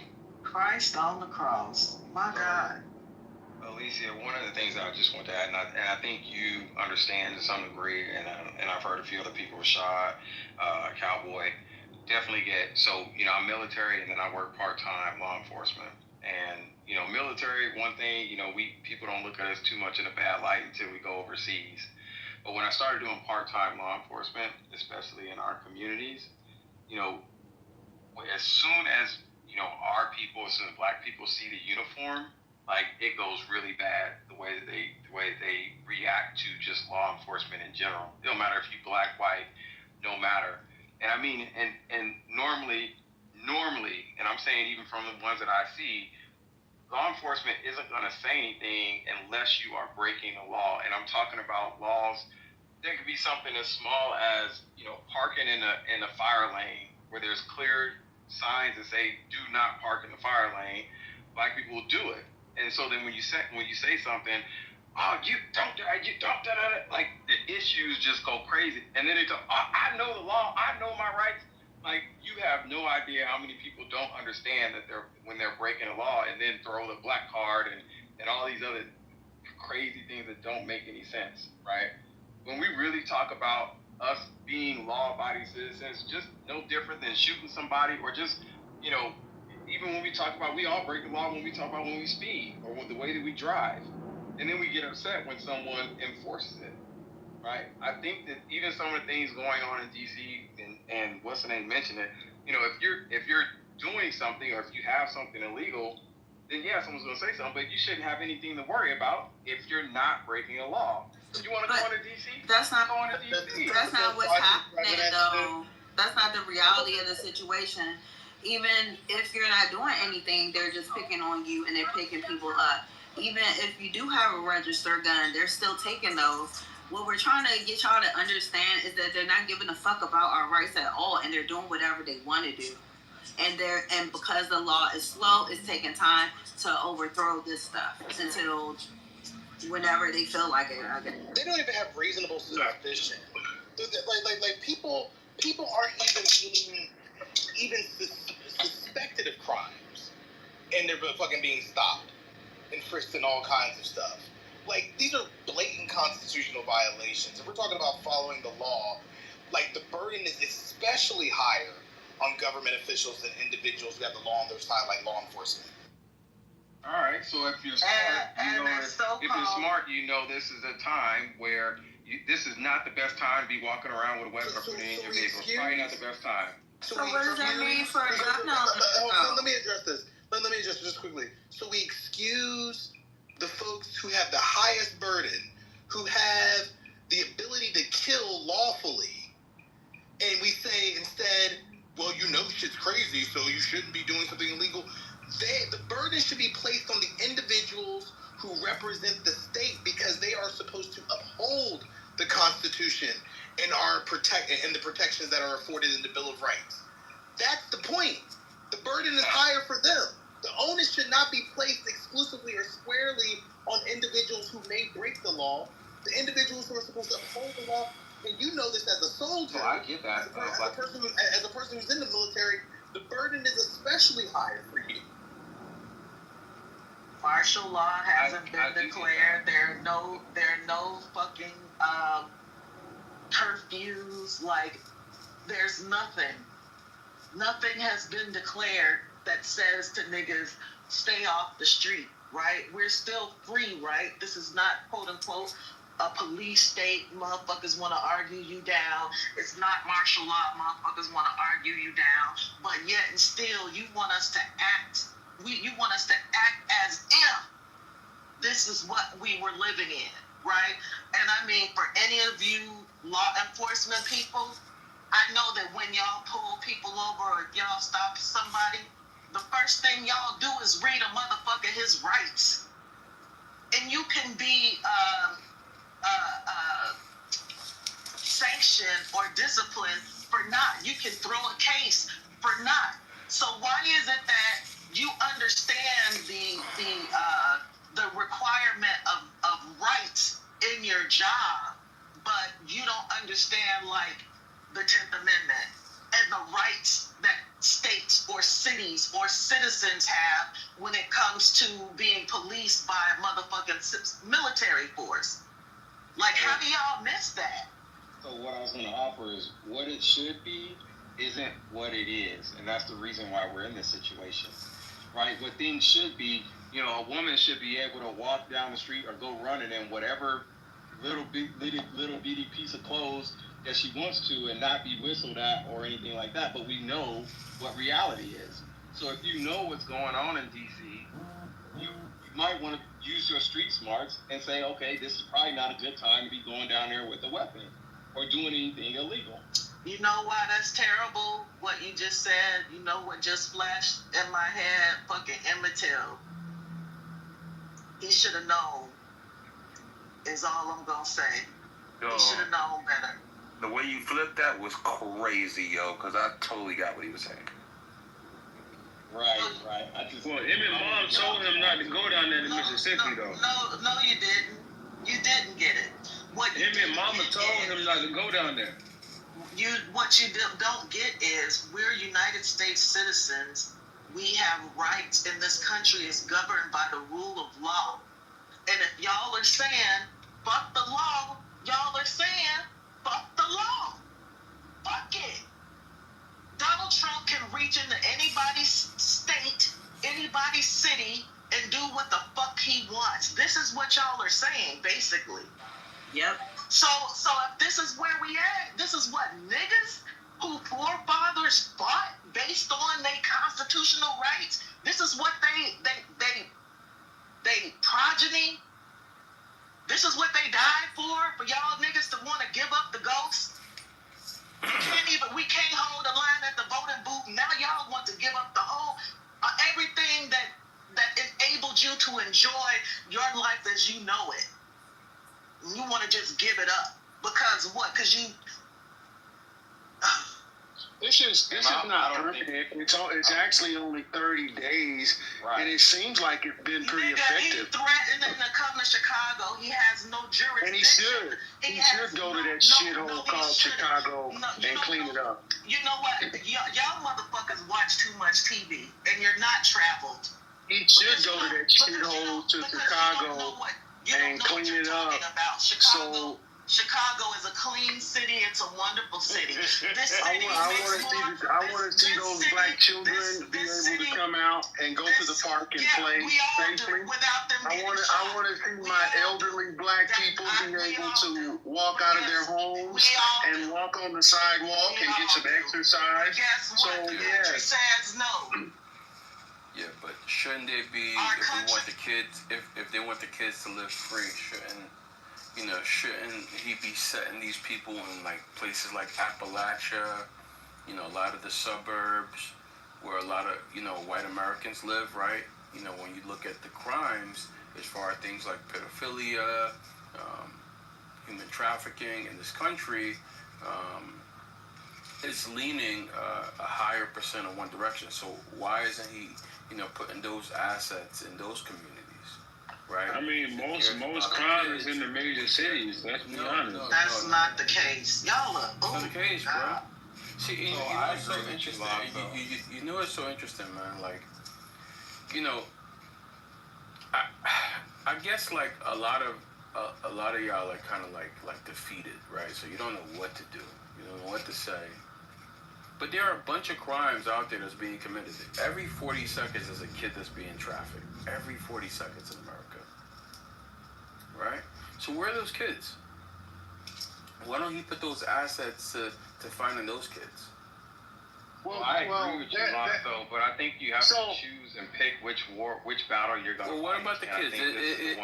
Isn't that the biggest battle, right? The kids are being trafficked. It's like you guys are undoing your argument, right? So on one hand, you're saying that Trump. No. I'm saying you're saying that Trump is a racist, right? Hold on. Now you're saying. Hold on. I'm saying if this is true, and this is what he really truly wants, why doesn't he attack the big problem every 40 seconds? Because somebody just mentioned the kids, right? That was you, Notorious, right? You said you want the kids to be able to walk around, right? And play freely. Well, the kids will be able to walk around and play freely if there were less pedophiles on the streets, right? And a lot of these people live in the suburbs. Why don't he go there? Somebody said the kids are the problem. LOL. What, the kids are the problem? Alright, yeah, I'm about to put this fucker right here. Y'all tripping. Alright, y'all. Thank y'all for coming. This has been a great space, man. Yeah, I'm up. Don't do it. It's a good conversation.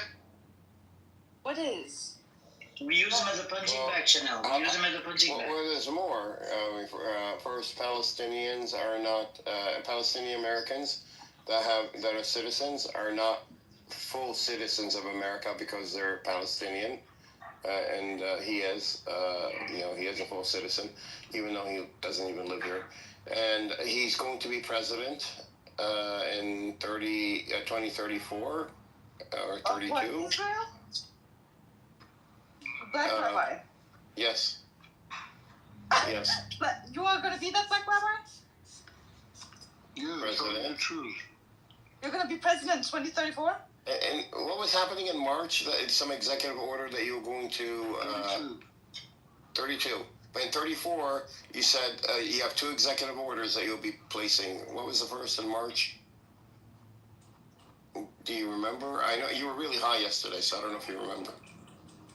Mental illness is a horrible thing to have. And he gave me death threat. He wants to kill me. This was a few months ago.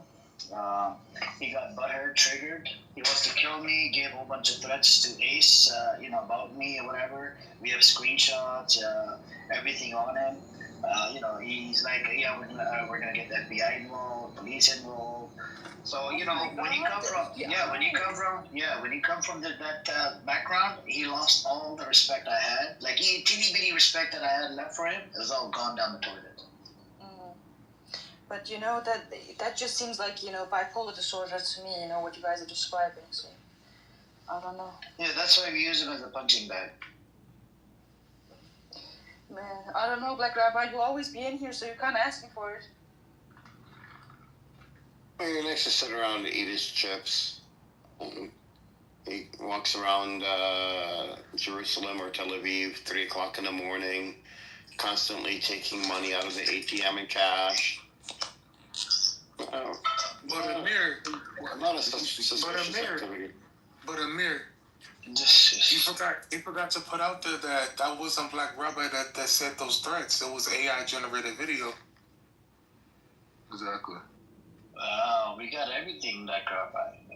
We give him threats, and he was threatening everybody in the room, doxing. He wants to dox everybody. Do you remember that day, Black Rabbi? You gotta calm down. And then he went to the brother Alonzo's room, and he's talking smack about me that I want to go kill him. I'm giving him threats or whatever. This son of a gun went around and lied about me. Amir, I think you misunderstood. He didn't say he wanted to dox anybody. He said he wanted to box everybody, like get in the boxing. You think you'll win? You gotta stick and move in a boxing ring, and I don't think he can move that quick. But as long as you got chips there, then sure, he'll be able to move. Yeah, you just throw the chip bags left and right, center. He'll move back and forth. Those are must be some pretty good chips. Anyways, these are kosher chips that he was telling me about the other day. I don't know. Black Rabbi, are you married? Or have any kids? She left him. Yeah, he's married and he has like 10 kids. No, he married a white woman and Ashkenazi woman, and they got divorced. And then he was supposed to marry this Nigerian girl, and I don't know what happened there. What happened there, Black Rabbi? Not the Nigerians. What happened to that, Black Rabbi? What happened to that girl? He said that he went to a white woman. He doesn't want a black woman. He changed his mind? That's a big mind change. You should know if you want a black woman or a white woman. That's something you should be pretty clear about, Ashkenazi woman versus a Nigerian. Those are 2 different cultures. He wants a Punjabi woman now. A Black Rabbi. He's breathing heavy now. He's getting upset. Wait, what? Oh, I don't know. What? Black Rabbi. You want Punjabi a woman, right? Black Rabbi. What? Going to India soon to get your wife? Yeah, I mean, whatever God wants you, that's what I'm accepting. What about Wednesday? What if God put Wednesday in your life? Would you marry her? No. There's certain like laws about you can't have a relationship with animals. You know what I mean? No, you're lucky Wednesday didn't hear that. She's out eating dog food. Anyways, I think we should talk to Caleb. Black Rabbi kills my brain cells. Caleb, do you think the ceasefire is about to happen?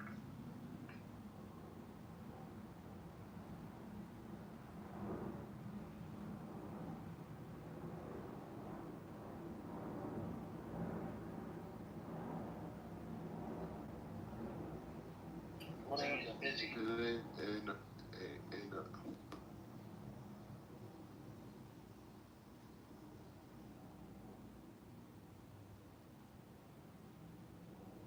Sounds like crickets.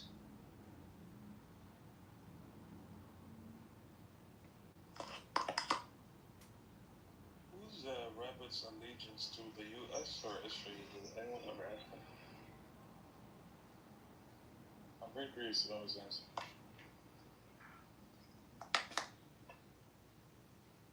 Rabbit, the Mossad got into your Wi-Fi, your microphone, your phone. You're tripping, bro.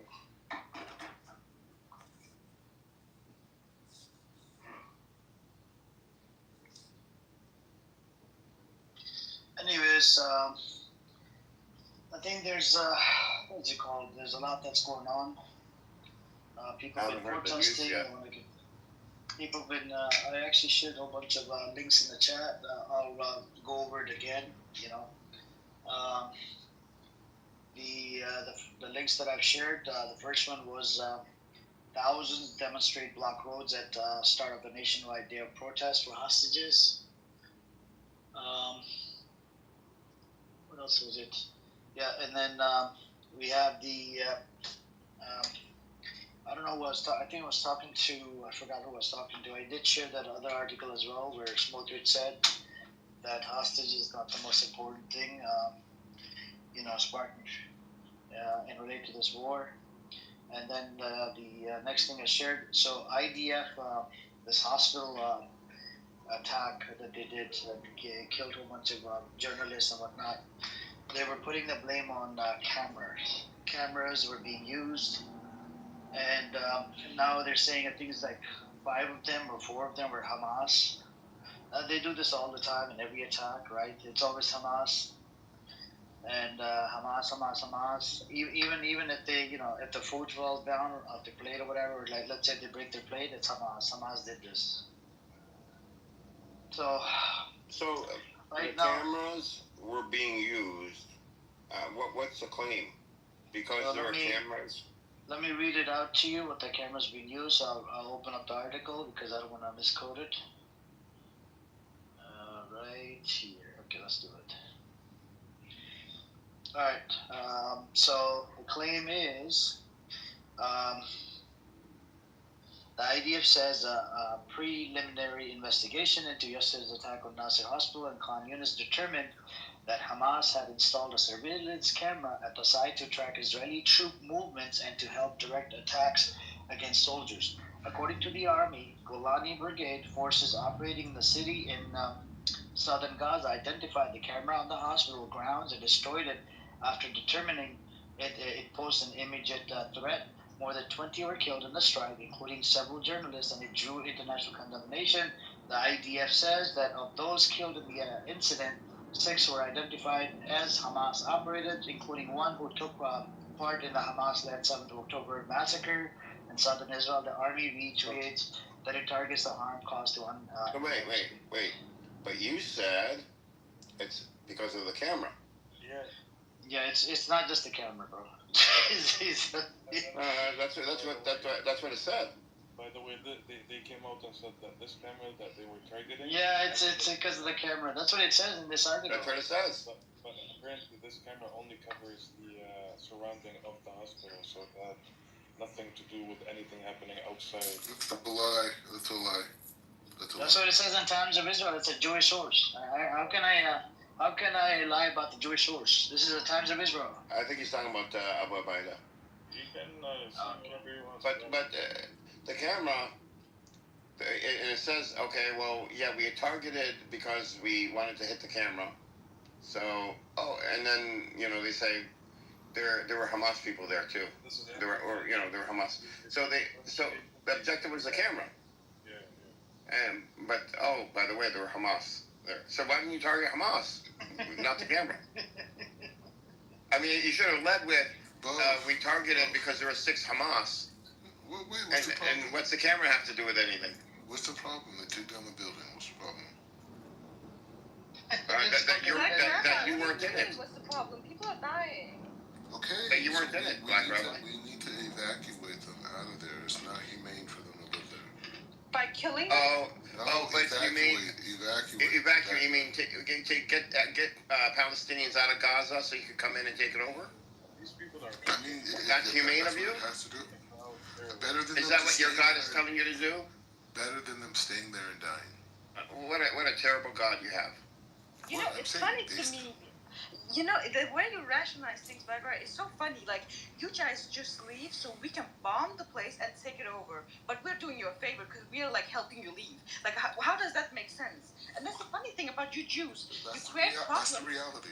You create problems, and then you create the solution as well, and you're like, oh, I did a favor for you. Like, no. What do you mean? Like, Black Rabbit, you can't even see through it. Like, come on now. You can't be this stupid, please. Like, you can't be this dense.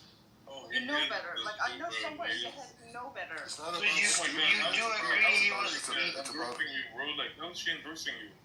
So, Abu, so you did agree he was 30% stupid before. Now you're saying that this is stupid. Stop saying that. Chanel, hey, Abu, please hang on, Abu, please, I'm talking to Chanel. Chanel, you do agree that he was 25% or 40% stupid before, right? Before this conversation. Now you see what we were talking about? He's fucking mentally not there in the head. That's what I mean. Like, this guy, there's mentally something wrong with you. Like, you need to see not a psychiatrist, please see a shaykh, those exorcists. See an exorcist in every religion, Christian, Muslim, exorcist, whatever it is. Like, you should see them because this is exorcism. Oh my God, they're I'm kidding you, Black Rabbi. Black Rabbit, I'll fix it for you. Come see it. Free Black Rabbi. I don't know Black Rabbi, what's your real name? Sharif Hassan. What? Sharif Hassan. Sharif Hassan? Yeah, Sharif. Sharif? Okay, that's a crazy name, Black Rabbi. Why don't you say that? I don't have a problem with it. Sharif, I know you're in there somewhere. First one is Sharif. Sharif, you're in there somewhere, please. No. All right. So this is in there somewhere. Where is Sharif? Please, I want to speak to Sharif. I know you have a heart, Black Rabbi. I know you have a heart. At the end of the day, I know you have a heart. Please. Well, there's a lot of room in there, so I don't know if you'll be able to find them. I don't know, man. I don't know. The key point is you cannot allow collateral damage to block the overall objective, right? Unfortunately, yeah. The objective was camera. The fucking camera. He said we cannot allow collateral damage to get in the way of our objectives. That's a genocider right there. No matter what, no matter how many people die, you must meet your objectives. But you've had that opportunity. You killed unlimited amounts of people. You still haven't met your objectives. What's that tell you? You are a failure. You're a failed state with a failed military. Edward, this is him. I'm just gonna play less than 30 seconds. This is Black Rabbit. Pretending to be ex-Muslims. Watch out. But some of the so-called experts who go around the country teaching, and in some cases preaching, about terrorism and the dangers of Islam are not quite what they seem. 100%. 100%. That's it. That's it. Actually, some people claim to be ex-Muslims and use Muslim names and go outskirt preaching, like that brother. But he's a murtad. In the 2000s and after 9/11, they had all these experts, teaching about what Islam is and that we're going to bring Sharia law. And we even had, people believe this, that we had entire cities around the country that were no-go zones for any non-Muslim in America. But yet they couldn't point to, this is on Fox News, and they couldn't point to a single city. Here, I'll put it for you. Here, I'll put it in the chat. How can we sit here and say that everything and they made a lot of money is a lie, and then believe when he says that he's a Muslim? It makes no sense. He's nothing. Yeah, no. A lot of them were not Muslim, but it was a time where you could write a book, a cheap-ass book, and make millions of dollars by holding talks. Look up Pamela Geller. Her daughter in the last couple of years was, this is over 20 years ago. Her daughter grew up and she became a big influencer on Instagram. And then people found out who her mother is, and then a lot of people dropped her. She had like a fashion brand. Her mother was going and giving talks about how Muslims are taking over America. How they're Pamela Geller. She was on. It's so funny. There was a website, moonwatch.com or .org. And they had a whole thing on her. And for example, she took a picture of where was it? Nigeria or somewhere in Africa, of an explosion. Okay, and there are Pakistani soldiers there. And she was saying how the Pakistanians came in and shot, I don't know, I think she said missiles or something, and killed a lot of people. And it was actually the Pakistani military happened to be there refueling or something, and then so they saw what happened and they came in to help. But I mean, Loonwatch has a whole thing on her and others like her. Yeah, but I don't go out including Black Rabbi should be on Loonwatch. I think anybody could put somebody up there. Anyway, but the point is, I don't say anything negative about Islam or Muslims. All I do is I'm talking specifically. If you're saying collateral damage, which are Muslims, we can kill as many Muslims as we want, as long as we get what we want. As long as we make. You're saying collateral damage doesn't matter as long as our objectives are met. That's what you said. Not even 10 minutes ago. So this is hate for Muslims, not love. No, it's not. No, it's not, because it has nothing to do with ethnicity or religion. It has to do with resistance, right? If these people stop resisting, there will be no issues, right? But they resist, so that's the problem. So what would happen if they stop resisting? What would happen? They will live happily ever after. How? Like where? Like how? Give me any. They could slowly. They could build legitimate infrastructure. They could create a real economy. They could get rid of this whole violent in the areas in Ramallah and in Gaza and in I mean it's like it's throughout Israel. You know what I mean? The northern parts. They have an area to build a vibrant economy. Area. Yeah, they have. Like an area, like not a nation or anything, or no rights, though, right? No rights, no protection. Right now, they're just talking about. Right now, at the stage, we're just talking about civility. Civility? Right? That's the stage right now. You just said to meet your objectives, you will. Collateral damage doesn't matter. Or what did he say? It doesn't matter how much collateral damage you go through to meet your objectives. That's what you said.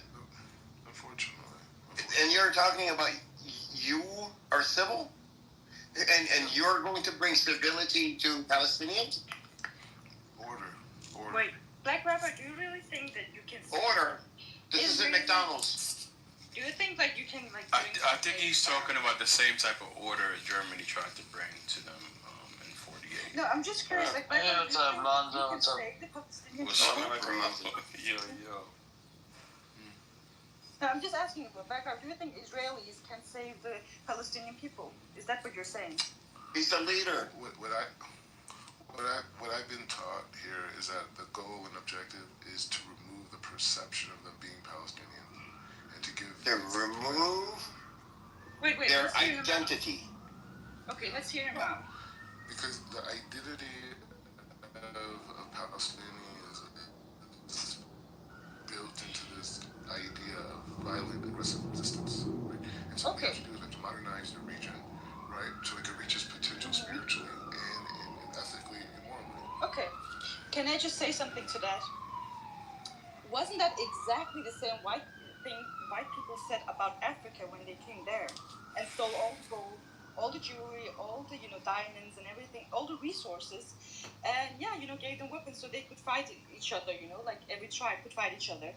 So isn't that the exact same thing they said? They're talking about white man's burden. It must be the Jewish man's burden this time around. No, well, it's not really. Is that how it is? Well, what you're witnessing is the will of the American people, right? The will of the American people is what you see redesigning the Middle East. Yes, Israel's there. Israel's in the front. You would have thought they had better internet connection in Israel. There are Green Berets, right? They got this Nevertheless, trash internet. Black Robert, how is it that you have so trash internet? Like every time I'm talking to you, I can't hear you. Like you're always in the matrix.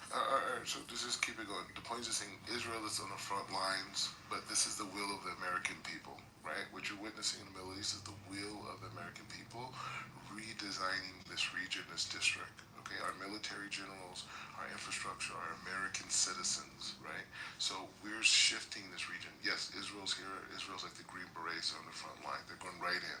They're brave. That's why President Trump I'm curious. Who's your allegiance for U.S. or Israel? There's no difference. It's the same country. Oh shit.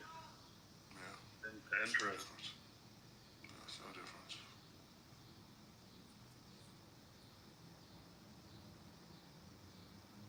Anyways, the point is just saying that's. I just wanted that from my record, Rabbit. Yeah, there's no separation. Exactly the same idea. In fact, it's like your left arm and your right arm. You know what I'm saying? So what you're saying is that both USA and Israel are the same. Yeah, I'm saying Israel is the right hand, and America is the left hand of God. So is America first or Israel first? No, they're both left and right hand of expressions of God. America first. America first. And you want to become the president of the U.S. 2032? Hey, Mordecai, now that you think, we know that you think your Judaism and you think your rabbinical, licenses and stuff like that, should we actually give a shit about what you think is right or left hand of God at this point? Or are we still going to accept that bullshit now? No, you should ask him when he said left and right. You should ask him which God. Which God is it like? God of Abraham, Isaac, and Jacob. Yeah.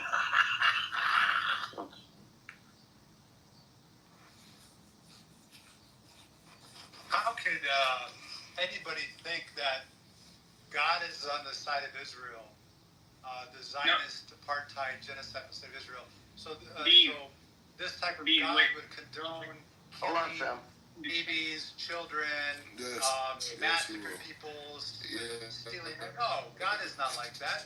That's your God, not our God. Absolutely. Indeed. You should also hear the fact that Mordecai actually believes that he is the judge himself incarnate. I can't hear two people talking at the time. Mordecai thinks that he's the judge himself. He thinks he's a what himself? He's the judge. He's the Dajjal? Yeah, he said that he thinks he's the Dajjal. No, he's just messing around. He's trolling. I know. He's retarded. Anyways, the point is just saying that nothing happens in this world without God's permission, right? That's very true. And so whatever we see in Gaza, the Ukraine, or 100 years ago, or 1,000 years ago, it's all through God's permission. And right now, they evacuate. So what Germany did the was Gazan God's citizens. permission? So what the Nazis did, so God wanted that to happen. Yes. So you're saying God wanted the Jews to get killed? God, And you're saying that anybody God who dies on wanted planet Jews, Earth. and you think God wanted anybody on planet out of every single country that they've been in, with the exception of like 4. Exactly. Yeah. So we all come back to Israel. So we all come back to Israel. Okay. So what do you think you guys could do better to stop getting kicked out of these countries? Stay in Israel. Build Israel. Make Israel stronger. So when you say stay in Israel, do you mean to expand that to any other parts like Gaza, Palestine, Gaza is Lebanon, Syria, Jordan? Certain parts of Lebanon, certain parts of but that's not staying in Israel. God's going to punish you again. No. Yeah, but you said God said stay in Israel, right? Yeah, Israel is part of Jordan is Jordan. Lebanon is Lebanon. Syria is Syria. So is that why you've been kicked out so many different countries? Because you keep on expanding? So I'm going to help you out. So everywhere that Abraham walked is the land of Israel. Wait, what? And there we have it. It's in the Zohar. Abraham walked in Mecca. He was in Mecca. Exactly. Did he walk in China? Mount Sinai is in Mecca. What about China? Did he walk over there? Did he walk in China? I don't know. Wherever he walked. United States? That's the land of Israel. It's all the land of Israel. Everywhere he walked. Wait. What about? Yeah, he walked in the United States, Lonzo. He walked in the U.S. He walked in the Caribbean. Walaikum salam. He walked in the Caribbean. Definitely didn't fucking walk in the Caribbean. Fuck that. Yo, he walked in Dominican Republic. Leave the Caribbean. Nah. Leave the Caribbean out of this. We want no parts of that shit. Oh, y'all kicked him? No. He leaves on his own when he knows that he's becoming. People are just making fun of him. Gotcha. No, the funniest thing that he made about the claim of Mecca is like, if he's claiming that, the Islamic claim, then he's just proving his Judaism wrong. In his last claim, he was trying to make an assertion like basically the world belongs to them. Yeah, no, he's retarded. I was trying to get him to say things like Asia, the U.S., like where did he did say he wants to make Israel strong, which to me means that he doesn't feel that Israel is strong anymore. And he also said, stop resisting. So I wanted to say something about that earlier. I don't know how to say that. But I'm actually kind of confused. How are all of these Zionists also very staunch supporters of Nazi Hitler? It is the most. It's so perplexing. I think it's the best way to put it. And I don't really get his point about is God's will. I mean, I think he's just trolling half the time. Half the time he's serious. But God's will, what does he mean by God's will? I mean, what was it, Lonzo, did you say about the Holocaust? The analogy, was that God's will? Yeah. God allows things to happen. Doesn't mean it's right or wrong. We have free will. We're being tested. But, what is his point? This is God's will. I mean, I don't know. He's saying since God ordained Israel, he also ordained the Holocaust and the Nazis. He also ordained everything else that happened in history, which is one of the most retarded points you can ever make, even as a Jew. Now you get it. Yeah, Devin, Montana was founded in 1940, but 3,500 years Israel has been the home of the Jews. Yeah, so it's been the home of the Palestinians as well. Palestinians, many of them were Jewish, many of them became Christian, many of them became Muslim, some remained Jewish. They're indigenous to that land, they've been there forever. We have Palestinians on this Longer than 3,500 years, actually. History doesn't start when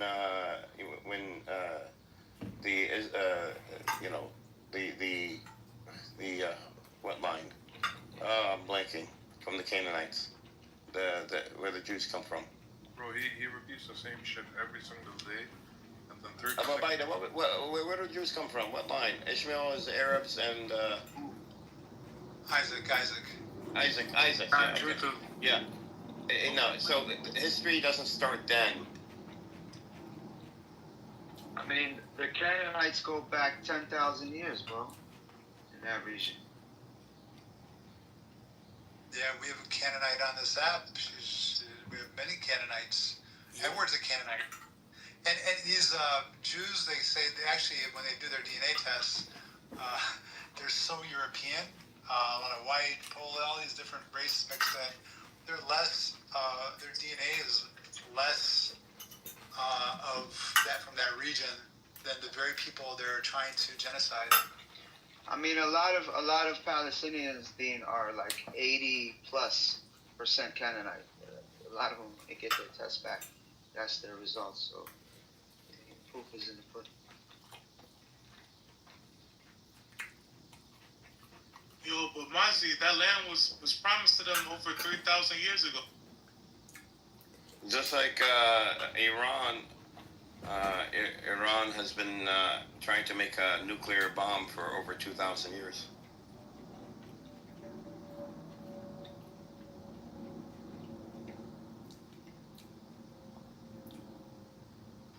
Oh man! Did you guys see that Trump has moved out soldiers from the base in Iraq?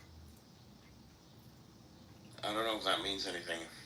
He actually started doing that when Iran and Israel went at it. So he didn't. There wasn't a yeah, I know he did, but I thought he started doing it again, moving soldiers out. He brought them back in and started moving them out again. I don't know. In the last 3 days. I don't know why he's doing that, but actually nowadays if anything American is being targeted inside of Iraq, they're going after companies, not after military bases. Say that again? So if they're targeting anything American inside of Iraq, they're not going after military bases, they're going after American companies. Interesting, okay. Yeah, it happened a couple of times. That's how you're supposed to do it. What's this term? This Wednesday. Well, something is about to go down. It seems that Israel, people are saying Israel is going to attack. Iran believes an attack is imminent from Israel. So something is about to go down. Question, who's going to hit first, you know? I think they're doing that. I think they're doing that to try to cover, so all eyes would be on Iran and Israel fighting and the atrocities that they're going to commit to the Palestinians in the Gaza Strip. Not like they're doing it already, but this is going to be 20 times magnified. Possibly, but here's the thing. They're evil people. Evil. With this attack, Iran is going to have to retaliate in a very, very strong way, or it's like the people are going to go up against them. I think so, in my opinion. So it's going to be a little bit different than how it was the last. Well, the last attack there, Israel hit them with a cyber attack. So their air defense was down for 8 hours. But I think Israel and there was more Mossad agents there. Yes. That were causing internal turmoil. And from what I gather from my people there that I spoke to, they said, and I heard it on the news somewhere, that a lot of them were captured and a lot of them were taken care of. So that threat might be a little less this time around. So Actually, Edward, let me just add one thing. Yeah, go ahead. I also read something today about, I don't know if it's true or not, but apparently Russia sold or gave the locations of the defense systems that they have in Iran to the Israelis. And that's how they were able to target them. When? Yeah. I don't know if it's true or not, but I actually read it on one of the pages that I found. No, a strong Iran, it would be in Russia's best interest, because that's a gateway to the Middle East by land. I don't know. I can say, though, the worst thing, the biggest mistake that Israel made is giving Iran a 12-day war and not finishing the job, which they couldn't finish the job.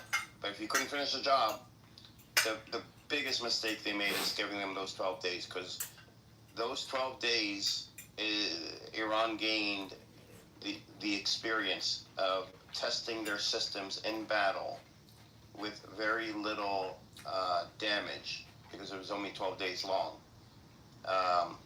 And that's experience you cannot buy. You have to go. Oh, they bought it all right. And so they had a limited engagement, so that they, Iran was able to test, see where their systems are weak, see what worked, what didn't work. So they've revamped their whole government, restructured it so that information moves very fast. Commanders on the ground can make decisions autonomously. The weapons systems are now deployed differently. They recalibrated their radar. I mean, they made thousands of changes, thousands, and that's because of experience. That's pretty crazy. I mean, the Iran that Israel would attack next is not going to be the same Iran. I agree on that one, Edward. And on the previous person, was general or someone. Yeah, that news is fake about the Russian giving a spot or location to the Israeli. There's a bunch of Russia phobia also is in Iran. They don't understand what's going on. They don't even understand the difference between the S-300 or S-400, and they're opening their mouth and giving false information and bringing down the whole system of the defense system, which is Iran military. They thinking there's a weak point. Actually, there is between Iran and Russia a good strategy and good working on every defense or any needs to be done. They have back and forth intelligence between each other. Same Russia gets from the Iran gets from the Russia, and that's very common thing. And trying to saying that Russia is under behalf or on behind selling the location, that's absolutely a fake, and it's just discard that news.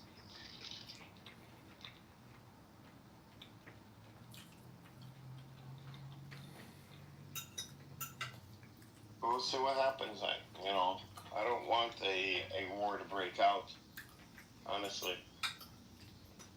And we'll see what happens. Hezbollah said, what was their comments? Everybody thinks Hezbollah's out. I've never thought this. But they said the world will know our might, or something like this, if they're attacked. So, we'll see what happens. And another thing you had mentioned about in Iraq, the American moving around. American just trying to achieve their own goal, but the Hezbollah to get them disarmed. They're trying to do the same thing in Iraq with the Hashd al-Shabi. You are very afraid of Hashd al-Shabi and Hezbollah. That's why they're trying so hard, they're pushing so hard to dismantle the Hashd al-Shabi. And the government in Iraq, they know exactly what will happen next if they do that. And they're getting a lot of pressure though. I mean, whatever oil Iraq is selling, the money doesn't come directly to Iraq. It goes to in America, the Federal Reserve. They don't even own their own money. That's how embarrassing it is. But that's the situation with Iraq. They don't have much of a control over there. So they get pushed so much by America to get rid of the Hashd al-Shabi. Why there's so much they're pushing on them and Hezbollah? There's something big fear. They know their capability. Hashd al-Shabi, just Hezbollah, they're very strong. They're getting capable. They're getting knowledge. getting a lot of good stuff, and they are capable on the ground, and you should know they are capable on the sea battle, sea too. It just has come to show they have good stuff over there ready for the moment. So they know they have to get rid of before any serious attack or anything because they are afraid of Hezbollah and Hashd Shabi. And Oh no, I was just saying, I definitely support your points, and I was just saying that with the way everything's been looking from Hezbollah to the Houthis to also the destabilizations of many places within Gaza and at least in 2020 to see the number of men just kind of go, Joe Biden's my guy. But I'll go back. Clarence Thomas wasn't even the number one pick for the Republicans. He was down the list too. I didn't think he was more eminently qualified than every other black male. Like, he was no Thurgood Marshall, let's be honest. He's still not. Like, even on his best day and twice on Sunday is not anywhere near what Marshall was. So, I mean, I liked him, but at the same time, I look at some of his decisions, some of his writings, and kind of go, all right, this is lukewarm. It feels like fucking warm, cool toast. I don't know. I like him, but I mean, he's not someone that's going to resonate in the history books and pop out. He's not that guy. So it was performative when the Republicans did it. It's performative when Joe Biden did it. So no, I'm just saying. I think he'll make the history books for sure. Because he'll be, part of the bench that, we know all of the justices that made landmark decisions and where they stood on those landmark decisions. And as, people's rights are continuing to be taken away, his name will go down in history as being a part of the bench that made that happen, particularly when it comes to things like voting rights and affirmative action, which you guys seem to conflate DEI with, which it's not. DEI is not affirmative action. DEI is a mechanism so it's for a organization to quantify how diverse they are, if they're diverse at all. Where are they not diverse? And why is this happening? It's data that can guide action as it relates to, wow, so are we just not, going to the Black Ivy League schools? Are we not going to the AAPI Ivy League schools? Because a lot of the schools on the West Coast are like specifically AIPI, I forget the acronym. They're specifically that, right? Like, or are we not making an effort are we even making an effort, right? There's no forced action as a result, right? There's no enforcement. It's data for people who give a fuck. Now, everybody is not gonna give a fuck, but for those people that give a fuck, they have a way to quantify how segregated or how exclusive racially, gender, veterans, et cetera, that they are, because they might want to intentionally look for veterans that hold the skill set that they're looking for a position, right? So can you identify what is the DI? They wouldn't just quote unquote give a random veteran a position, right? But they would go to military job fairs, perhaps, and make sure that candidates were aware of their company, because they want to make sure that they're hiring vets. Like, that is DEI. How do you determine who's hired under DEI? How do you determine who's hired under DEI? It's part of vital statistics. It's tracked. Anytime that you fill out a job application, you're asked about your veteran status. You're asked about if you have a disability, and you're asked about your race, because there's different types of diversity, right? So I'm saying, how do you determine if they were hired based on those?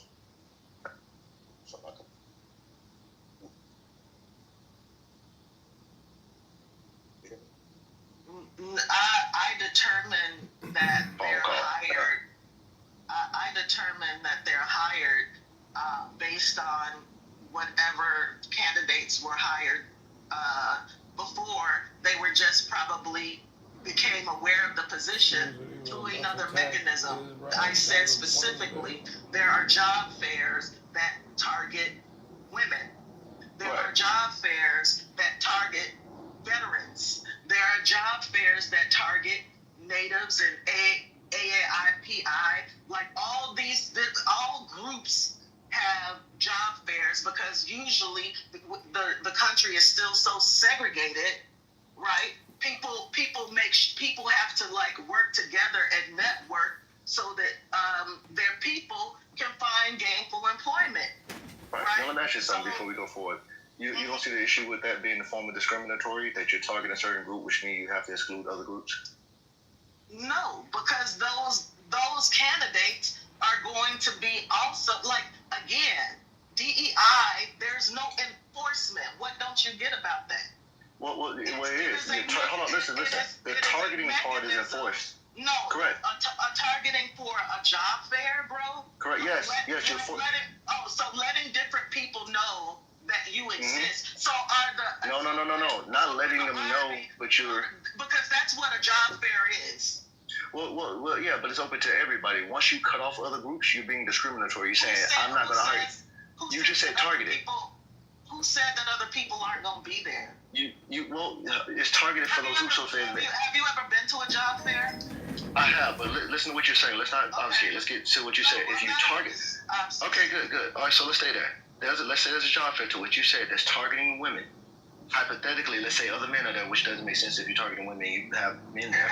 But let's just say, okay, that's fine. But that's still, but the ideal is that the men are there and they might not be in the know that they're not prioritized. You're prioritizing the sex over the other sex, and therefore there's going to be a less likely chance you get the job as a male because they prefer females. Who said anything about priority?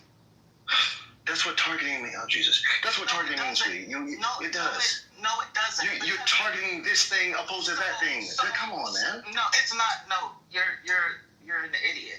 When the army puts... Yes, I'm not making sense right now. When the army puts a recruitment facility, or they go to different high schools, right, with different populations, is that a target? Are they really targeting? It depends on what they're targeting, yes. They be targeting something. Yes, that's common sense. Right. Why here opposed to there? Because hey, it's not no here opposed to there. It's everyone. Like, it's not like Yale or Stanford or wherever the fuck they were going before is not still being recruited from. As a matter of fact, again, according to the data, these things, again, since there is no enforcement, there's only like a minor increment of a bump of inclusion, because you're now exposed to a different pool of people. But the majority of your employees are still going to come from the same, not only universities, because we know that most hiring, especially at the corporate level, is done by what? A reference. They recommend people. And the same thing happens with elite institutions. Most of the people that go to elite institutions are legacy, or they've been recruited because of what? Sports or whatever. Like, this is what this is the goal or the core value of the institution, is to not be segregated and to have a diverse student body. What is the problem? One, the discriminatory aspect of it. Secondly, the undermining the narrative situation. If it's not diverse, isn't there already de facto discrimination happening? No. Okay, all right. That's not true, no. Sure. Right. So how do you determine discrimination? I'm glad you asked. Exactly what you said. Targeting particular demographics. That's discriminatory. That's what it is. So 50 years ago, let me explain, because you just spoke. Let me try to explain what I'm saying so you can understand me, because you just spoke. 50 to 80 years ago. Well, you asked me a question, and you had a big spiel. So let me just run this real quick so I can tell you what I think discriminatory practice is. What you just said, essentially, but let's just go back some years because we'll be doing the same thing just for a different demographic. There's a hiring job fair, and they are hiring only white people because they don't want to hire black people, right? And they don't care about diversity of other groups. They care about what they're targeting. If they're targeting white people, that is discriminatory against other groups, and that's what we saw. Hence, we're now saying what we're going to do, basically, I guess what we call reverse racism, which I just call racism, is say now we're going to target other groups as opposed to what they did back then. The principle doesn't change; it's the same. If you target a demographic based on race and gender, it's a form of discrimination. I know you. When you say indeed they're targeting certain demographics based on innate characteristics such as your gender, your sex, that's discriminatory. Yeah, it's not. No, it's not. It is. Whoa, hold on. Excuse me. It's not discriminatory. Hold on. Define discrimination. Yes, have it. Yes, we can. Let's do it. Let's do it right now. And tell me, because I think everybody understands what this means. If opening up your talent pool to diversity is an act of discrimination. Get the fuck out of here! Like that's the opposite of. Yes, it is. Just because you're doing it, just because you're doing it to the group you like doesn't mean it's not discriminatory. That's what that's still what it is. It's not one group. It don't matter how many groups. If you exclude any group, it's still discriminatory. What is the opposite of diversity, Free? I know what diversity is. That's why we don't like it. That's the whole point. I get it. You're trying to get something outside of. I get it. Something that's different, diverse. Yes. What is the opposite? I get what you're saying. King. I get what you're saying. We got it. Opposite of diversity. Can you answer? You gonna keep asking the question? Yes, I can answer the question. Okay, answer it. Diversity we understand. Highest goal. It's not the highest goal to achieve. Free. What is the opposite of diversity? That's the fourth time. You want to ask it again? You haven't answered. Like, what is wrong? I do. Because I don't need to. Because we get it. That ain't the point. We get it. You're gonna ask me again. I will tell you we get it. I don't need to answer it because we get the fucking point. We don't need to do that. No, it's not a C. It's trivial. Yes, call it what you want to, but you're being stupid, acting like discrimination is not discrimination. That's low. But you're acting like this. Yeah, I know the irony of this. I want you to understand what you say don't mean anything to me because I don't consider you smart. So it doesn't mean anything to me for you to think I'm low IQ. Because if I am low IQ, you're lower than me because you don't know what discriminatory means. You don't know that you're actually preaching it. Because the group that you like is being favored in this situation, so you don't want to call it discriminatory because the groups you favor is being benefited. Tell me what the opposite of discriminatory is. It's trivial. This is called obfuscation. You're gonna do this, and we're gonna go somewhere else. That's why she wants you to do the stupid shit. We get the point. We get it. No, it's not bullshit. The bullshit is you trying to go somewhere else opposed to stick to the point. That's why she wants to do this.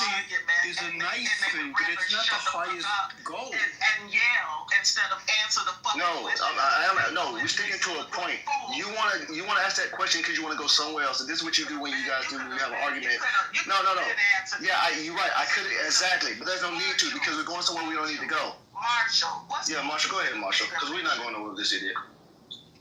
Hey, King, just got back into my truck. I just cleaned it. What's going on? What's the opposite of discrimination? That's if it fucking matters. Please answer because this is going to go nowhere.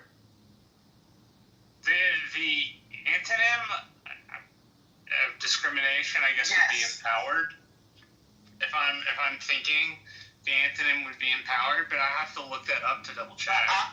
The opposite of discrimination. Preference. Right. Okay. The opposite is a preference. Okay. What else? What's your new preference? She's trying to get you to say equality. No, the opposite of discrimination is exclusion. It's segregation. Stupid. No. That's what you're doing, though, dummy. When you prefer one group over the other, that's what you're doing, you idiot. No, it's not. That literally is. You're saying I'm going to target this group and not that group. You're discriminating, dummy. What did you get in language arts? It doesn't matter, idiot. Stick to the point. That's why you keep asking these dumbass questions. Stick to the point. No. What do you get in comprehension? Because you can't. We're good. Let's not talk to each other. But y'all see how stupid she is. She's trying to act like discrimination is not discrimination because it favors the group she likes. Okay, good. Yes, like you fucking know me. Like I don't know you, and I don't care about your history either. Because I'm not gonna appeal to your history because this conversation wouldn't matter, and you're too fucking stupid to have it. Let's have this conversation, not about my history or your history. Let's have this conversation. You're too fucking stupid to have it, and that's why DEI sucks. None of your fucking business. How about that? Yeah. None of your fucking business. How about that? I don't know. Look that up. Look up none of your fucking business. Maybe because Go Google none of your fucking business and see what that is for a living. Well, King, the problem is though, is that if you have, okay, so DEI or affirmative action in a way gives a preference. DEI is which not is, for example, hold on. Don't conflate the two because they're not the same. Okay. Sure. And that's why 90+% of the fucking jobs post-pandemic ended up going to minorities. Where's your evidence of that? Okay, I don't know about any of that, bro. Yeah, that's definitely not true. I did look this. Hold on. I did look up the synonyms and antonyms to the word discriminate. So we might have a more honest conversation about it. So synonyms to discriminate are differentiate, distinguish, difference, discern, separate, discern, understand, know, comprehend, contradistinguish. Well, I've never heard that one before. Divide, sever, set off, demarcate, mark off, grasp, or part. The antonyms to the word discriminate are confuse, mix up, mistake, lump together, confound, and mingle. These come from the Merriam-Webster dictionary. If anybody prefers the Oxford English, just let me know and I'll look it up. So what about the context of discrimination, racial discrimination? Because I don't think these people are intelligent enough to like draw what I'm trying to say. Hey. I wasn't talking to you, Brad. I wasn't dissing you. I wasn't talking to you. I wasn't dissing you. So you don't have to get hyped on me. I'm not dissing. I'm not interested. Like, let's tone it down a bit. I allowed it to go. I was doing something else, but trying to figure out how to work a fucking crock pot. But okay. You still struggling with that, Brad? Fuck yeah. Burnt one Marshall, ask ChatGPT. But go ahead. Ask ChatGPT what the opposite of racial discrimination is. It'd be racial inclusion, I'm guessing. It would be racial preference. The opposite of discrimination is preference. Thank you, Devin. But what's the point? Hey, y'all still arguing? Racial yeah, I've been waiting for her to grab a song. Wait a minute, the opposite of discrimination is I'm pro DI, by the way. Which she agreed preference. Wait a minute, no, I didn't get. I did not realize, and see what, because he says the shit, it's what, facts free? But no, the opposite. No, I'm just trying to push this forward so you can make your point so we can move forward. You keep asking this question. The opposite of we could have been done by this. So, like, for example, when they said Marshall will tell us. King, I did look it up on ChatGPT, or my ChatGPT. I don't know how accurate this is because you have to check ChatGPT. Good question. Since racial discrimination means treating people unfairly or unequally based on race, its antonyms would be words or phrases that capture fairness, like equality and respect across races. Some possible antonyms include racial equality, racial equity, racial justice, inclusion, diversity, partiality, fairness, tolerance, acceptance, and human solidarity. In the strict word antonym sense, equality or fairness are closest to the practice people often use racial equality, equity, or justice as true opposites. But there's not an actual. That's what ChatGPT says. We have. That is it. No. Hold on. God damn it.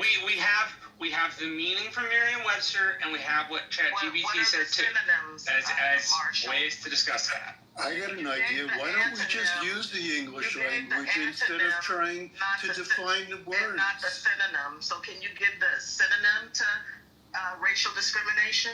Why are we playing this fucking game? Okay, equality. Equality. Because we can't have Why are we doing this stupid shit? Jesus Christ, shut up, King. Conversation if y'all King, shut the fuck up and let me finish. I'm a goddamn mod. Will you shut up?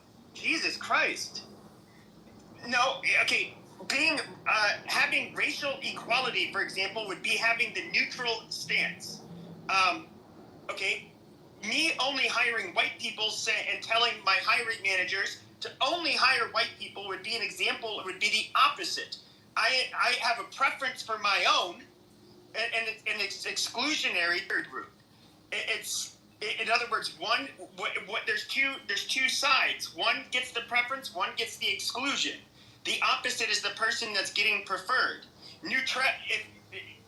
Equality would just be neutrality. In other words, you don't have a preference or exclusion for either group. The opposite of exclusion is inclusion. Thank you. That doesn't discount what I said. She said discrimination at first, not just yeah, but this is stupid. Just get to your fucking point, King. We've been doing this for like 10 minutes. The English language is not a mystery. You guys can twist and turn all you want, but, you know, it's very clear. The shit is not a mystery. If you refuse to accept it because you don't like it, that's personal. You still haven't made your point yet, King. We've been on this for 10 fucking minutes. You haven't made a point. What's your fucking point, King? Please. And you still didn't answer the question, so. I did. I said a long time ago when you were trying to get other people to answer. I told you you want to say okay. Well, it was not a good point. All right, let's move forward. The opposite of exclusion. No, the opposite. No, what affirmative action in DEI was preference for dark people, and as opposed to preference for white people. Literally, it's literally swinging the fucking pendulum in the opposite fucking direction. That's not true. That's not true. For other groups, and basically non-whites and women, essentially. King, is diversity the highest priority? DEI applies also to veterans. Yes, I'm disabled. We get it. Yeah, disabled. Yeah, that's right. King, is diversity the highest priority? Is that the most important thing? Diversity? For the left, yes, it is. For them, they don't give a shit about anything else. As long as it's not white, that's all they care about. That's so not true. We do not care about DEI. We do not care. How many vaccines did you take? Devin. Yes. Devin. Yes. Do you believe in the free market? The free market? Oh, who did that? Oh, okay. Yeah, I did that. I'm really getting a headache from this. I mean, either we make a point and move on, or... I'm talking about an organization and... Miles talking. What you're doing is changing the topic. Okay. No, I'm not, because you're... Guys, the mod is talking. Goddamn. Hey, there shouldn't be anybody talking when Patricia's talking. Period. Like, she is one of the four horsemen of this entire club. Let her finish. Then you guys can go. Yeah, I just want you to make your point, King, and let's just move on from it, because we're not going to come to an agreement. You and Free are at the opposite ends of what the point of this is. So please make your final points, and if we could move on with the conversation, great. Like what you don't like, but make sure it's based on facts. Otherwise, you're fucking crazy. You're responding emotionally. No, you're responding emotionally with your fucking watermelon logic, and it's fucking obnoxious. The reason why people are against DEI is they have to put up with black girl magic from people like you. What do you do for a living, Jacques? Genius. Mr. High IQ. I fire black people for a living. How's that fucking sound? Yeah, I doubt that very much. You probably got your GED. Okay, but you're taking a little too long on your break to scream in your big mic, so why don't you go back to work before you get fired? How do we get a great America? Do we get a great America? Funding Israel. Y'all don't want a great America. That's how. I ask you, it's a hypothetical No longer funding Israel. That would help. It's just a thought experiment. How do we get a great America? By aiming for diversity or by aiming for greatness, merit, high quality achievements? But that's what diversity was supposed to be for. It was supposed to be a merit-based logic, and it turned into something else, which is why I left the industry a decade ago. I did want to say this, right? Because in every room, there's people always talking about how diversity is this quote-unquote black thing, and that's just the most untrue thing. It is a white woman and a white LGBTQ. Those are the two biggest beneficiaries of diversity, both in finance and in the tech industry. This whole color conundrum where you're now starting to see black faces in the DEI space is primarily black women, and that's because there's some benefits that, depending on your institution, there's some benefits that you can get from being quote unquote a double or triple minority. Diversity today basically means anybody but a heterosexual white male that is not in the military or has disability. Well, these things also vary by field. But diversity includes everybody except for those people. And I found that I mean, in technology, maybe it is white people. I have no idea. But there's all different fields where people excel. In individual fields, Oriental people might excel. Women might excel in another field. Gay people might excel in another field. Maybe Jewish people excel in a certain field. I don't know. Whatever it is, if it's based on meritocracy, that makes for a great America. That's how it started. Like that was the initial intent, and it has dwelled into something else, which I do not agree with.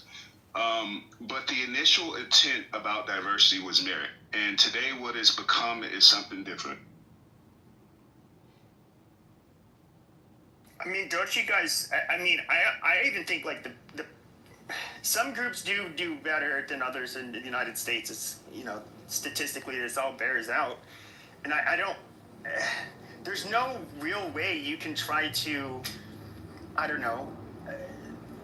I guess try to even quote unquote even things out so people are equally as educated and equally have as much money from the different groups without you basically, I guess you could say, abusing and taking advantage of not taking advantage, how do I put it, like you'd have to have almost like an actual communist fucking country. I don't think anybody's asked for equality in money though. I think this opportunity is all that's it. I think that's the goal, just equal opportunities to get a shot. That's it. Well, can I ask you a question then? Go. Why? So New York City, more than half of the children, the Chinese children, live below the poverty line. I learned this a couple of years ago. Yet they still outperform every other ethnic or racial group in New York City, including black kids, obviously. Do you think it's that we're genetically predisposed to performances? Well, I do know that culturally they spend even the poor Chinese kids, they spend far more hours studying than native-born Americans. So I would say, are black children or white children in New York City, for example, not being given the same opportunities, or do they have a shittier culture when it comes to education in comparison to these Chinese kids? Culture, 100%. It's culture, 100%. There's a New York Times best-selling book called Tiger Mom, and it's an Asian woman author that wrote about immigrants and parenting, and listed 8 immigrant groups that have they have a very, very intense culture as it relates to education in America. And this is the reason why people from those immigrant groups tend to excel in a capitalistic market or the United States of America. But the book Tiger Mom goes into it. It's called The Immigrant Advantage, and it's really between nationalized newer Americans in that first generation. But studies show by the third generation of that same family, they tend to have the same results as a average everyday American. So to me, what that signals is that over time, people become completely matriculated into that culture, and some of their outcomes are very similar with everyday Americans. But that sort of immigrant advantage disappears within 2 to 3 generations. But I guess, I don't know that data, so I'll take your word for it. But is it I wouldn't call it lack of equality if I don't think there's anything we as a country can do when it comes to how people raise their children. And of course, I don't think all parents are really equipped to be good parents, if I'm being honest. But yeah, I mean, you can offer the schools and stuff, but if the kids aren't being made to study and aren't being pushed by their parents, I think it's just... That's the cultural. That's a cultural issue. Yeah, but how do you change that culture? Like, that's the thing, is I don't know how do you change the culture for an everyday boy living in rural Nebraska or, I don't know, anywhere in the fucking country compared to, like, you know, these smaller, dense Chinese communities in New York City. I don't think you can do that. I think you can. Really. Oh, go ahead. Whoever was talking. Yeah, I think you can. It's going to take a lot of effort and time. And the issue is that, I don't think people as adults, we want to give up the pleasures, because all the shit that the kids do that kind of distract them from being disciplined and vicious and smart is the same shit we do as adults. We like playing games, gambling, drinking, being on the internet, spending countless time doing nothing, essentially. And we have to take the initiative to kind of change our society for the youth in order for them to start following the path we set. Because the only reason we got here is because we let ourselves be here. So we have to start with us to change that, essentially. Go ahead. And I did want to say this one thing about the conflation of diversity and affirmative action. If you Google right now, and I'm not saying this to be sarcastic or sound like a smartass, I'm just saying to get some actual factual knowledge, is the quote-unquote affirmative action has been banned by the state of California since 1996, right? So anybody alive today that has gone through the college system, unless you graduated before 1996, you're not a quote affirmative action or diversity hire, right?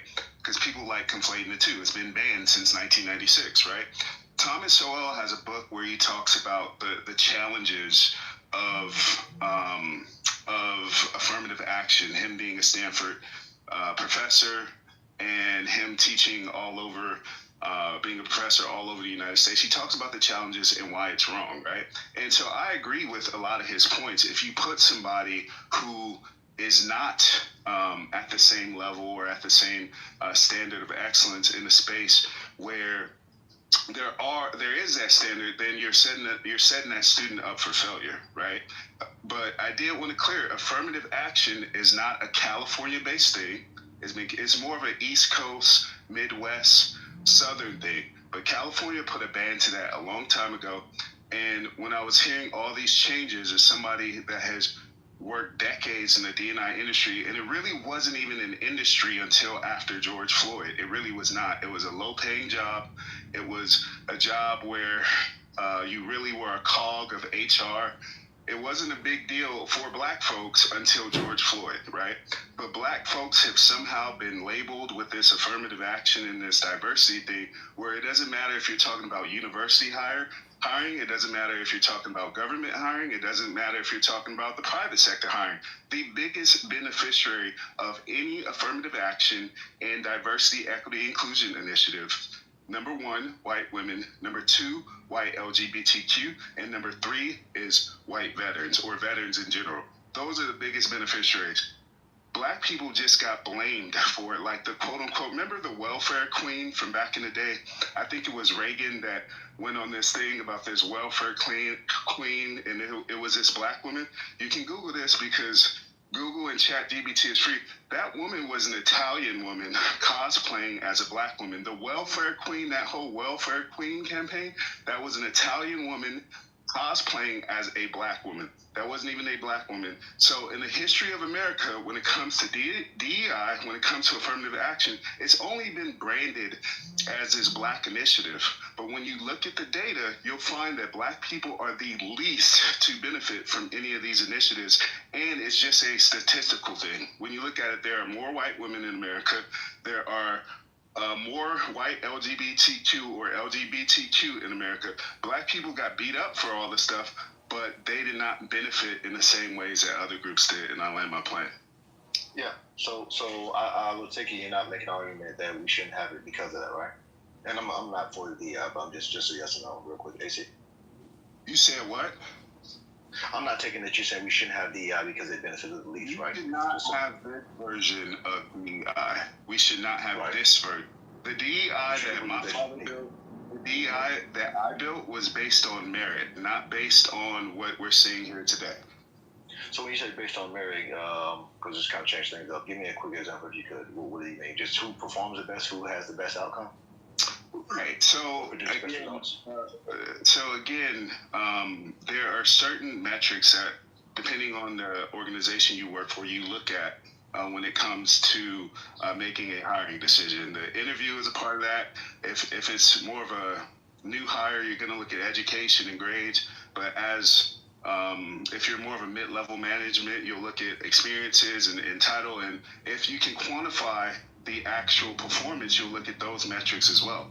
And so what I've seen, and you can Google this yourself, is what I've seen is, particularly in the finance banking industry, like JP Morgan, the company that I used to work for, is there was no way that you could justify hiring a quote unquote, it doesn't even have to be a black person. It could have been a woman. It could have been an LGBTQ. It could have been a black person. There's no way that you could use our metrics and our hiring standards to hire this person over this person.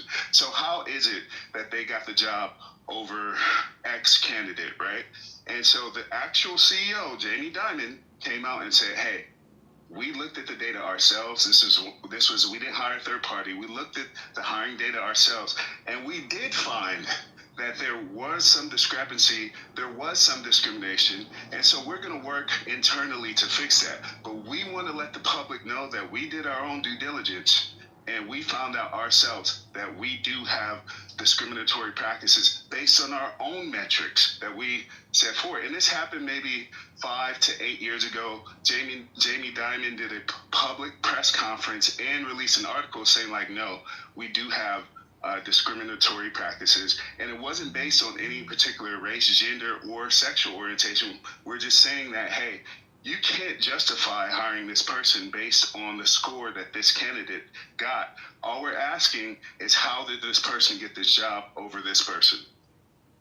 Hey, AC, I have a question for you. Hey, can I? Oh yeah, go ahead, man. Go ahead. So one of the things that I've noticed, I spend a good amount of time on Clubhouse just to relax a little bit and listen to both sides.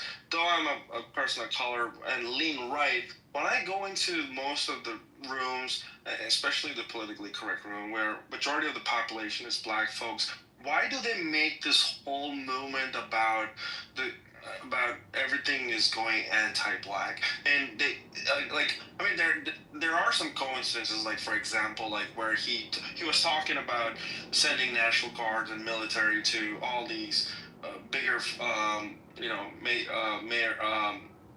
blue cities, especially like Los Angeles, Illinois, and New York and whatnot. So why does, like, there's a problem that we see. I mean, as a resident of California, I see the problem. There are places in Oakland and Compton that are in some parts of LA that are not very safe. Yes, they are populated with black people, but that doesn't mean that he's targeting only these specific black-dominated cities. But he's talking about cities in general, like LA.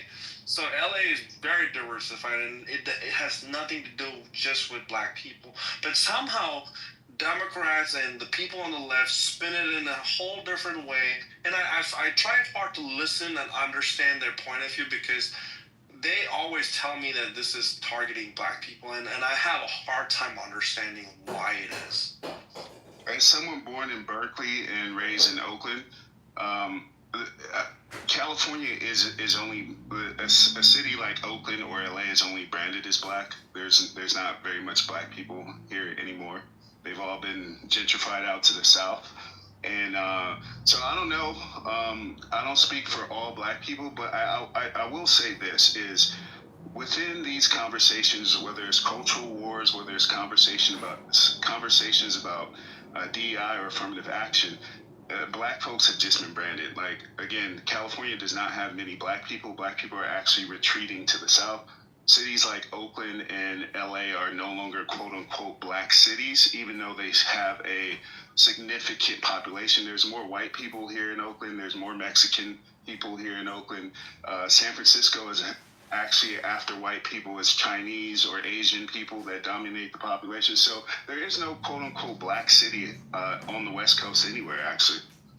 But somehow Democrat and the left party is able to spin it against, you know, this whole thing is about targeting black people. I see that's the part that I not understand. Even no matter how much I explain about the situation in LA. Because some people want to sow dissension. You sow dissension in a society. You pit people against other people.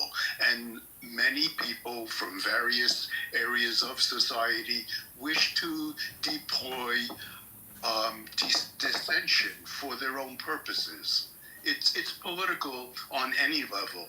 Even when it's purely social, it's political. It's trying to get your point across. I don't think I made myself too clear, but whenever you invoke identity, you are trying to sow dissension. Dissension is when people are against one another. I think I'd have to look up the word. So do you think is it because the political party, whether it's left or right, are not like being able to give the right tools for people of minority to succeed? Is that's why they have to come across these kind of different programs and agendas and make it part of the campaign for them to get the visibility into and consideration into the society? Like, where is the political party failing? Like, I mean, I'm not talking specifically the Trump's administration, but even if you were to look back the previous administrations, where have they failed? Like, in terms of empowerment, California has the most amount of programs to help no matter whoever you are. I mean, they're okay to bankrupt themselves to the last penny, but they just want to give money and help people. But I still don't see any progress. And that has costed the taxpayers in California so much, and we're so frustrated with so many initiatives happening around with no results. And that's what is actually making a lot of us in California who work, who contribute to society and try to make an impact to lean right, because the left has shown nothing but no results. So, Oki, I agree with you in so many different ways. I used to be a staunch Democrat that voted Democrat for forever, and then recently, by recently I mean the past 8 years, I've become independent, and I only vote based on policy. There's no loyalty to any party. It's kind of like being a political prostitute, where you go back and forth based on the proposed policies. You're going to make a vote based on that, and not necessarily a party. I think the Democratic Party has failed, particularly black people, in many ways, but I'm just gonna make a overarching thing. I feel like the Democratic Party caters to the emotions in people.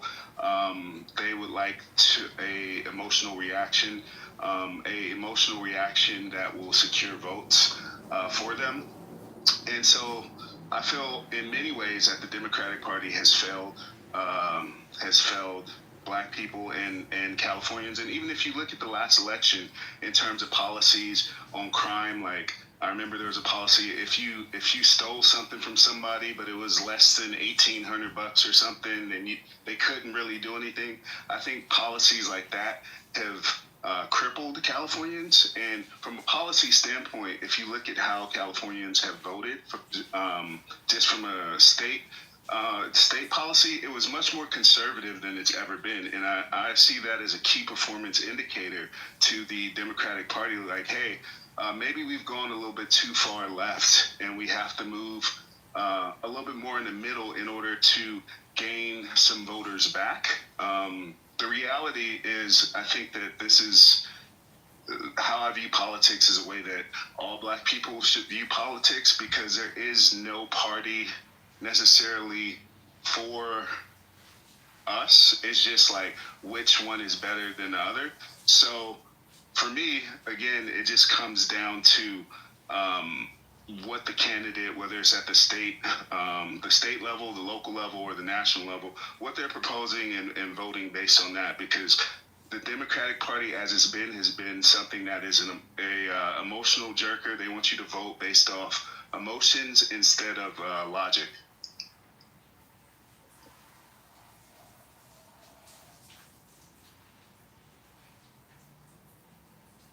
Joe B, did you want to add to the conversation? No, I'm just enjoying the bullshit in the back channel, but thank you. Yeah, I'm sorry about that.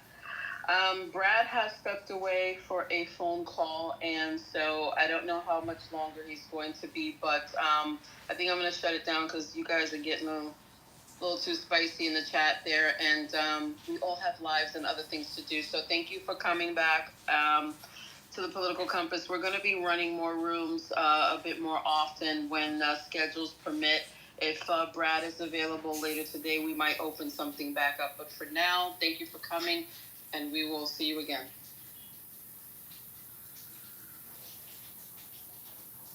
Okay, so first of all, okay, C, I will give you, hold on, you guys, hold on, because this might be C's last time in this room. See, I don't know what's wrong, and I think maybe you should talk to your physician about adjusting your medication. And I'm not saying this to be mean, but before you came in here, I gave you nothing but praise. As a matter of fact, see,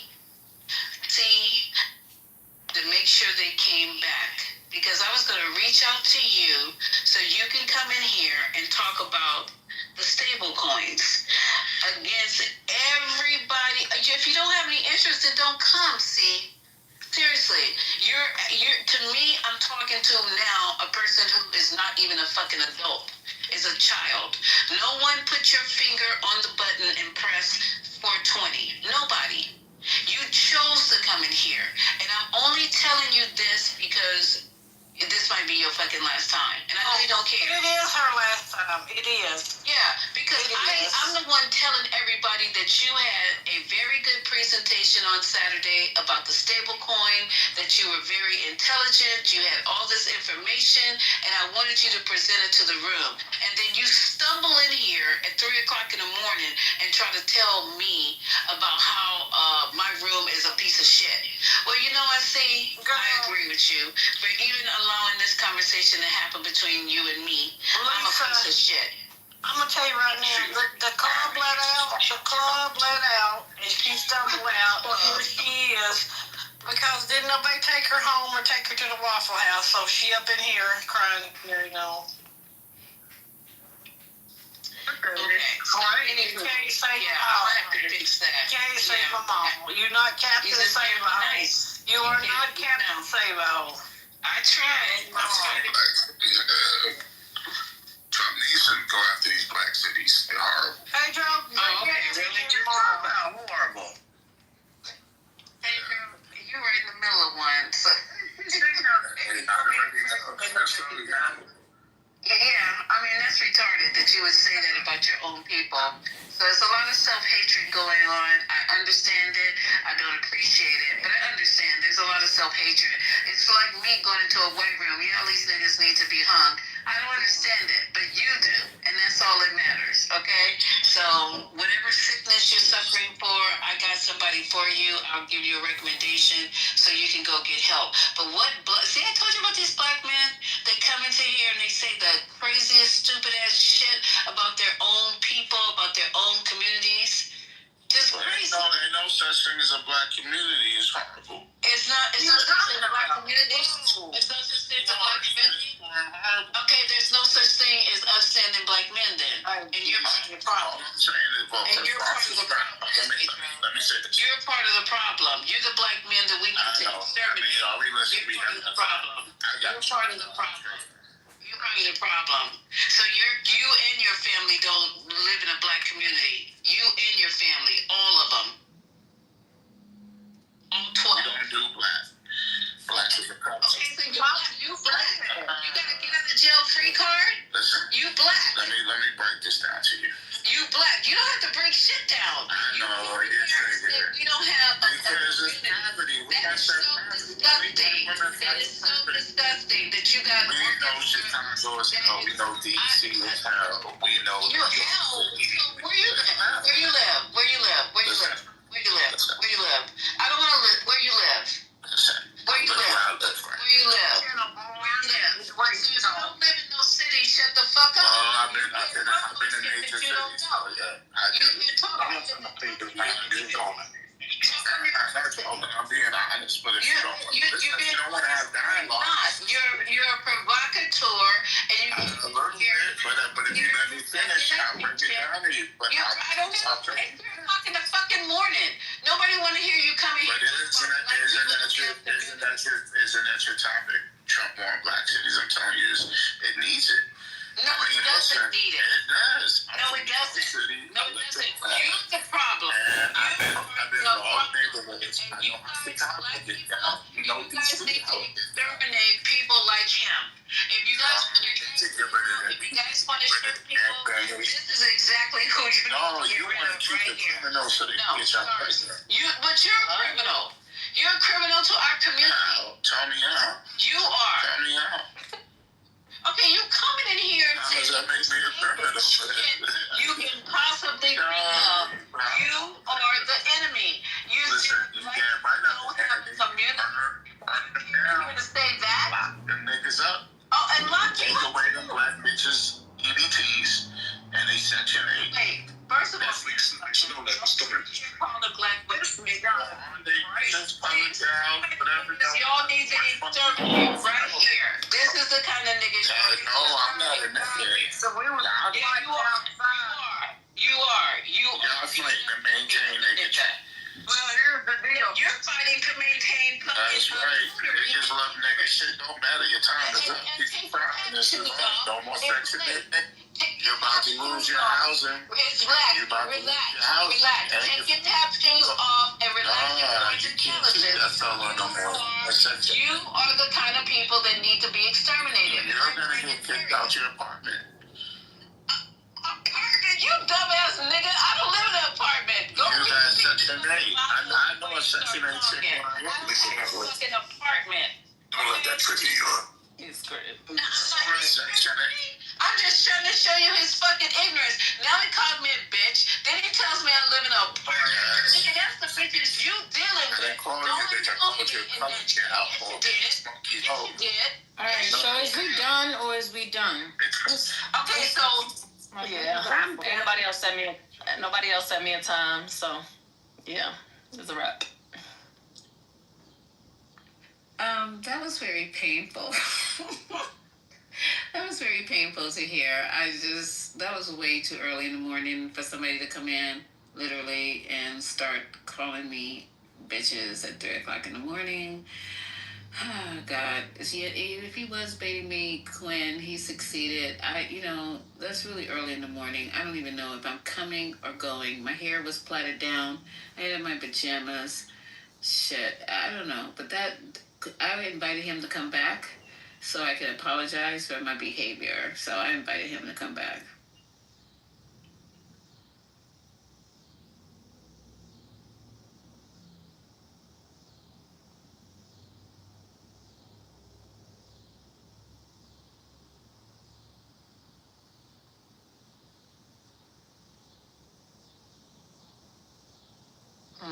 Well, I don't know if that's the one. Hey, man, boy, if that was the reason for the conversation or what we were supposed to be listening to. Y'all was all hyped. Yeah, you gotta listen to it. No, y'all need to listen to Culturally, because she was on fire. I don't know what happened, because by that time I was already in the tub, but I could hear culturally. What's his name? Culturally, Just. Y'all need to listen to Just and Matt if you guys want content, because Just and Matt, I don't even know who they were talking. Oh, you know who they were talking to? Who was it? Maya was it Ion or was it somebody else? I didn't even know it was Ion. Okay, yeah, I don't know, but that was crazy. All right, will y'all sleep? Y'all done? I was gonna say that. I wasn't gonna say that, doctor. Yeah. Let me get my phone. I have my phone in my hand, but I just want to say something real quick. Can I say something real quick? I gotta take a bath sometimes. Can I say something real fast, please? Yes, Brooklyn. Gone and say. But you were here too. You were wilding out too. Y'all go get Brooklyn. She was wilding out from getting. I'm gonna tell you this though, Lisa, because this is for you, okay? Now, take a seat. If you decide that it's in your best interest to apologize to that nigga for that, something wrong. Like this is like victim. This is like when victims like keep getting victimized knowing that they victims. You can't let these people do that to you. He called you everything but a child of God and you was about to, you gonna apologize. You bet not. Don't apologize to him for that. But I think I called him a nigga first, right? He thought like a nigga. He thought like one. It was well deserved. Believe that. You do not apologize for that because the coonetry of the whole situation was some bullshit. Like the nerve of him to come up there and say any of those things that he said from the get-go. Yes, he was a nigga, big nigga energy too. And he could be from any country, any color. At this point, he was on some bullshit. So please don't apologize to him for that. Don't. If you ever decide that you want to apologize to people for telling them about themselves, contact me first, because I'm going to tell you not to do it. You don't never apologize to niggas like that, ever. But you guys must know him because Dap came I don't in even my back. know him. I don't even know who that was, but that besides the point, they all trolls at the end of the day. Because Dap came in my Brooklyn, came in my back channel, and I don't know if he wanted what he wanted from me, but he said that, oh, I know him, he's a nice guy, he was just trolling you. I said, well, he called me a black bitch. I mean, what do you want me to do with that? And he goes, oh, but he's black Hispanic. I was like, okay. What? But he was just in there trolling you, just having fun. I'm like, no, I don't do that. Yeah, I don't even play with people like that, though. Don't play with me like that. These is grown people, adults. Okay?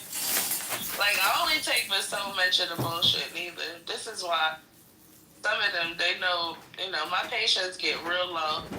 You are grown adult men and women, you know what I'm saying? Y'all need to start acting like it. I'm not taking no fucking trolling as an excuse. I don't give a fuck. You shouldn't have got on the internet to troll nobody. Now all bets are off. I'm shouting your whole fucking lineage out. That's how you treat them, like dirt. They're nothing, nobody. You talk to them as such, and then you dismiss them and make them go away. That's how you treat them people. You don't fucking be nice to them. Y'all gotta stop being nice. Seriously, my therapist told me to take a break from the Clubhouse. It's like, you are not built for that shit. And I'm like, yeah, in so many words. But, I felt out of body at the time, and I didn't feel comfortable with what I was doing, but I just didn't have any self-control at the time. So, some of the things I said, you just coming out of my mouth, I felt uncomfortable with, but I said them. So, like fuck you and nigga and all that kind of stuff like that. I mean, when I do that, I don't feel good after that. Brooklyn, I don't. I mean, you guys might think whatever, and I really don't care at this point, but I don't feel comfortable, doing stuff like that because after it's over, it's still with me, and I can't release that. So, yeah.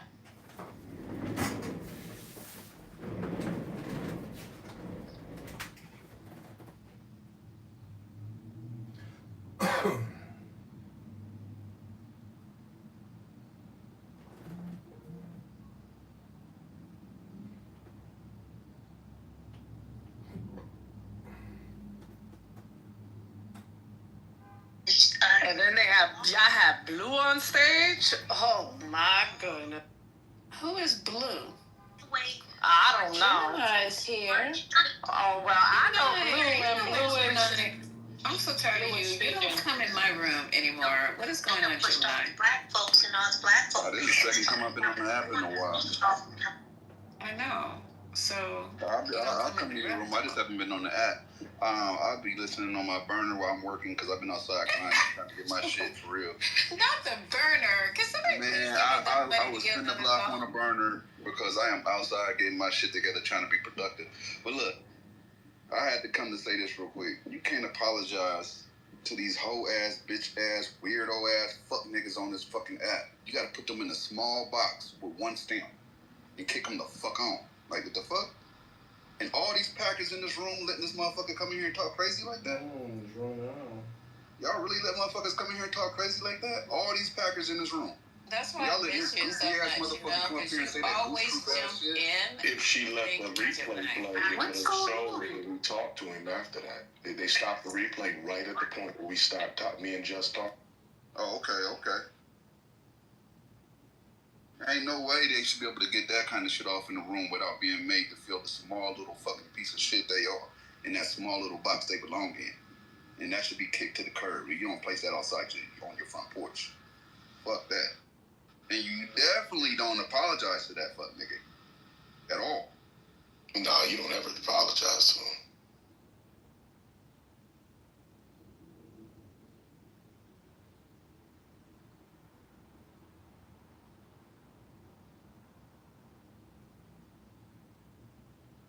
Talking about your apartment and all that shit is crazy as hell, man. These people on this app got no fucking life. But at that point, we knew what he was doing. We just told her not to respond to him because he was trying to bait her in. Yeah, he was definitely baiting. That's a fact.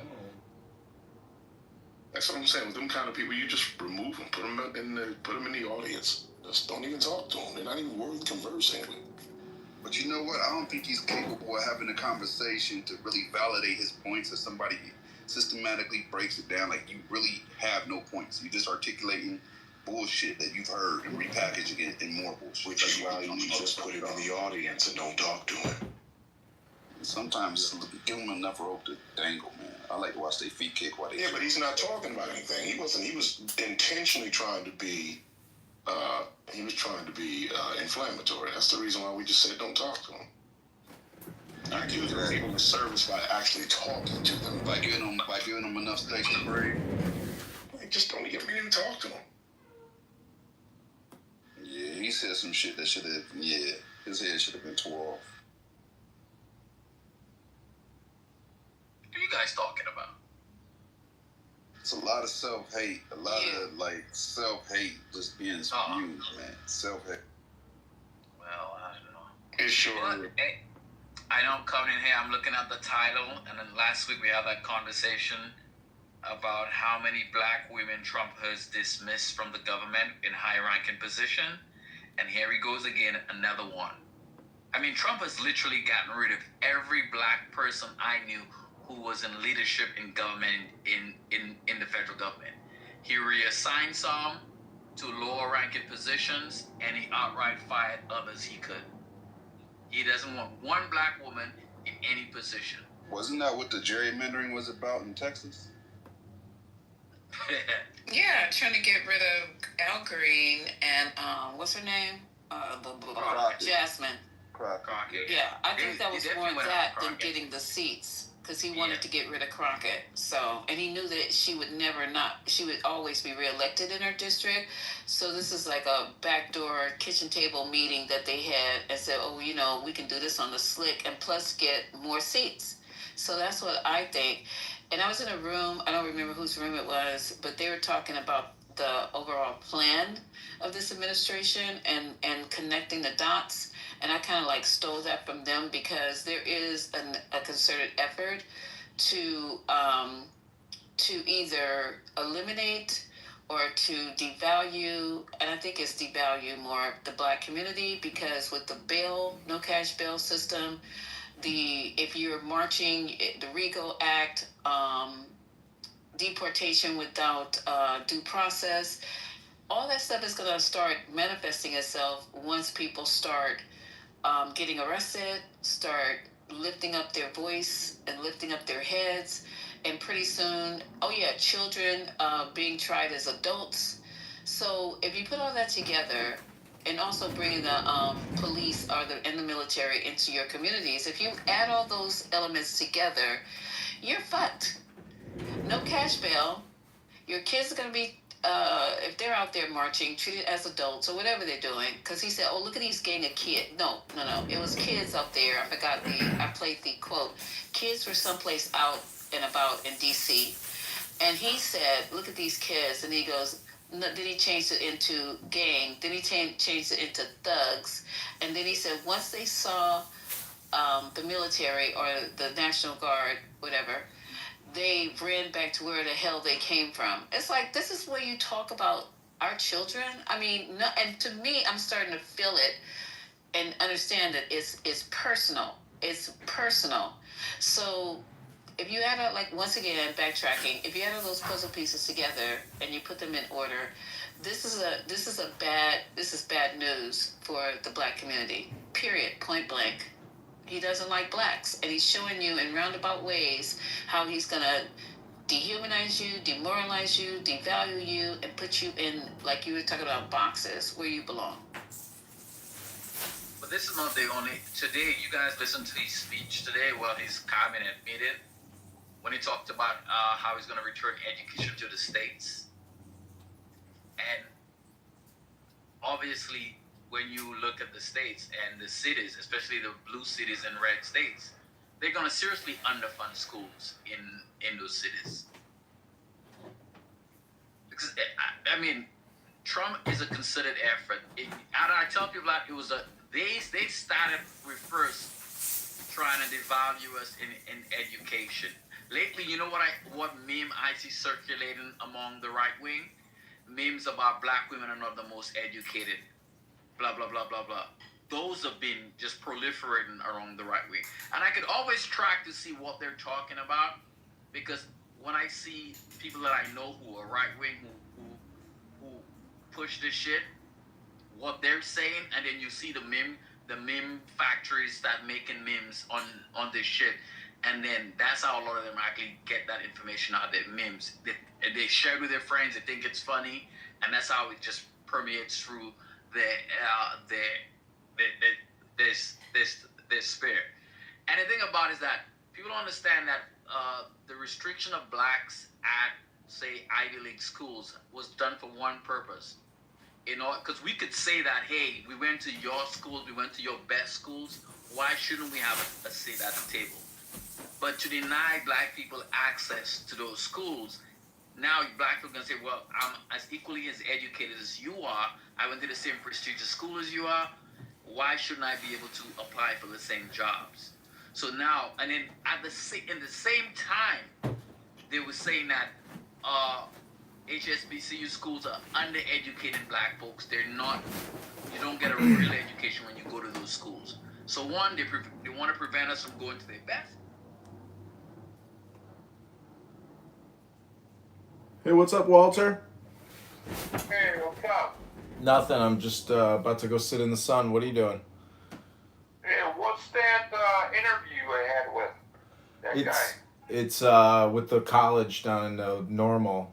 Oh, are you talking about the one on the YouTube now with George Steinhardt? No, the other guy, Benjamin. Oh, that's coming up. That's in Normal. Bloomington Normal. How big is that? It'll be good press. It's worth it. I mean, how many people look at that? It doesn't matter. It gives me credibility because it's with a name brand publisher. So it would be stupid for me not to go down there and get that publicity, because that's how I build my resume going forward, you know? And what about, they could do interviews over the phone or what? Yeah, that's what I'm saying. But they want to, they want to get me cornered, put me in the booth on the college, and I'm like, haven't you guys heard of the fucking internet? You fucking Stugats. We got to be efficient here. Stugats. everybody's making alliances right now. I'm about to gas up Aaron Delmar real good. I got a gas tank with me. I'm about to gas him up.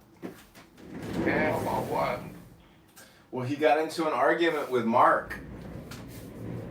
Yeah, I heard that. So I'm gonna overlay the audio of Aaron Delmar screaming on top of his images, and then everybody can hear what Aaron Delmar sounds like when he gets angry. Yeah, how's that? Well, you know that digital stuff? It's just filming. It's just overlaying audio with video. It's very easy. I'm gonna do it actually right now. I was gonna do it last night, but you reminded me. I gotta gas up Aaron Delmar for Mark. And then what would that do? It'll go angry, like, ah! Yeah, when Aaron Delmar sees it, he'll have like a migraine and he'll be like. They're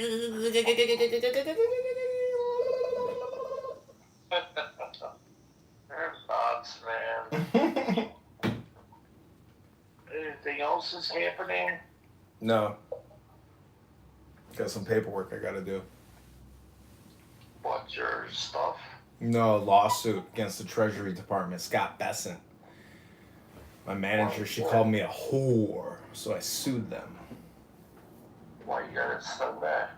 I gotta send it by the end of the week.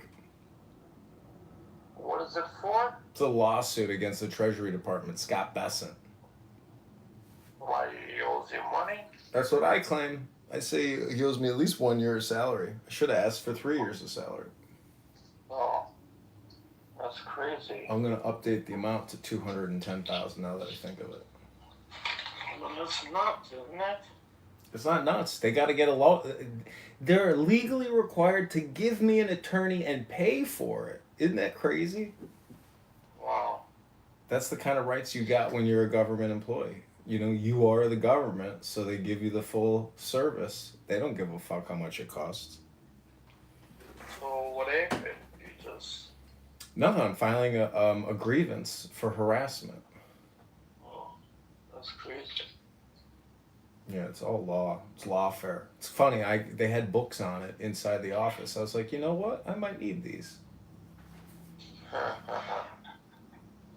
That's nuts, actually. These things happen all the time. People, you know how much Congress has paid out in sexual harassment lawsuits over the past 20 years? Like $1 billion. Wow.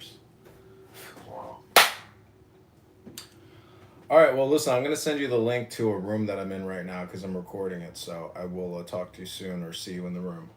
Oh, well. Okay. Okay, talk to you soon. Bye.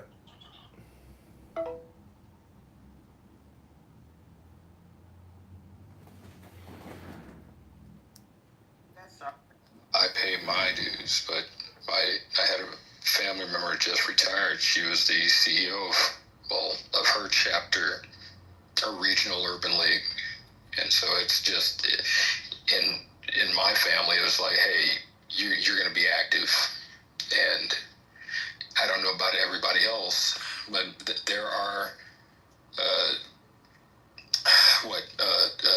regional, like Dr. A.G. was saying, and regional chapters. I just encourage people to reach out, and sometimes they may not be loud, but they are active. And these organizations, you know, they are the people, and they can only do so much as they have the people power to do. And listen, there's an era that has happened. I haven't heard anything from them, though. I don't understand what we're saying. Because What do you mean? I just said what I said. What do you want to hear? I don't understand. What do I want to hear? I want to hear them say anything. It's like, have they said anything about what's... No, seriously. I mean, I know you guys I'm are being chastising quite me. serious. I'm serious too. I haven't heard nothing. The Urban League is very engaged in the lawsuits, as is the NAACP. They are very engaged in that action.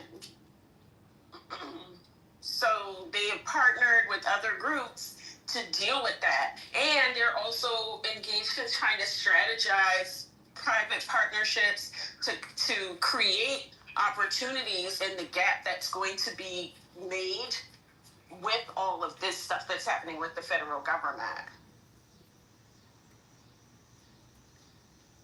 But they also can't do anything without money. So along with membership goes, along with the lack of membership comes a lack of funding. So people don't participate in them, they don't give them money because over time we have allowed, this goes hand in hand with a lack of education. This goes hand in hand with the being propagandized. We have examples of that on stage as we speak. People who have succumbed to the notion that these groups are old and that they don't serve a purpose anymore and that they're not as vocal, even though they're doing the real work. As Dr. A.G. has just so eloquently laid out, they do a lot of the work behind the scenes, and they do have people that come and speak on people's behalf. There have been instances where the NAA has supported Sabrina Fulton during the time when Trayvon Martin was killed. There's a lot of things that they do, and countless others after that. They were involved in Mike Brown in St. Louis. There's a lot of if you're looking for things that they do publicly and visibly, they do a lot of different things. But we have to understand what they are and what their function is. They do exactly what they can do with the lack of membership and with the lack because they're not funded well. They've not been able to evolve into the new time period. I mean, this is the information age. I'm sorry, Jim, I'm a land. This is the information age. And there's a lot of ways to get, to reinvent your organization if that's what you want to do and get the word out there. I don't know what's going on because literally if you start asking people to get involved, if you start making yourself more visible and your message more clear, there's nobody else. Oh, never mind. I'm gonna go on mute. I'm just saying you're not wrong. You're the right path there. One second, Quinn. I do think I would love to see them more visible, but they are absolutely taking steps to try to fight Trump. Like 1,000%. They're not inactive. They did file a lawsuit against the DOE, right, for cutting off the funding, right? And they really pushed back against DEI when that came out. We might not have heard about it because it wasn't as publicly broadcast, but they're actually doing the legal work. Like they're filing the lawsuits that actually contest the actions that Trump is taking right now. So it's not as publicized as we would like to see it, but they definitely are fighting Trump. And that's what I'm saying. Like they can't do that without new blood. Like you're talking about people who were involved in the 80s who are now in their 80s. You need new blood. You need people who understand the importance of it. And it's not everybody, but they just don't have when people say that, they always look at them as eternal organizations who will continue to do the work no matter what. But we don't often understand that we are now the people who are supposed to be the people involved in that. And many of us are not. It's their charge. It's their charge to get, if they're 80, just like, oh my God, I don't want to have this conversation, but can I just say this part? Just like Maxine Waters, she's getting ready to, I guess, retire. I'm not sure when or how, where. But, just like we're saying, you have to you're the emeritus, you have to bring people behind you, and you have to know how to get that done. That's their charge. It's not my charge. It's their charge. So let us know what what's going on, what you need, what you want to do, whatever, and then I'll be there to support. But I don't have the expertise in this. I don't know the ins and outs of nothing of this. That's their charge to educate me. Respectfully, the people that are in the NAACP and the Urban League, they're not all 80, right? No, they're not at all. I have three students who are a part of the Civil Rights Division, and they are the ones who do the legal cases. So not everybody is old. And sometimes you have to go to the place where the information is. Somebody put something in the chat, and my comment was, clearly you don't know what these organizations are, what their purpose is, and how they work. Because the NAACP and the Urban League, they're not going to be blasting on Instagram. They're not going to be blasting on social media. They're going to put out informationals. They're going to put out updates, and that's how they work. There's a very narrow line. I didn't interrupt. There's a very narrow line that these organizations have to walk in doing the work that they do. And so I guess I guess I just don't get it, because they have a website that announces what they do, where they're appearing, what their conferences are, what their conventions are, what the projects are that they're working on. That, like Quinn said, they ask for public donations to support their work. I don't know, and I will confess to a bit of, and I've said this before, like a bit of impatience when I hear, as I often do, I hear people talk about inaction when there's clearly action, and being uninformed isn't always the responsibility of the source about which you want the information.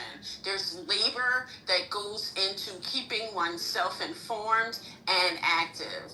And I just had this conversation today, and my comment was, get up and find out. You can find out. The information is out there, but sometimes you have to seek it. It's not just fall in your lap.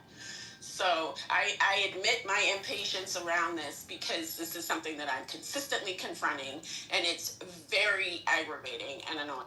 And Dr. Ray, just to be clear. Can I ask you, as an instructor and somebody in it, so these young people don't know anything about that? That's not true. That is not true. College campuses have can I say some? NAACP sections. They have college division. Not all college campuses. Not all. Lisa, let me bridge the gap. gap. There's not one on Cal Berkeley. There's not. I'll shut up in a minute. I'll shut up in a minute, because I feel like I'm getting pushed back, and I welcome it. I don't have a problem with it. But every kid doesn't know about the NAACP, and it's not on every college campus. It probably is on a college campus. I'm not denying that. But I know the ones that I'm active on, I kind of look for these organizations. I want my kids to know. I want them to be involved. But that's not the case. So every college campus they're not on. I'm just asking, this the way we're in this society right now, with the way we disseminate information. You're saying that we need to get out there and find it out, but a lot of kids don't know where to go to find this kind of. They don't know about none of that. SNCC, NAACP, Urban League. Am I wrong? Yeah, you are wrong. I could be wrong, but am I the only one who's wrong? You guys are not 17. Can I just say this about the Miss, university? You're right. Can I just respond to this about the university? Can I just respond to this? So, you're correct. Every campus in the country doesn't have a chapter of every organization. You are absolutely correct. Most cities, if you are located near a major city, there is some arm of the organization that is present. My point, and this is what I actually tell students, that you have to go out and get active. And so it's not true that young people on college campuses are not engaged with these organizations. A lot of young people use these organizations to introduce them to leadership if they are interested in that sort of thing. So the campus orgs are their avenue for that. So a lot of these young people are active in campus organizations. And the social justice organizations are a very popular avenue for students. And this is across demographics, right? So at my institution, for example, the NAACP chapter was so active, they demanded a meeting with the university chancellor, and every month they met with the university chancellor to discuss what their issues were with the campus culture. So it's not fair to say that the young people aren't engaged. It's just not fair. Well, I never said that. I said you did. You say they don't know about it. They don't. Ma'am, I'm saying that's not true. So the people that you know, I don't know every student. But Lisa, it's not just people that I know. I'm talking about the people that I know, because that's my only resource. I cannot talk about people I don't know. I cannot talk about colleges I don't know. Your population is smaller than mine. Probably. Yeah. because I advise organizations, and so I know how they coordinate across college campuses across the country. So there are very active young people. That's all. And I'm aware of that, and that's what I'm trying to curate within my own situation. But I just admitted that I don't know everything, and I don't ever claim to know everything, and I don't want to, because at that point in time, then my time on this earth is over. But what I'm saying to you, it's not about knowing everything. No, I'm just saying, okay, let me go on. Let me say this real quick, right? No, real quick. Like, yo, Hold on, Ja. That's the moderator talking. Real quick. I hear both of their sides because I totally understand what Dr. AG is saying. They are active. They do have a Instagram with a couple million followers on there, right? I would love to see them kind of, I know they need a budget to do this, but have a budget to reach out to the influencers, because a lot of the times the young people are more in touch with, like, not just an isolated social media page, but they follow certain influencers, and if you can get them to reconvey that message, I think it would be heavily impactful.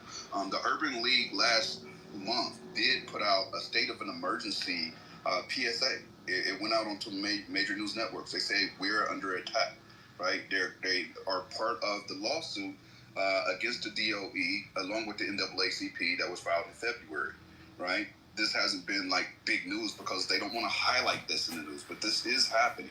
So there is pushback. But on the other side, on the flip side, like what Lisa's saying, I understand too. Like, I would like to see them in more locations. I know they need funding to do so, and I know they're soliciting and looking for it, but you have to really go out there and actively look to support them, right? Because they don't have the funding that they need. There is no, like, my daughter goes to UCLA. There is no NAACP chapter on that campus. None. Zero. Not even student rank. Nothing. Right? They only are listed as off campus. My daughter complains about that. So I see both sides of the coin. Well, but go ahead, John. I'm sorry. Yo, what I'm saying is, without young, like, new people that want to join the NAACP and all that, it would die. You need new blood in that. That's the truth. And then, you know what I mean? I raised my nieces in them. They're all college. They're getting their masters. You feel me? So, like, and, you know what I mean? I went to school for a little bit. I got an associate. I just in calculus. Like, I took statistics. I took all that. So, like, I'm just like, now I'm a little older. I'm just like, some of it didn't make any sense to me. I'm just like, what's the point? You know what I mean? So I'd rather just work, get a family, and raise them to be successful. Like, you know what I mean? I'm a man. Like, what's the point? Like, what is the point of that? That is what I've been asking this whole time. The reason why the NAACP, first of all, the NAACP never had to be on college campuses to be relevant. So people sought out the NAACP to be a part of it because of what we're experiencing now are younger people who some of you parents haven't explained to them the importance of the NAACP, and probably because you haven't seen the importance of the NAACP, and it's because people don't think it's relevant in its time, because you don't actually know the work they're doing. You're not seeing them on TV. You're not seeing, but you do see them. You just don't know that you're seeing them. I guess maybe that's not the best explanation, but they do very important work. They've been doing very important work. It's just when people think that they're not doing something according to their whatever they think that their stance for activism is, or speaking out on certain issues. That's not the only work that's being done. There's a lot of work, and very important work, that is being done by loudmouth people, or people who are very quiet, and they do have times when they are loud too. So that is a little bit confusing. So there's times when they do their work, and they're doing the real work. So we just have to get by and support them. They shouldn't have to find us. We should find them. I've been a member since I was. Money makes more money than labor. So you got to make money to make money. This doesn't have anything to do with what we're talking about, sir. Respectfully, it doesn't. Nothing to do with what we're talking about. It does. Let that man speak. He raised his nieces and nephews and put them through college. Let that man speak. I'll go after. I tell him all the time. Yeah. Money makes more money than labor. That is true. Regardless how you think about it. You're wrong for that. That is true. There is no point in labor if you could use money to make money. I'm gonna follow up on what Quinn. I'm gonna follow up on what Quinn was saying. I don't know personal. I'm not as in depth with the NAACP. I know they're good, but I know more of the National Urban League because I had one of my family members. We actually interviewed her here on the app a year or two ago in one of my spaces.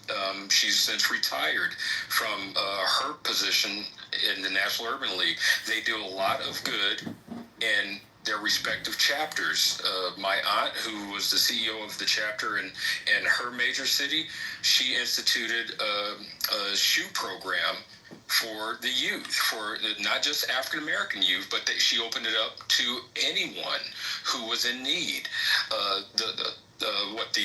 Especially in this time of going back to school, making sure that kids from families of less means had all that they needed. They have a youth program where they're getting youth involved.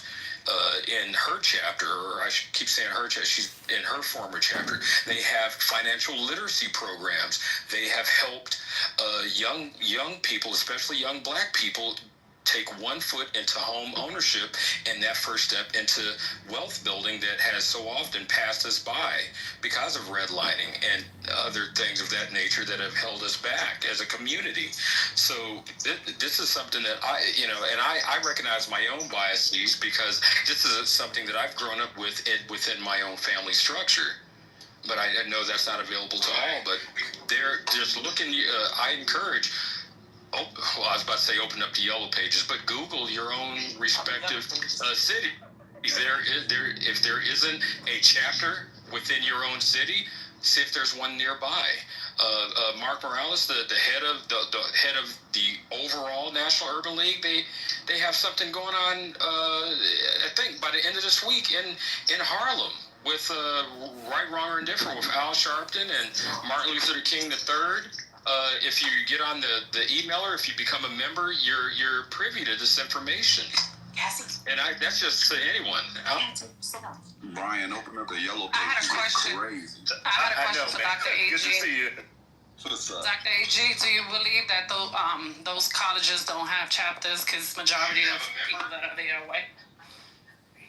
I think that's some of it, yeah. Because the student organizations can only be founded by students. So, I'll say that anyway.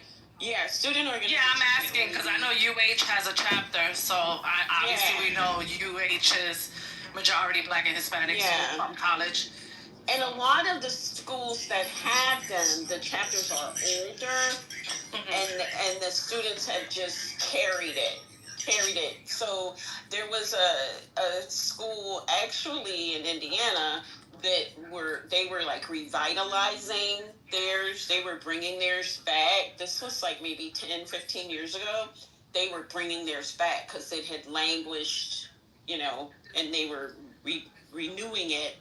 And so there is a resurgence of it. But yeah, that's why it's the student population.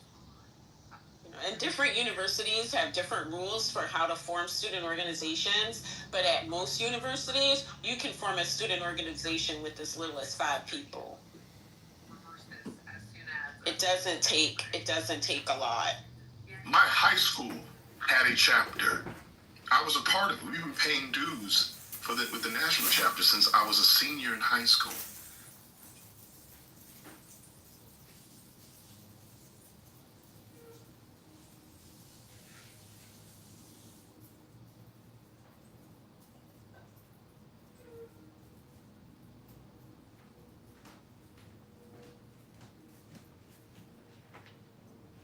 So basically, I got here. What happened? Yeah, we're here, Brooklyn. Okay, so basically, it would take for the kid to want to be involved, but then it will also take for the parent to, kind of encourage them to be involved in something like that.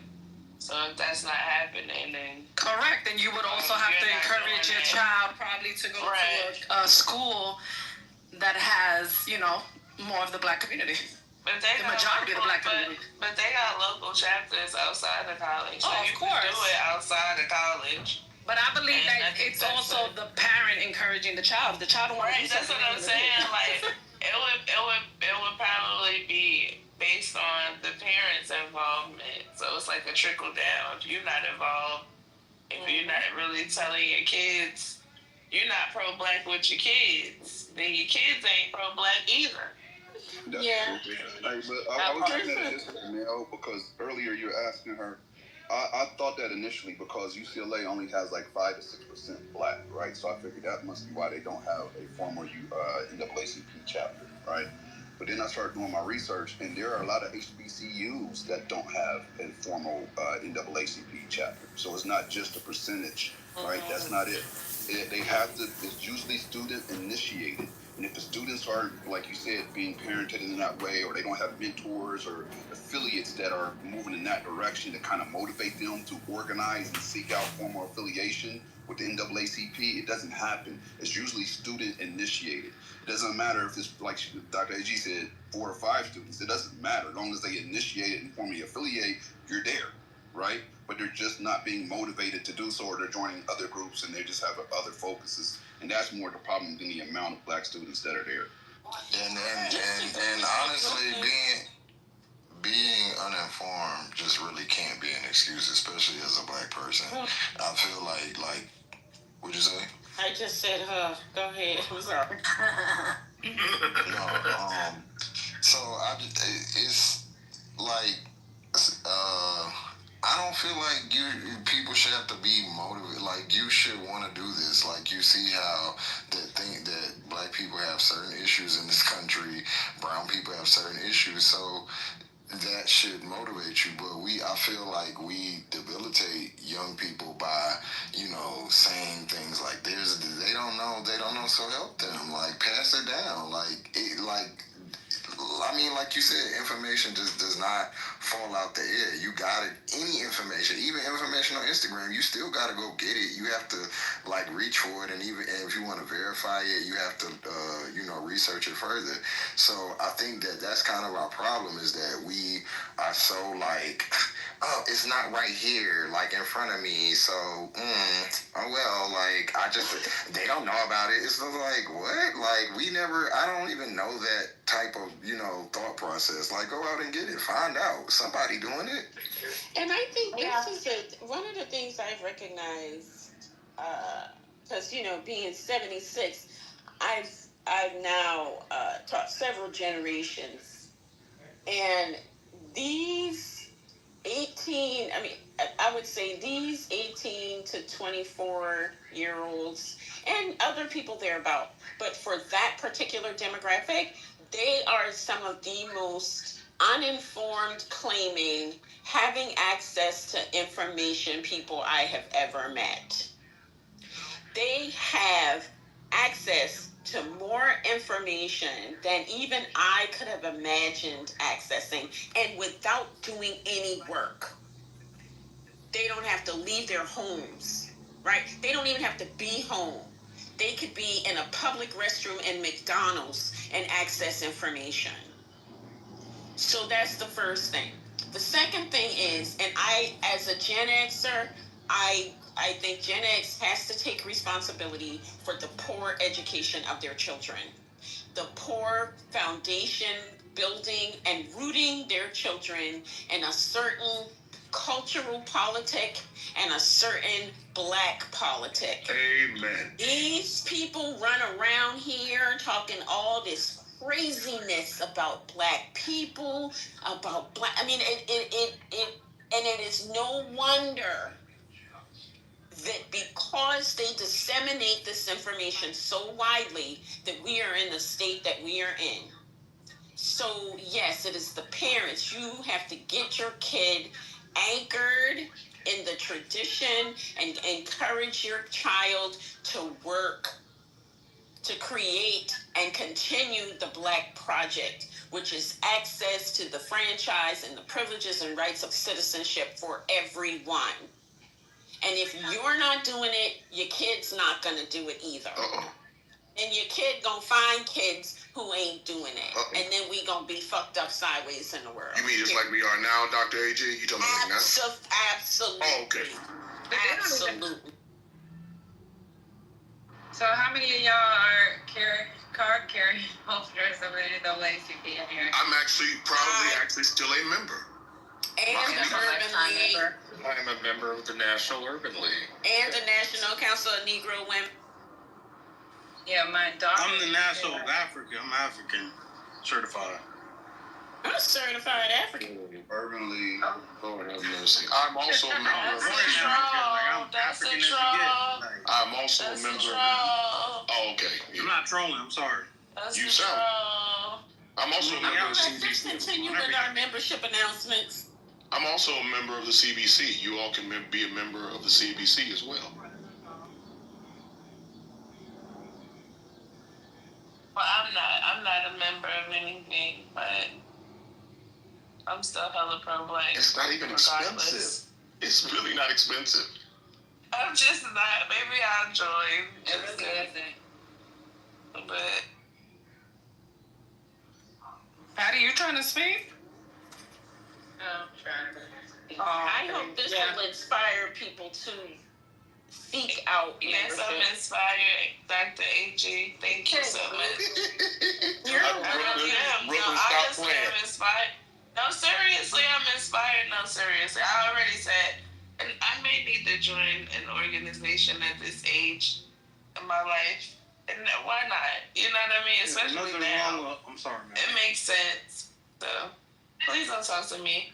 It makes sense for me to, join something like that and be involved in community outreach. I mean, I've done community outreach outside of all of those organizations, but it wouldn't hurt, you know what I'm saying, to join. I'm not tripping. And let's be clear also, it just because we're in the information age doesn't mean that people are going to be informed. To Dr. AG's point, I mean, that you can have information at your fingertips, but you don't have any guidance. Information without guidance is useless. You haven't been guided, and parents don't direct their children toward those things. And if they don't know, then obviously how are you going to, the blind can't lead the blind. So there are people who don't understand the importance of guiding their children, not just to being part of organizations, but understanding in general. So when you don't do that, then, there's only nothing to continue passing along. So, I mean, they have all the information at their fingertips they want. Don't matter. Nothing you can do with it if you haven't been guided, you haven't been shown how to use it. You know what I mean? I raised them basically, but they're all she was a student president. I made sure you gotta be, what's the point of you even being in council in school if you're not a student president? And I told my nephew, what's the point of playing basketball if you ain't the best? What's the point? I look what's the point? You know what I'm saying? You gotta be the best. And they became the best. He became the best. That's what it is. You gotta be what's the point? I average 17 points a game. You can Google me. It ain't no joke. What the hell going on? I'm with Brooklyn on this. I mean, listen, I try to call him. You can Google me. If you're gonna do something, be the best. What's the point? Absolutely. What are you doing it for? Totally agree with you, brother. I think this is the under 24 that Dr. AG was speaking on. Yeah, that's what it sounds like. Here's the thing: even if it's trolling, during a serious conversation, it's still juvenile. Just because you don't have the ability to participate in adult conversations, and then you try to get your kids involved when they're younger. It's crazy. When you get them involved when they're young in some of these organizations, they when they go off to college. You're in the Matrix, Patty. You must have rolled into some bad. When I was little, my mom had Martin Luther King's Day. I'd have to do little paintings that they would auction off at their because they always have their annual gala. When I was in Fort Stewart, or when my dad was in Fort Stewart, and I went down to see him in Fort Stewart, they have this thing in South Carolina where they have this big dinner right before the Masters, because the Masters is the it's a bunch of, or some kind of thing they have, Hilton Head, it's something like the Masters. You know what I'm talking about, Dr. A.G.? Yeah, they have, I think it's Ted Turner who does that golf tournament. That's what you're talking about? Is that what you're talking about, the golf tournament? You can't pay the bills with words. You can only pay the bills with skills. Someone can move him now if they Can you pay the bills? Quinn, you gotta, no, wait a minute, hold on, let me say something real quick. I've been real quiet. And I listened to this conversation about the education. And I agree, you know, the Gen X has a responsibility when it comes down to the education. But I also think when it comes down to emotional intelligence, that also needs to be something that needs to be an example. And the example that is shown in this room on a constant basis is not something that I would want the generation that is coming up to resemble. Why? Because it doesn't look good. So you're constantly complaining about somebody else, but nobody's looking in the mirror.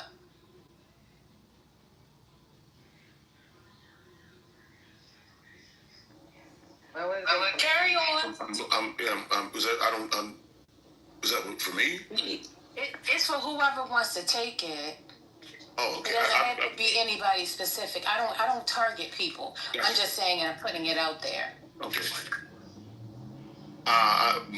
For my money, if again, you know, and that has a place in the conversation as well. But for my money, if we're having a serious debate or a serious conversation, and there are people not interested in that, and visibly so, I think removing them is probably a better option than engaging them, and especially when it's not in good faith. If it's in good faith, that's a different approach. They just can't participate in the conversation, or maybe don't have the information, but are willing to learn. Totally different thing. But when people are doing what this cat is doing to my right, that's disruptive because he doesn't prioritize sensible conversation, and he clearly does not participate. Clearly doesn't prioritize that. It's disruptive. Let's just recalibrate. Let's refocus. Patty, your internet was going in and out, so we couldn't hear. You were saying something about if you start them early. Yeah, if you start them early, a lot of times these kids do things on their own. Like with my daughter, when she went off to college, she was like, you know what, I'm gonna join the Young Democratic Party. So it's like she's joined that. She's like done this too. She's part of some black union, something, because there's only so many black kids at her school, right? Black student union. Union. She does. She volunteers at the Boys and Girls Club for tutoring for kids.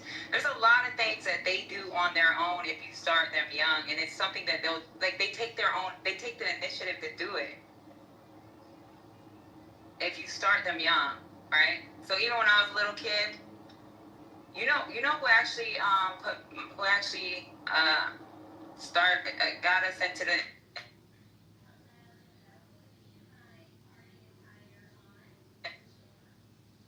You're gone again. Oh, fine. Can you hear me? Now we can. Yes. When you were young, who actually started? Yeah, my mom paid for it. She was the one that paid for us to join the NAACP. And we would go to a church once a month, and they would have meetings. This was before the phone calls and then the monthly meetings, because now they do this mass phone call and you get to hear like what's going on, what the agenda is. But back then they didn't have the monthly phone calls. It was once a month. We had to show up, dress up, go to this church, and they would have the meetings. And it was an Asian woman. It wasn't my black dad. So like, I don't know. And I think it's good to get your kids involved in these things, and they'll take initiative and do other things. Daddy, you want to see your Asian mom for keeping you connected to the culture. She did try. Yeah, but she don't. But I'm saying she wanted you to know it, and that's what's important. But that's like part of the point. It doesn't matter that she didn't know the culture. She knew, You know what I'm saying, to get you involved. Yeah. And a lot of these parents, they don't be teaching their kid about no pride about being black. And so when like the issues that people don't understand that there are specific black issues. Everybody want to be different. And that's fine. But we're not gonna get anywhere trying to separate ourselves from the things that are actually uniting us, whether it be through struggle or whatever. But I think that saying that people don't know about something has never been and should not be an excuse now. And I think that we need to really rectify that. I think a lot of the parents aren't proud of being black themselves. A lot of them want to be racially ambiguous if they could. They don't want to stand next to a black community, identify with the black community. They want to distance themselves as well. So you can't expect them to relay that type of information to their children. Their children are probably following suit. They're watching the way their parents moving are doing the exact same thing. They're not proud of their skin either. And I feel like that's why people don't understand, didn't understand Kamala, because one thing that I will say about her that irritated me the most is when people would try to say she wasn't black and bring up the fact that she was the first Indian woman, because you can be both. You can have two heritages or whatever, and be entrenched in both of them. Like, that's the beauty about being a human and having a brain. But everybody just thinks that because she said I'm the first Indian woman, and because she, is proud of her Indian heritage, that she's not black. And that just to me is very indicative of how people don't understand what being black is. And I feel like when I was growing up, when I was younger, even non-black people understood blackness and that we had a certain pride about ourselves. And I don't see that anymore at all. Never, ever. We're living in a post-Obama agenda. Those are espousals from people in the post-Obama generation. Like those, and don't get me wrong, there's some people in our generation, there's Gen X people who believe in the same thing, but there weren't as many of them because we saw a different world than they've seen. And we're just at that precipice. Like we're almost 20 years removed from that, from the election of a black president, which for not only for some white people thought that we were in a post-racial era, but there's some black folks who thought we were in a post-racial era. So there are people who are raising their children without the knowledge of who we actually are, compounded with the fact that we have piss poor education and the pride that comes along with knowing who you are. So, and there are people who think that they've arrived and that we're in some post-racial era, and that they don't have that knowing being black doesn't mean the same thing, or it just means that I'm an American. Quinn, let me ask you this though: what would that matter, right? Let's say Trump is a black advocate. He is on our side. He's pro-black. Everything he's doing is to empower minorities. Let's say that. Just hypothetically, we all know that's not the case, but let's just have that conversation. You still should be very, very, very adamant about them understanding who we are historically, what history has done for and to us, and how that we are viewed. Period. It don't matter if it's post-racial, pre-racial, current, it doesn't matter. That's still a very, very important part of who you are, who we are, who they are, how the world views them, what makes us us. That's still super important. You'll get no argument from me. But what I'm saying is that the visual, or the fact that we've had a black president, and there are people who are now almost adults who were born in that time, at the time that he was president, who were just born. There are people who are almost 18 years old. You understand what I'm saying? That since that's what I mean. So there are people who've grown up in a post-racial Obama era. I mean, who've grown up in a post-racial Obama era, who think because we've had people running for president who have actually been president, that somehow we're in that post-racial era. So it doesn't mean as much as maybe some in the generations before have claimed that it is. And not to mention the fact that we're in a society now where all of a sudden black Americans in particular, black people, wherever, can't talk about, you know, what their ancestors been through, the oppression that they went through. Oh, you trying to, they looking at us like we want a pity party, and we just telling the truth about history. And it's our own people that's doing that too. Oh, you don't need the exhibit of slavery. Why you wanna always be the victim? How many times we done heard that? Like, this is the type of shit that we going through right now. Where's other populace of people all over the world, and they went through shit too, and they get to talk about it. They get to to show what we came out of. Is different for us. They got people that don't want to watch movies about slavery. Oh, because we wasn't slaves. We got people saying that this shit ain't happened. We got other groups of people saying that we from from Israel. Goddamn, we was born here. It's all this shit going on at the same time, and it's just like, it's disheartening as fuck. Because nobody has been taught. I'm gonna say this real quick. Sorry, Dr. AG. I was just gonna say, because we don't know any Black history. I don't like. There's nothing you can tell me about Black people. Nothing. Absolutely nothing that would make me not want to be Black or be ashamed of it. You could show me the worst situation in Chicago or the slums. It's never going to make me not want to be Black. I'm never going to be embarrassed. A lot of these people are embarrassed. The way they talk about Black people, the way they refer to them you can tell that they're embarrassed. I'm not like that because I was taught about being Black from very, very small. So I don't have, and I'm not trying to offend nobody, but I don't have a lot of the inferiority complexes that a lot of people have, because that's what I know from beginning. From before I knew about George Washington and those forefathers, I knew about my actual ancestors. So I really do think that it's important that you know these things, because like even what Patty was saying, her mother, not even a Black person, pushed her toward these things because she knew what her child was going to face in life. And so now, as an adult, she knows these things. She has these things embedded in her as a Black person, and you can't take those things from a person. And those things, they always stay with you. If you have none of that, if all you see and all you associate Blackness with is sexy red and hip hop, and then you may have a hard time. Even though that still doesn't make me feel no type of way, but you may have a hard time grasping what we're so proud about and what we're going on and on about. But to me, Black culture is the most beautiful culture, and everybody should know about it. Not just Black people, but the fact that our own people don't want to know, or are so embarrassed and just talk about us like we're dogs. It's sad to me. It's really, really sad.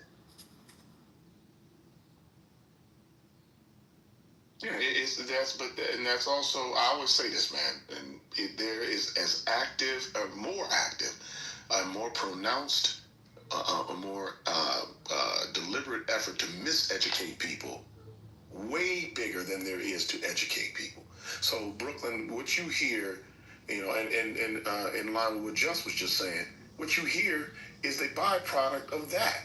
It's people not having any pride in who they are because they just don't know who they are. They don't know all they know about Black history is what they see in their current world. That's it. And that's sad. Like, to us, that's foreign because we learned Black history. We saw Black people. Some of the people that are mentioned in this so-called Black history are people that we know, that we got to experience ourselves. So, I mean, it's just, it is disheartening, but to understand it gives you a little bit of, gives you a little bit of reprieve, but it's disheartening. It's crazy to listen to, but I had to remember, we're in an era post a Black president. There's some people who think that signifies that was the end of racism, which is insane.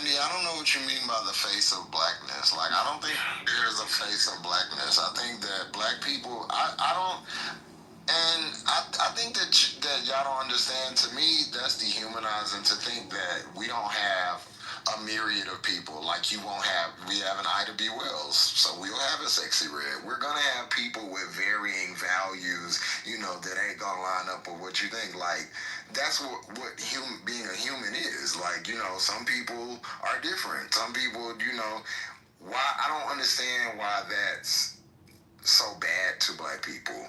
I really, really don't get that. Because she's approaching it with a different mind, though, Just. You see the stuff she wrote earlier. Like, her question is, why should we watch slavery movies? Is that empowering us in some way? Like this, she's exactly what we're talking about. Actually. Yeah, absolutely. You did say that. You said it's only a few small facts. Super empowering. You said exactly that.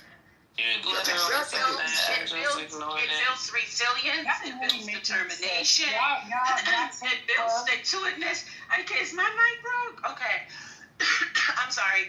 And I think that's the problem with these young people, is that they have a heightened level of insecurity and anxiety about their status as citizens, because they do not understand the power that they stand in because of where they came from. And that is a problem. When you begin to see your history, right? When you begin to see your history as an impediment, you are lost. You are lost. And so we have people that look at our history as Black Americans as an impediment, so they're making up shit. They're just, grasping at straws, pulling things out the air and calling themselves this fully thing that they have never even grew up in. They're actually taking what we had, the way we cook, the way we dance, the things that we say, and they're making it their thing. It's just like, I get so frustrated with a particular group of niggas on the app. Let's just say that. I'm really trying not to even talk to them right now, even though one of them is in the chat. Because you all have this idea of Black America that is not Black American, and it's so obvious, and then you try to take things away and ask questions about things that is obviously there, like boats and shit. Like, how else did anybody get over here if it wasn't for a boat? Like, it's so fucking frustrating, y'all. Y'all just don't even understand how pissed off I be most of the time in most of these lame-ass conversations with these lame-ass people. So what I said was, no one wants to watch a slavery movie every Easter. I know I don't. I didn't like when I was the only maybe 2 or 3 Black kids in class, and then the teacher fucking rolls in the television and we watching a slavery movie, and now everybody's staring at me, the only Black kid in the class. I don't like that. I didn't like that feeling growing up. So no one is saying do not teach. No one is saying take away history. No one is saying don't know where you come from. But why is it that we lead with the most horrific event that happened to us as people? Why can't we lead with excellence and still know our culture and our history at the same time? That's like waking up every day, looking in the mirror. Slavery, being beaten. Y'all, wait, hold on. Let me finish. Okay, go ahead. Check it back channel. That's like waking up every day, looking in the mirror and saying, I'm stupid, I'm an idiot, I can't do nothing. Oh, now I'm gonna go.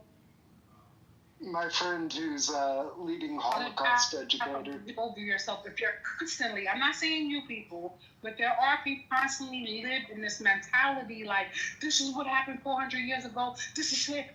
Like, well, at what point do you detach and say, yep, that happened 400 or 500 years ago, but that's not what's happening to me today? Wow. And I'm going to teach my history. I'm going to teach my kids. I'm going to let everybody know, and it should not be removed from history books. It should not be removed from museums.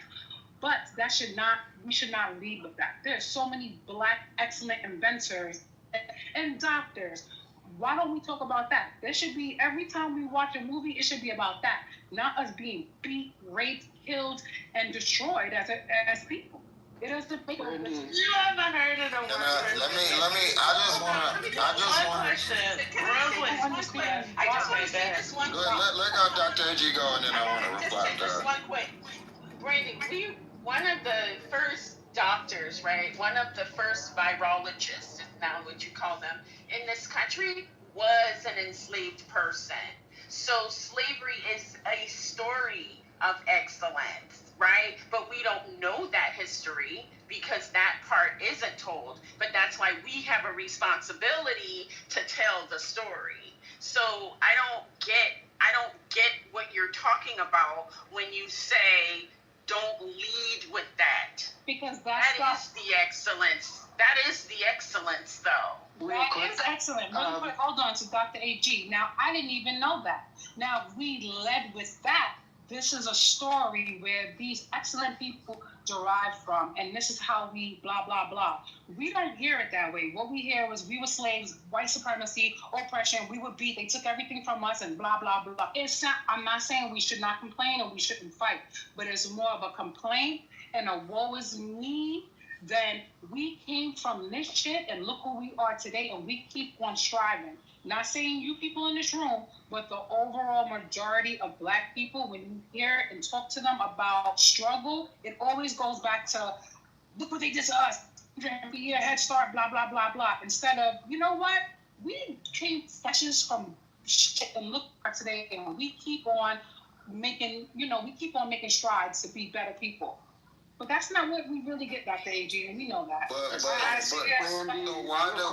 why do you not look at that as a critique on how it's, the way it's being taught, who's teaching it, and, when you said that they roll out the movie and the people stare at you, why are you not, that's not your fault, that's them. They're ignorant.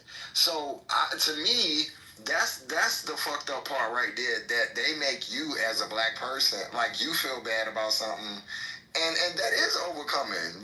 To me, when I see slavery, it's like, dang, Black people are well represented in every facet of America, and we came from that? That's the biggest story, I don't know, I look at it different. Absolutely. I have a really important thing wait, hold on, Austin. Wait. This is a Black conversation. It's absolutely please. vital. Thank you. So, I want to know, have you guys ever heard of the word perseverance? Absolutely, yeah. Are overcoming. That was to my point. Can you please, Austin, please? Listen. Because I do want to hear him, because he's going to make a point I want to make. Okay. Okay, go ahead, Austin. I'm going to let you go. I have the floor for a moment. Okay, hurry up, because I got to go somewhere. Make your point. Oh, cool. One of the most wonderful clubhouse rooms ever. One of the leading Holocaust educators in the world, Sammy Steigman, he spoke about how surviving the Holocaust, he likes to use the word, he's a survivor of the Holocaust. He doesn't use the word victim. He doesn't think of himself as a victim. He was a victim, but in his mindset is survivor, perseverance, etc. And that's what I had to say. And Sammy Steigman's awesome. He's one of the coolest influencers on Clubhouse. I just want to follow up. I want to follow on that. No, it wasn't. I'm not going to say why. Because one of the things that we as Black people have to acknowledge is that we have, many of us, and this goes to Brandy's point, many of us have internalized the shame of slavery as our burden. And his point goes to the way other people who have suffered such inhumanity, they didn't do that. They didn't make it their burden. Rather, they reminded the offenders that it was their sin. And I think the thing that Brandy is describing comes from that. Comes from Black people thinking that having been enslaved indicates something inherently bad about Black people, rather than understanding and constantly driving home that the fight, the desire, the persistence and dogged determination to own other people, to depersonalize, dehumanize those other people, right? To recognize their humanity, yet not treat them as humans, that means there is something inherently wrong with those people. So I think this notion of how we talk about our experience, right? How we talk about it amongst ourselves, how we listen to other people talk about it and don't correct them, feeds into all the stuff that we're talking about as well. The history part, what the young people are doing, why the young people don't know their history, all of that. I think it is connected. So I take that a different way. So I don't disagree with your take on that. From what he just introduced, meaning Austin, it sounded as if Austin is framing. First of all, Austin, I'm speaking. I would. No. I was speaking to you. Austin, don't interrupt. Austin, hold on. I'm being very nice, my brother. I would like you to be quiet. Thank you. So Austin is framing from the beginning of his conversation, framing is as if, when he used the example of the Holocaust survivor, as if Black people present themselves as victims. That is never a narrative of Black people when we refer to slavery. Brandy we talk just about said it though, Quinn. Brandy just said that. But Brandy assumes the mind of people like Austin, Dr. No, I don't. What I'm saying is that, but the reality is that You're misrepresenting. We do not present. I don't care what anyone is saying. We do not present ourselves as victims. That narrative has come from racist white people who have framed us that way because we have spoken about our history, because they have a problem with it because of the way it makes them feel. We do not frame. That word has never associated us with us. We have never framed ourselves as victims. That's not fair to say. But that's not fair to say in the 21st century, because you have Black people running around here telling other Black people to talk about slavery is to clean. To talk about Hold on, Dr. AJ. I think Mel's off the machine. To talk about slavery is to claim victimhood, right? So there are very many Black people who are doing that. So I don't think that it's fair to say, I don't know if this is the right place. I don't know them white people. Yeah, I don't think that that's fair. I gotta go because I gotta. Thank you. And my name was mentioned and I was misquoted. Wait. To Quinn's point, you're absolutely right.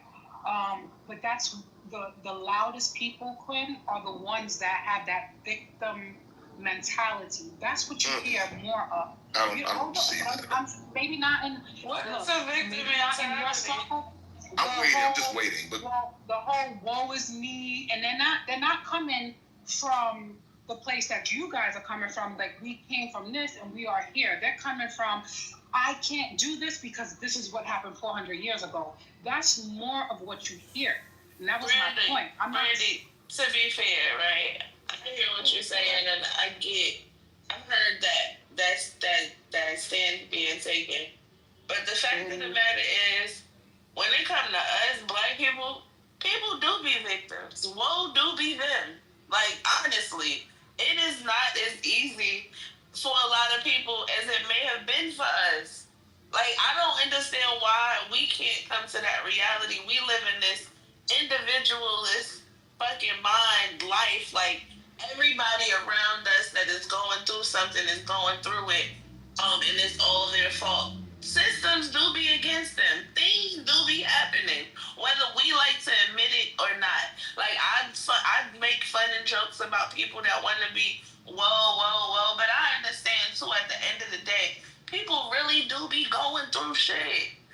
what y'all need to keep on the forefront. This is what y'all voted against as well, because you wasn't thinking about those people that are actually going through the things that you don't want to go through.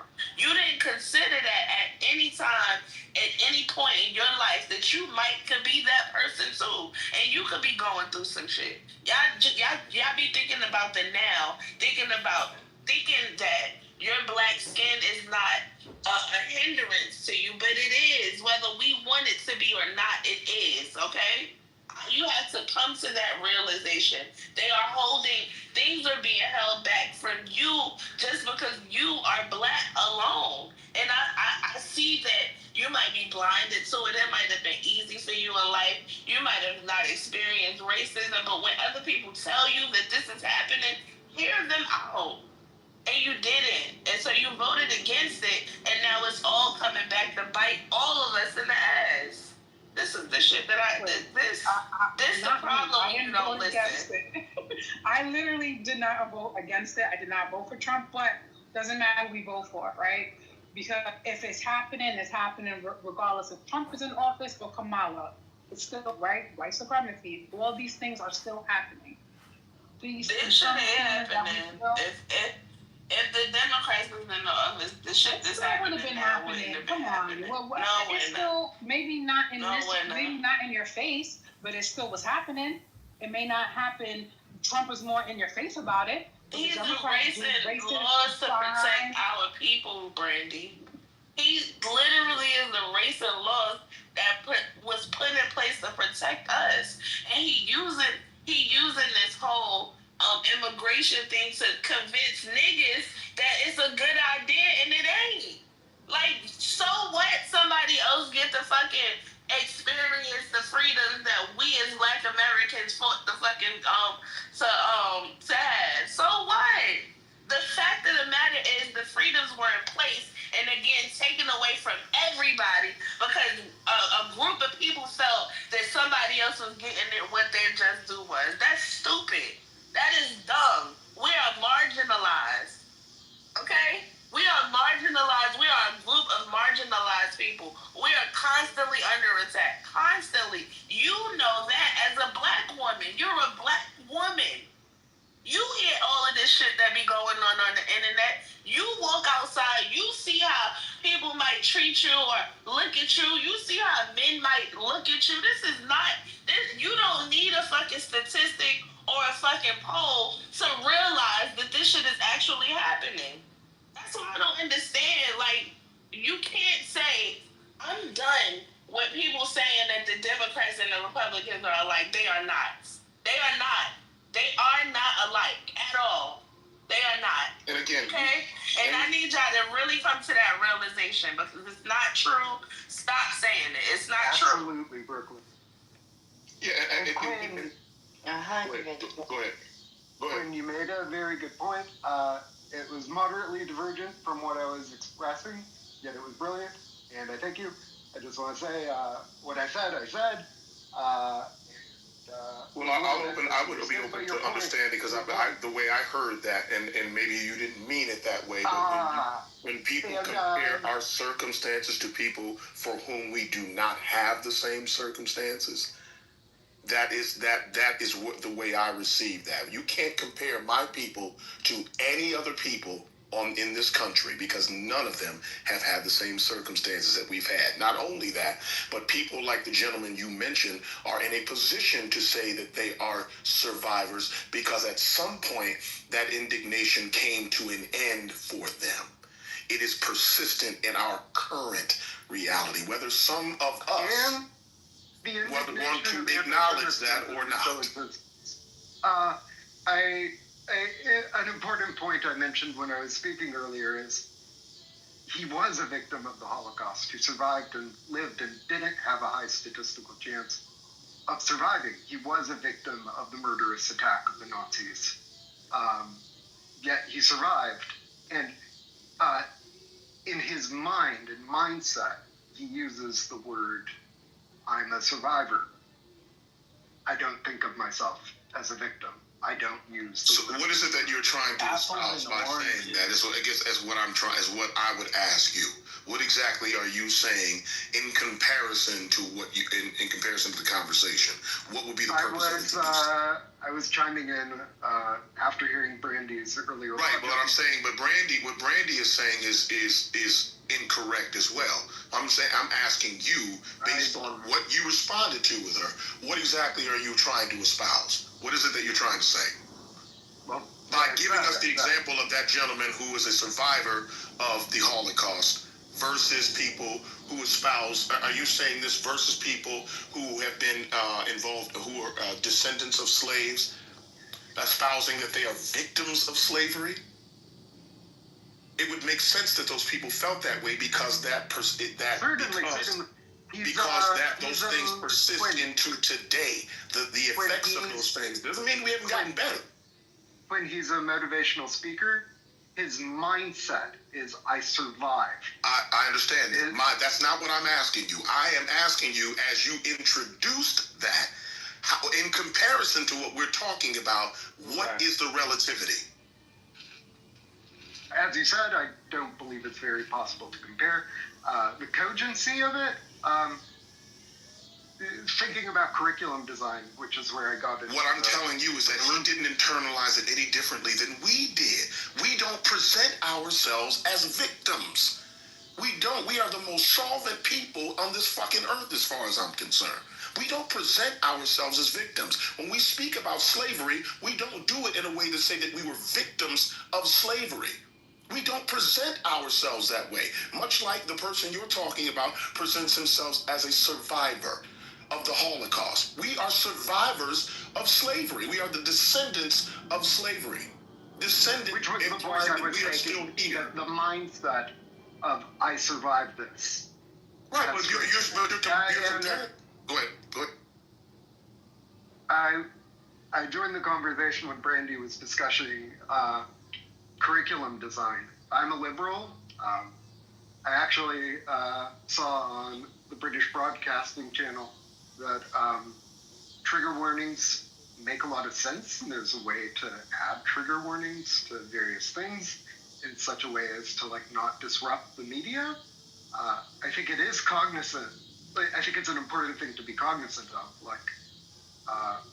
graphically intense depictions of slavery, and that being in the school curriculum. The teachers ought to be relatively thoughtful about it, and it's an intense thing to have survived. But I don't even understand this whole notion of you get slavery, and I went to I was in two different school systems. I chimed in where the curriculum design. The curriculum design showed up. So he's trying to whitewash history. Go ahead. I'm not talking about him, no. I was just talking about when Brandy said that on Easter they would show just slavery. It's unfortunate. I can't, speak to experience because I wasn't there. And it's unfortunate that that's what you learn. But, we learn from beginning to end. That's how I grew up. In school, we learned from beginning to end, meaning, yes, it started, some classes, it may have started off in Africa. Some classes, it started off with slavery. But the progression, the seeing black people go from being at the bottom of the barrel, but fighting for their freedom and, raging against the machine. They did that then, and they did it as history went along. So I always saw from the slave to right now, I've always saw us as warriors in a way, not taking no shit, figuring a way around the shit. This is what my history teachers taught me, especially in my predominantly black schools.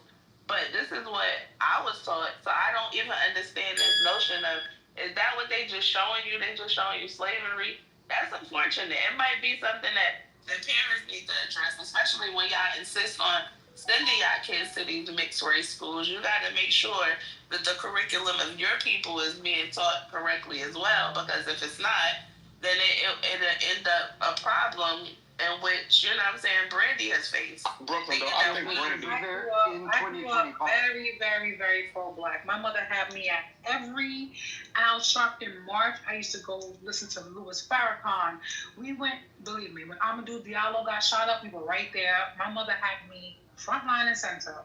So I got it from both ends. I understood where I came from. I understood our history. I understood everything about it. I was kind of making a joke like Easter, how they play Roots all day long. That's what I was talking about. And in school, yes, they used to roll in the television and we used to either watch Roots or some other little slavery type of cartoon shit. And I grew up in the Bronx. They also trying to Passion of the Cross or whatever that shit. I think you're speaking about how it made you feel versus what right. And that's what I'm saying. But that's not the same thing, though. I can appreciate how it made you feel. But that's if I'm showing you a movie that's historically correct, I'm assuming that it was historically correct, and it just made you feel some sort of way because you were in a room full of white people who don't know how to receive that and then look at you crazy or made you feel some sort of way about it, doesn't mean that the presentation itself, it's how it's being presented. That's the problem, not that it was being presented. That's the problem. Maya said, hold on, let me read what Maya said. I think it's a, hold on, Austin. She thinks that it's a problem of how people internalize it, and I think that's what it is too. It's being internalized in a way, and I guess it has something to do with, you know, how people grow up, or so people, you know, how they engage in their community, I don't know. But whatever the case may be, it's definitely an internalized feeling because when I saw Roots or if I, like Mississippi Burning, I wasn't like, oh, I'm scared of white people when I seen Mississippi Burning. I wanted to burn some shit down. It made me radical as fuck, at least for about 3 days after I seen the movie. And you understand, I was very volatile. At any time, anything could happen if I was in the wrong place of mind. But it didn't make me feel like, you know what I'm saying, we weak people. No, it made me feel like these motherfuckers keep trying us and we need to do something about it. And that's how a lot of us feel. A lot of us pro-blackers go and we have this, like how Jessa just blow up and go crazy because he hella pro-black and he want things good for black people. We have like this fight in us that we got from knowing our history, knowing that our people fought through all of those adversities. Like, so it is an internalized problem, and that might be something that we do as a community need to address and figure out a way to, I guess, make people feel more safe when they knowing about our unfortunate history. But they need to know it to know how we fucking came up. Like it's necessary to be a black American or to be a black person, period, to know this history, to know how we prevailed in spite of all of the things that was thrown against us. But again, that is, you can internalize it but it's about how it's presented to you. And listen, I have this issue. And I'm recognizing that all people are different. I acknowledge that. But if you learned or had the same education that I did from home, because we had a black education at home, and when it was presented at school, much like the way it was with you, I could then talk to them about what I knew in school. That never made me uncomfortable, and there was never a reason to internalize that. I agree and understand that not everyone had that. I recognize that. I'm just saying that is the fundamental problem. It's how it was presented, not that it was presented. And that makes, if that makes folks internalize something differently, then so be it. Can we be honest? It also determines on a child's age. 3rd, 4th, 5th grade, your parents can tell you every day that black is beautiful, be proud. But if all of your classmates and then turn around and call you nappy-headed, big lip, big nose, nigga, everything your parents taught you, believe me, that shit goes away. As adults, yes, we can say, oh, yes, I was strong, I'm this, I'm that, because you're an adult now. You can care less what your peers think. But as a child growing up, that's not the case. Kids can't just turn it off and turn it on. Very few of them can. So that was my point. As a child in middle school and grade school, that was the worst feeling. Seeing that TV come in, knowing they were gonna put some bullshit on. So, but here's the thing: it wasn't bullshit they were putting on, and that's what you're speaking to the mind of a child. Right, I'm talking from my child. Right, I just acknowledge that. So what I'm saying is that again, at the risk of being redundant, it's the way that it's presented, not that it is presented. So no matter how it's internalized, what I'm saying is that the way it's presented makes a difference. The way that it's presented to you makes a difference. If it's being done in that environment, that is obviously a hostile environment. It was meant to fulfill an agenda or fulfill a part of a curriculum, not necessarily to really teach. Because if that was the case, then you felt that way. Well, that's a much deeper conversation. But I'm just saying that in general, that our history is being taught, and that we continue to let people know that, much like our Jewish brothers and sisters let people know about the Holocaust on a regular basis. It is important for us to keep our history before our people, and in the right way. Obviously, that goes without saying. But the way it's presented makes a difference. What you told me, Brandy, I'm actually, very sorry you had that experience. But it just,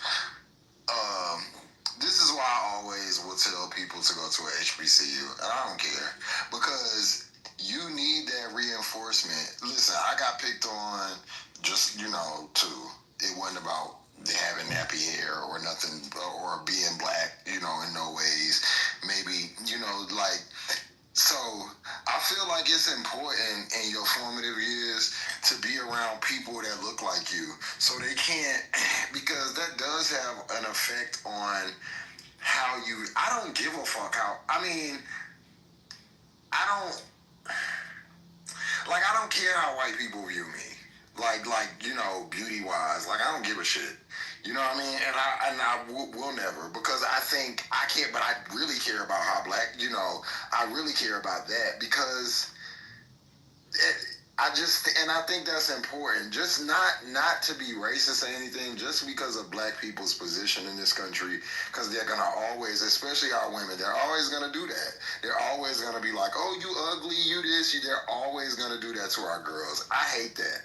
And I think that because of that, let us be around each other, because that's not, we're gonna still do, things like what kids do, but it's not gonna be that. It's not gonna be nothing that can follow you through your life and, affect how you feel about yourself, because it's nothing wrong with your fucking hair. There's nothing wrong with your fucking nose or your skin or nothing like that. It's actually, it's nothing wrong with it. It's human skin. It's normal. Some people may find it more attractive. But I'm just saying, it's interesting to me that that's what they say about us. It's like, because I guess I grew up around black people, and I just grew up looking at my mom and my aunties, and they was fine to me. Not fine like I wanted to date them, but I was like, they the most beautiful thing in the world. And all their friends and my mom's friends. So when I see black women, I don't see that. I see the opposite of, I guess, what the world sees, or what, not the world, the white, what the world presents. I see women that are a level above. And I'm really not even being trying to be racist, but that's just how I view it, because that's what I was fed. That's what I grew up seeing, is black women, and hearing other black women big up other black women, saying how beautiful that's all I know. So I don't know any other, none of that. You could show me the worst slave and the most down bad thing, doesn't fade me at all. I don't care. And I wish that for every other black person. I really, really do, because a lot of the things that people say about us, And this could be Delulu. It really could, but I will stay in my delusion. I look at it as jealousy. I really feel like people want to look like we do. Just going by the things that people do, I think that people want to look like we do. I think that we have the most beautiful women in the world. I think we have the greatest hair, the greatest skin. I really, really think that. And it may be crazy, but I would love to stay in my crazy. And I wish more black people would join me here, because the way that they have made us look is just not, it's just not how I see us. Me neither, just I always like the darkest people in the fucking room. Yep, leave mine in the oven a little bit longer. I don't want nothing else. Sorry. I'm not the same way, but yeah, this needs to be, at this point, that's why I think I go so hard with all of the ignorance on fucking Clubhouses. It'd be like, y'all really just go too far. Like, and Pure Blood talking about his mental programming. Okay. Okay, well, if we're going to be mentally program our children with that, because running around telling black girls that are absolutely like, it's so many girls I see that walk around and be like, they said this about me, they said that about me. And I don't view it like that. I'm a whole gay person. And I don't view it like that at all. So run it, if that's what if it needs to be diluted or whatever, then fine. But having these women walking around here thinking that they're less than, or, because of whatever the fuck they do, they wear wigs, they wear weave, to me, that's ingenuity, that's creativity. All of those things that other women wish that they had. But we have this terrible view of ourselves, and and we always I just don't see it like that, and I really wish that y'all would fix it. Apparently what we're missing is the internalized racism, Justin. That's what we're missing.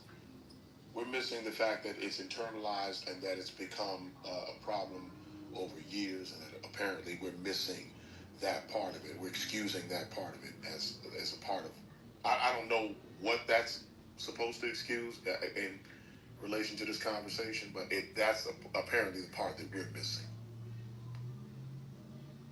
I mean, yeah, and I think that more of us should just be missing it, especially black women, because they be doing the hurting on the black girls. It really do. I don't know if it affects black men as much because of just we have a whole nother situation that I can talk about, but the way that I see it manifest itself, even in my little cousins or whatever, like, I always have to be in her ear, like, because she's very dark or whatever. I constantly have to be like, and I always will, like, telling her how beautiful she is. And she is. But she'll go to school and have, somebody be done said something crazy to her, and she'll come and ask me. But because we are like, she's our queen. We are that, she went to school like that, knowing that she was beautiful. She'll come and ask me, like, they be saying my hair is nappy, but in more of an inquisitive way, or things like that.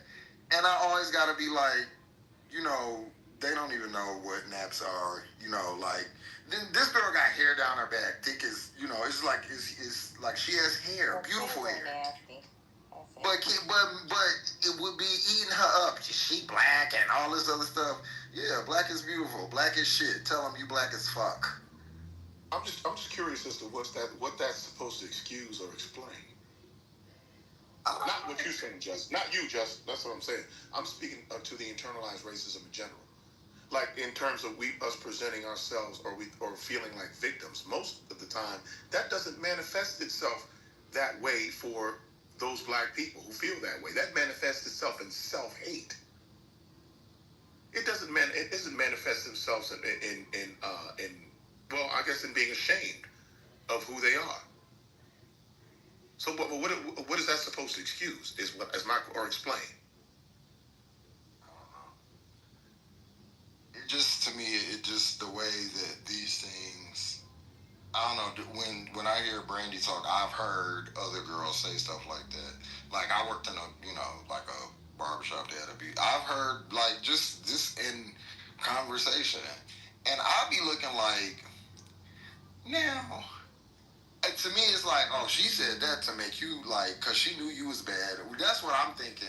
But these women have really internalized it, and I'm sure some men have too. But I see a lot of women, they called me black, or they said my hair was nappy. So fucking what? Like, so what?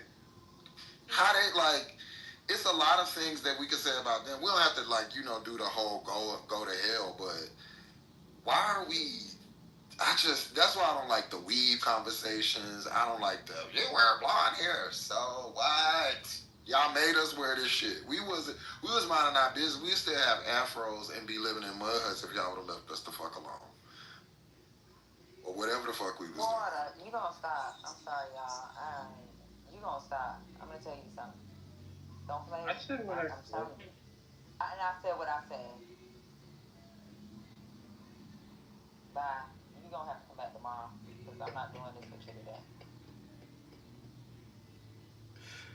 You're not gonna be disrespecting Dr. AG like that. She ain't do nothing to him. But he think being black is about marching. I just don't. He done lost his damn mind. He's goddamn Korean. He need to worry about his damn kimchi and his goddamn. Oh wow. His doggy.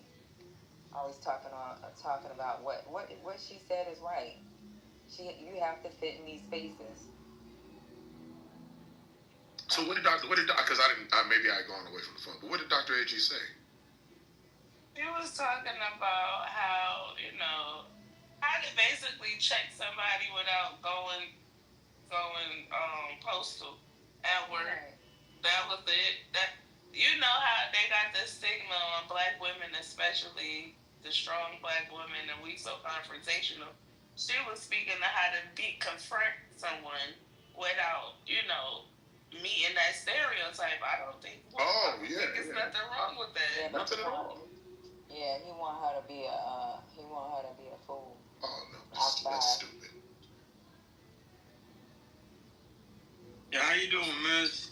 They call me Job Bin Laden. We know. You back? Oh, it's some fucking body with the bullshit. Yes, to God. I remember him. I love that she's beautiful. My mom tells me that all the time. Even as grown as I am, like she'll talk on the phone with me and she'll be like, "My pretty baby, you're so beautiful. I love your face." Like, listen.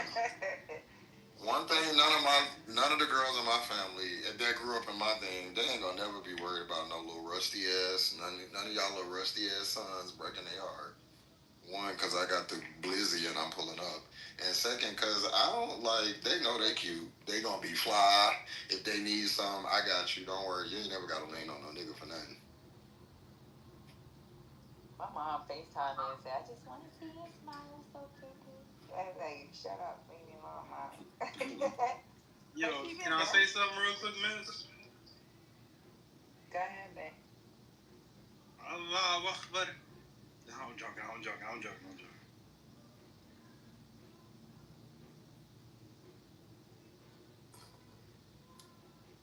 Ain't you the dude who was saying you hate gay people yesterday? Yeah, a whole goofy for that. Oh, boy.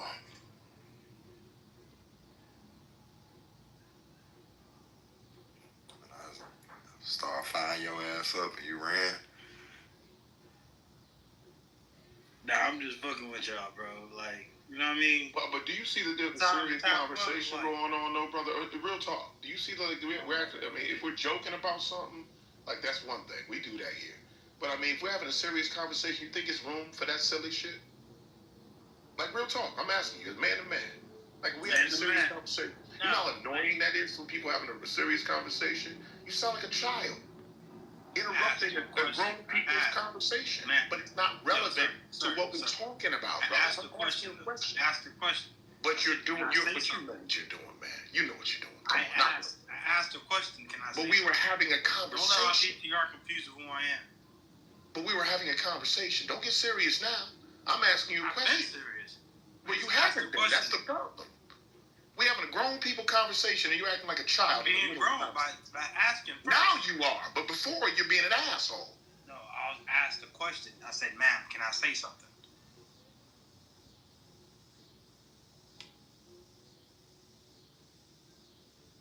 I hate that. I hate that. I hate that. That's annoyance, and it's probably one of my large pet peeves, and it probably makes me annoying to some degree.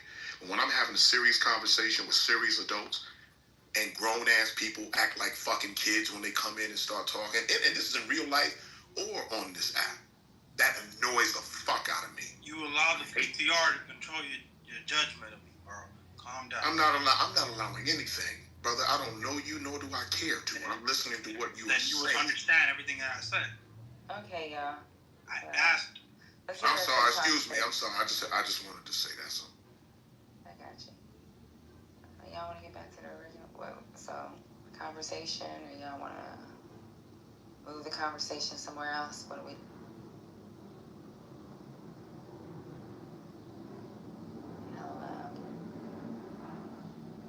I'm okay with moving forward the way we were. I'm just the people disrupting it who have a problem. Hey, Mr. Harrison. Nice. I haven't seen you in a while. How you doing? I'm really South Sudanese, right? Hey, go on mute, John. I'm sorry, man.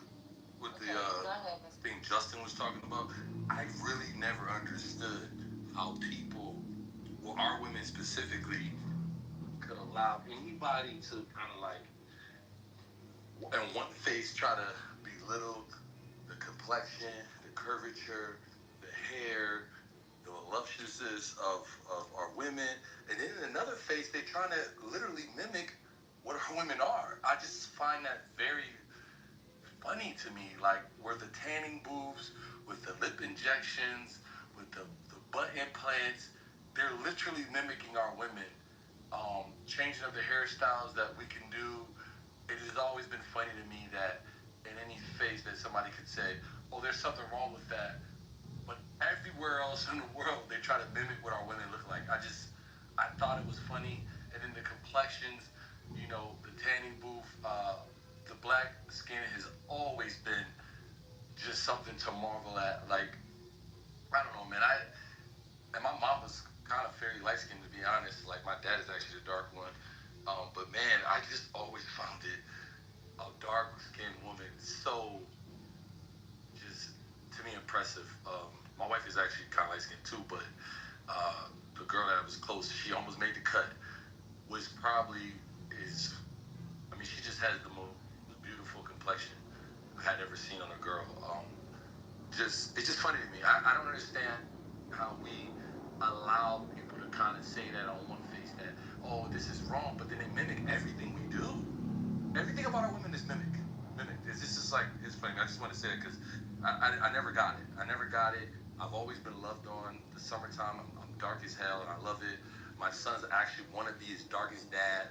Like, oh, look, I'm dark as dad now. Like, they love their darkness. Like, it is crazy to me. And I live in a predominantly white neighborhood, by the way, but it's just like my family, I have 7 siblings. My sister, 4 sisters, 3 brothers. Like, we have never, ever thought less than of our skin tone or anything about us. I'll land there. So y'all ever heard of Kimberly Crenshaw? This intersectionality that she talks about when it comes to black women, like our experience with racism and sexism. So like a lot of times, like when it comes to feminist spaces, we're often overlooked, right? And they're dominated when it comes to white women. So like it's like an internal thing, right? So even with me, when I go to work, right? I may be the black girl and there's 2 other white women. And then I work with a bunch of white people. And it's always going to be the blonde woman that stands out, right? That they will listen to. So we call it, like I have this one sergeant major, blonde, white girl, blue eyes. And they always say she go to Parade Pretty. You know what I'm saying? Like, goes to what? Parade Pretty. So it's like Parade Rest. Yeah. She will go to Parade Rest, but it's like she'll lean the shoulder over, she'll lean her head over, and she'll be like, I'm just wondering, like, can we? And it's like, she's gonna get her way. And then with me being a black woman, it's like, I don't want to do that because there's this, like, stigma that's going to be associated with, especially with the other black guys. It's like, oh, you trying to get your way. Man, it's like dick to get so hard. Like, it's like really retarded, right? So it's like, for me, I have to be like, hey, that's not how it goes. then when I stand at attention, I'm gonna stand at attention. I'm not gonna lean my shoulder to the side and lean my head over and be like, hey, like, can we do this? Like this is that. I promise you. If I record this girl, let me tell you. One time we were doing combatives, and she put her hand on her chest and was like, I hurt my chest so bad, and I'm like, what the fuck is going on here? Like, if I was to do some dumb shit like that, people gonna look at me different. They just like with me, I'm looking at her like, bitch, is you crazy? Like, this ain't it. But it's like you gotta understand, like sitting in a black woman's position, like when you're everyone.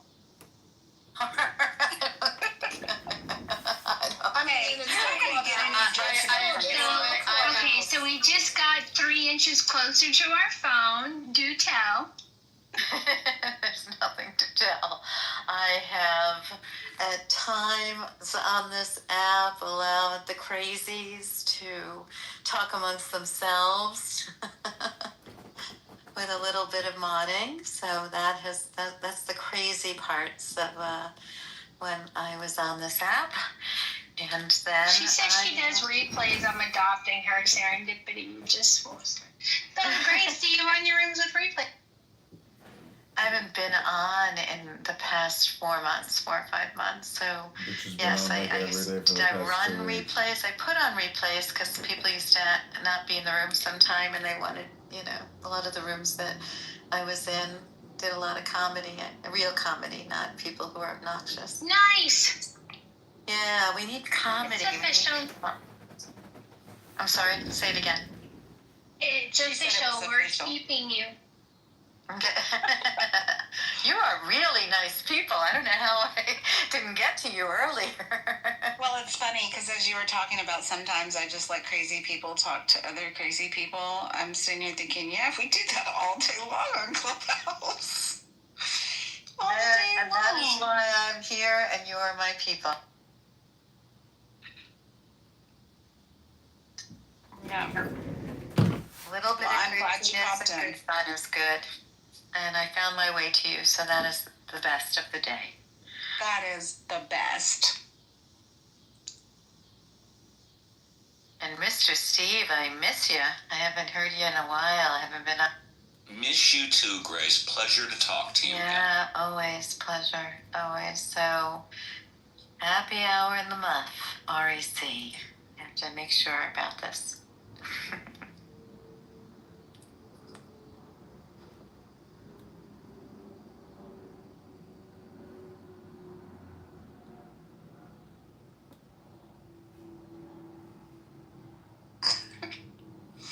Deputy ED.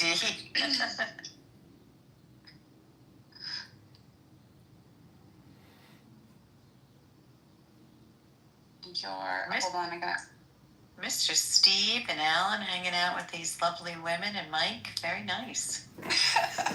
Yeah, I'm not normally on at this time on the weekdays. I do generally my weekend shows, which I'm still doing, but lately, because of the craziness that's been going on in the past week, I've just been popping in and out of different rooms to see what's happening. Oh, he's got the train wreck virus. He likes to watch the train wrecks. I don't know. Steve, that's not necessarily your way. Do you like the train wrecks? Like I said, I normally am not on Monday through Friday, so. I'm still trying to go. No, I miss it. No, that's okay. I mean, I've gone on to Amazon. They just don't have the shot that I can take for my disease or virus, whatever. You're too funny. I love you, Steve. Still. You're not so bad yourself.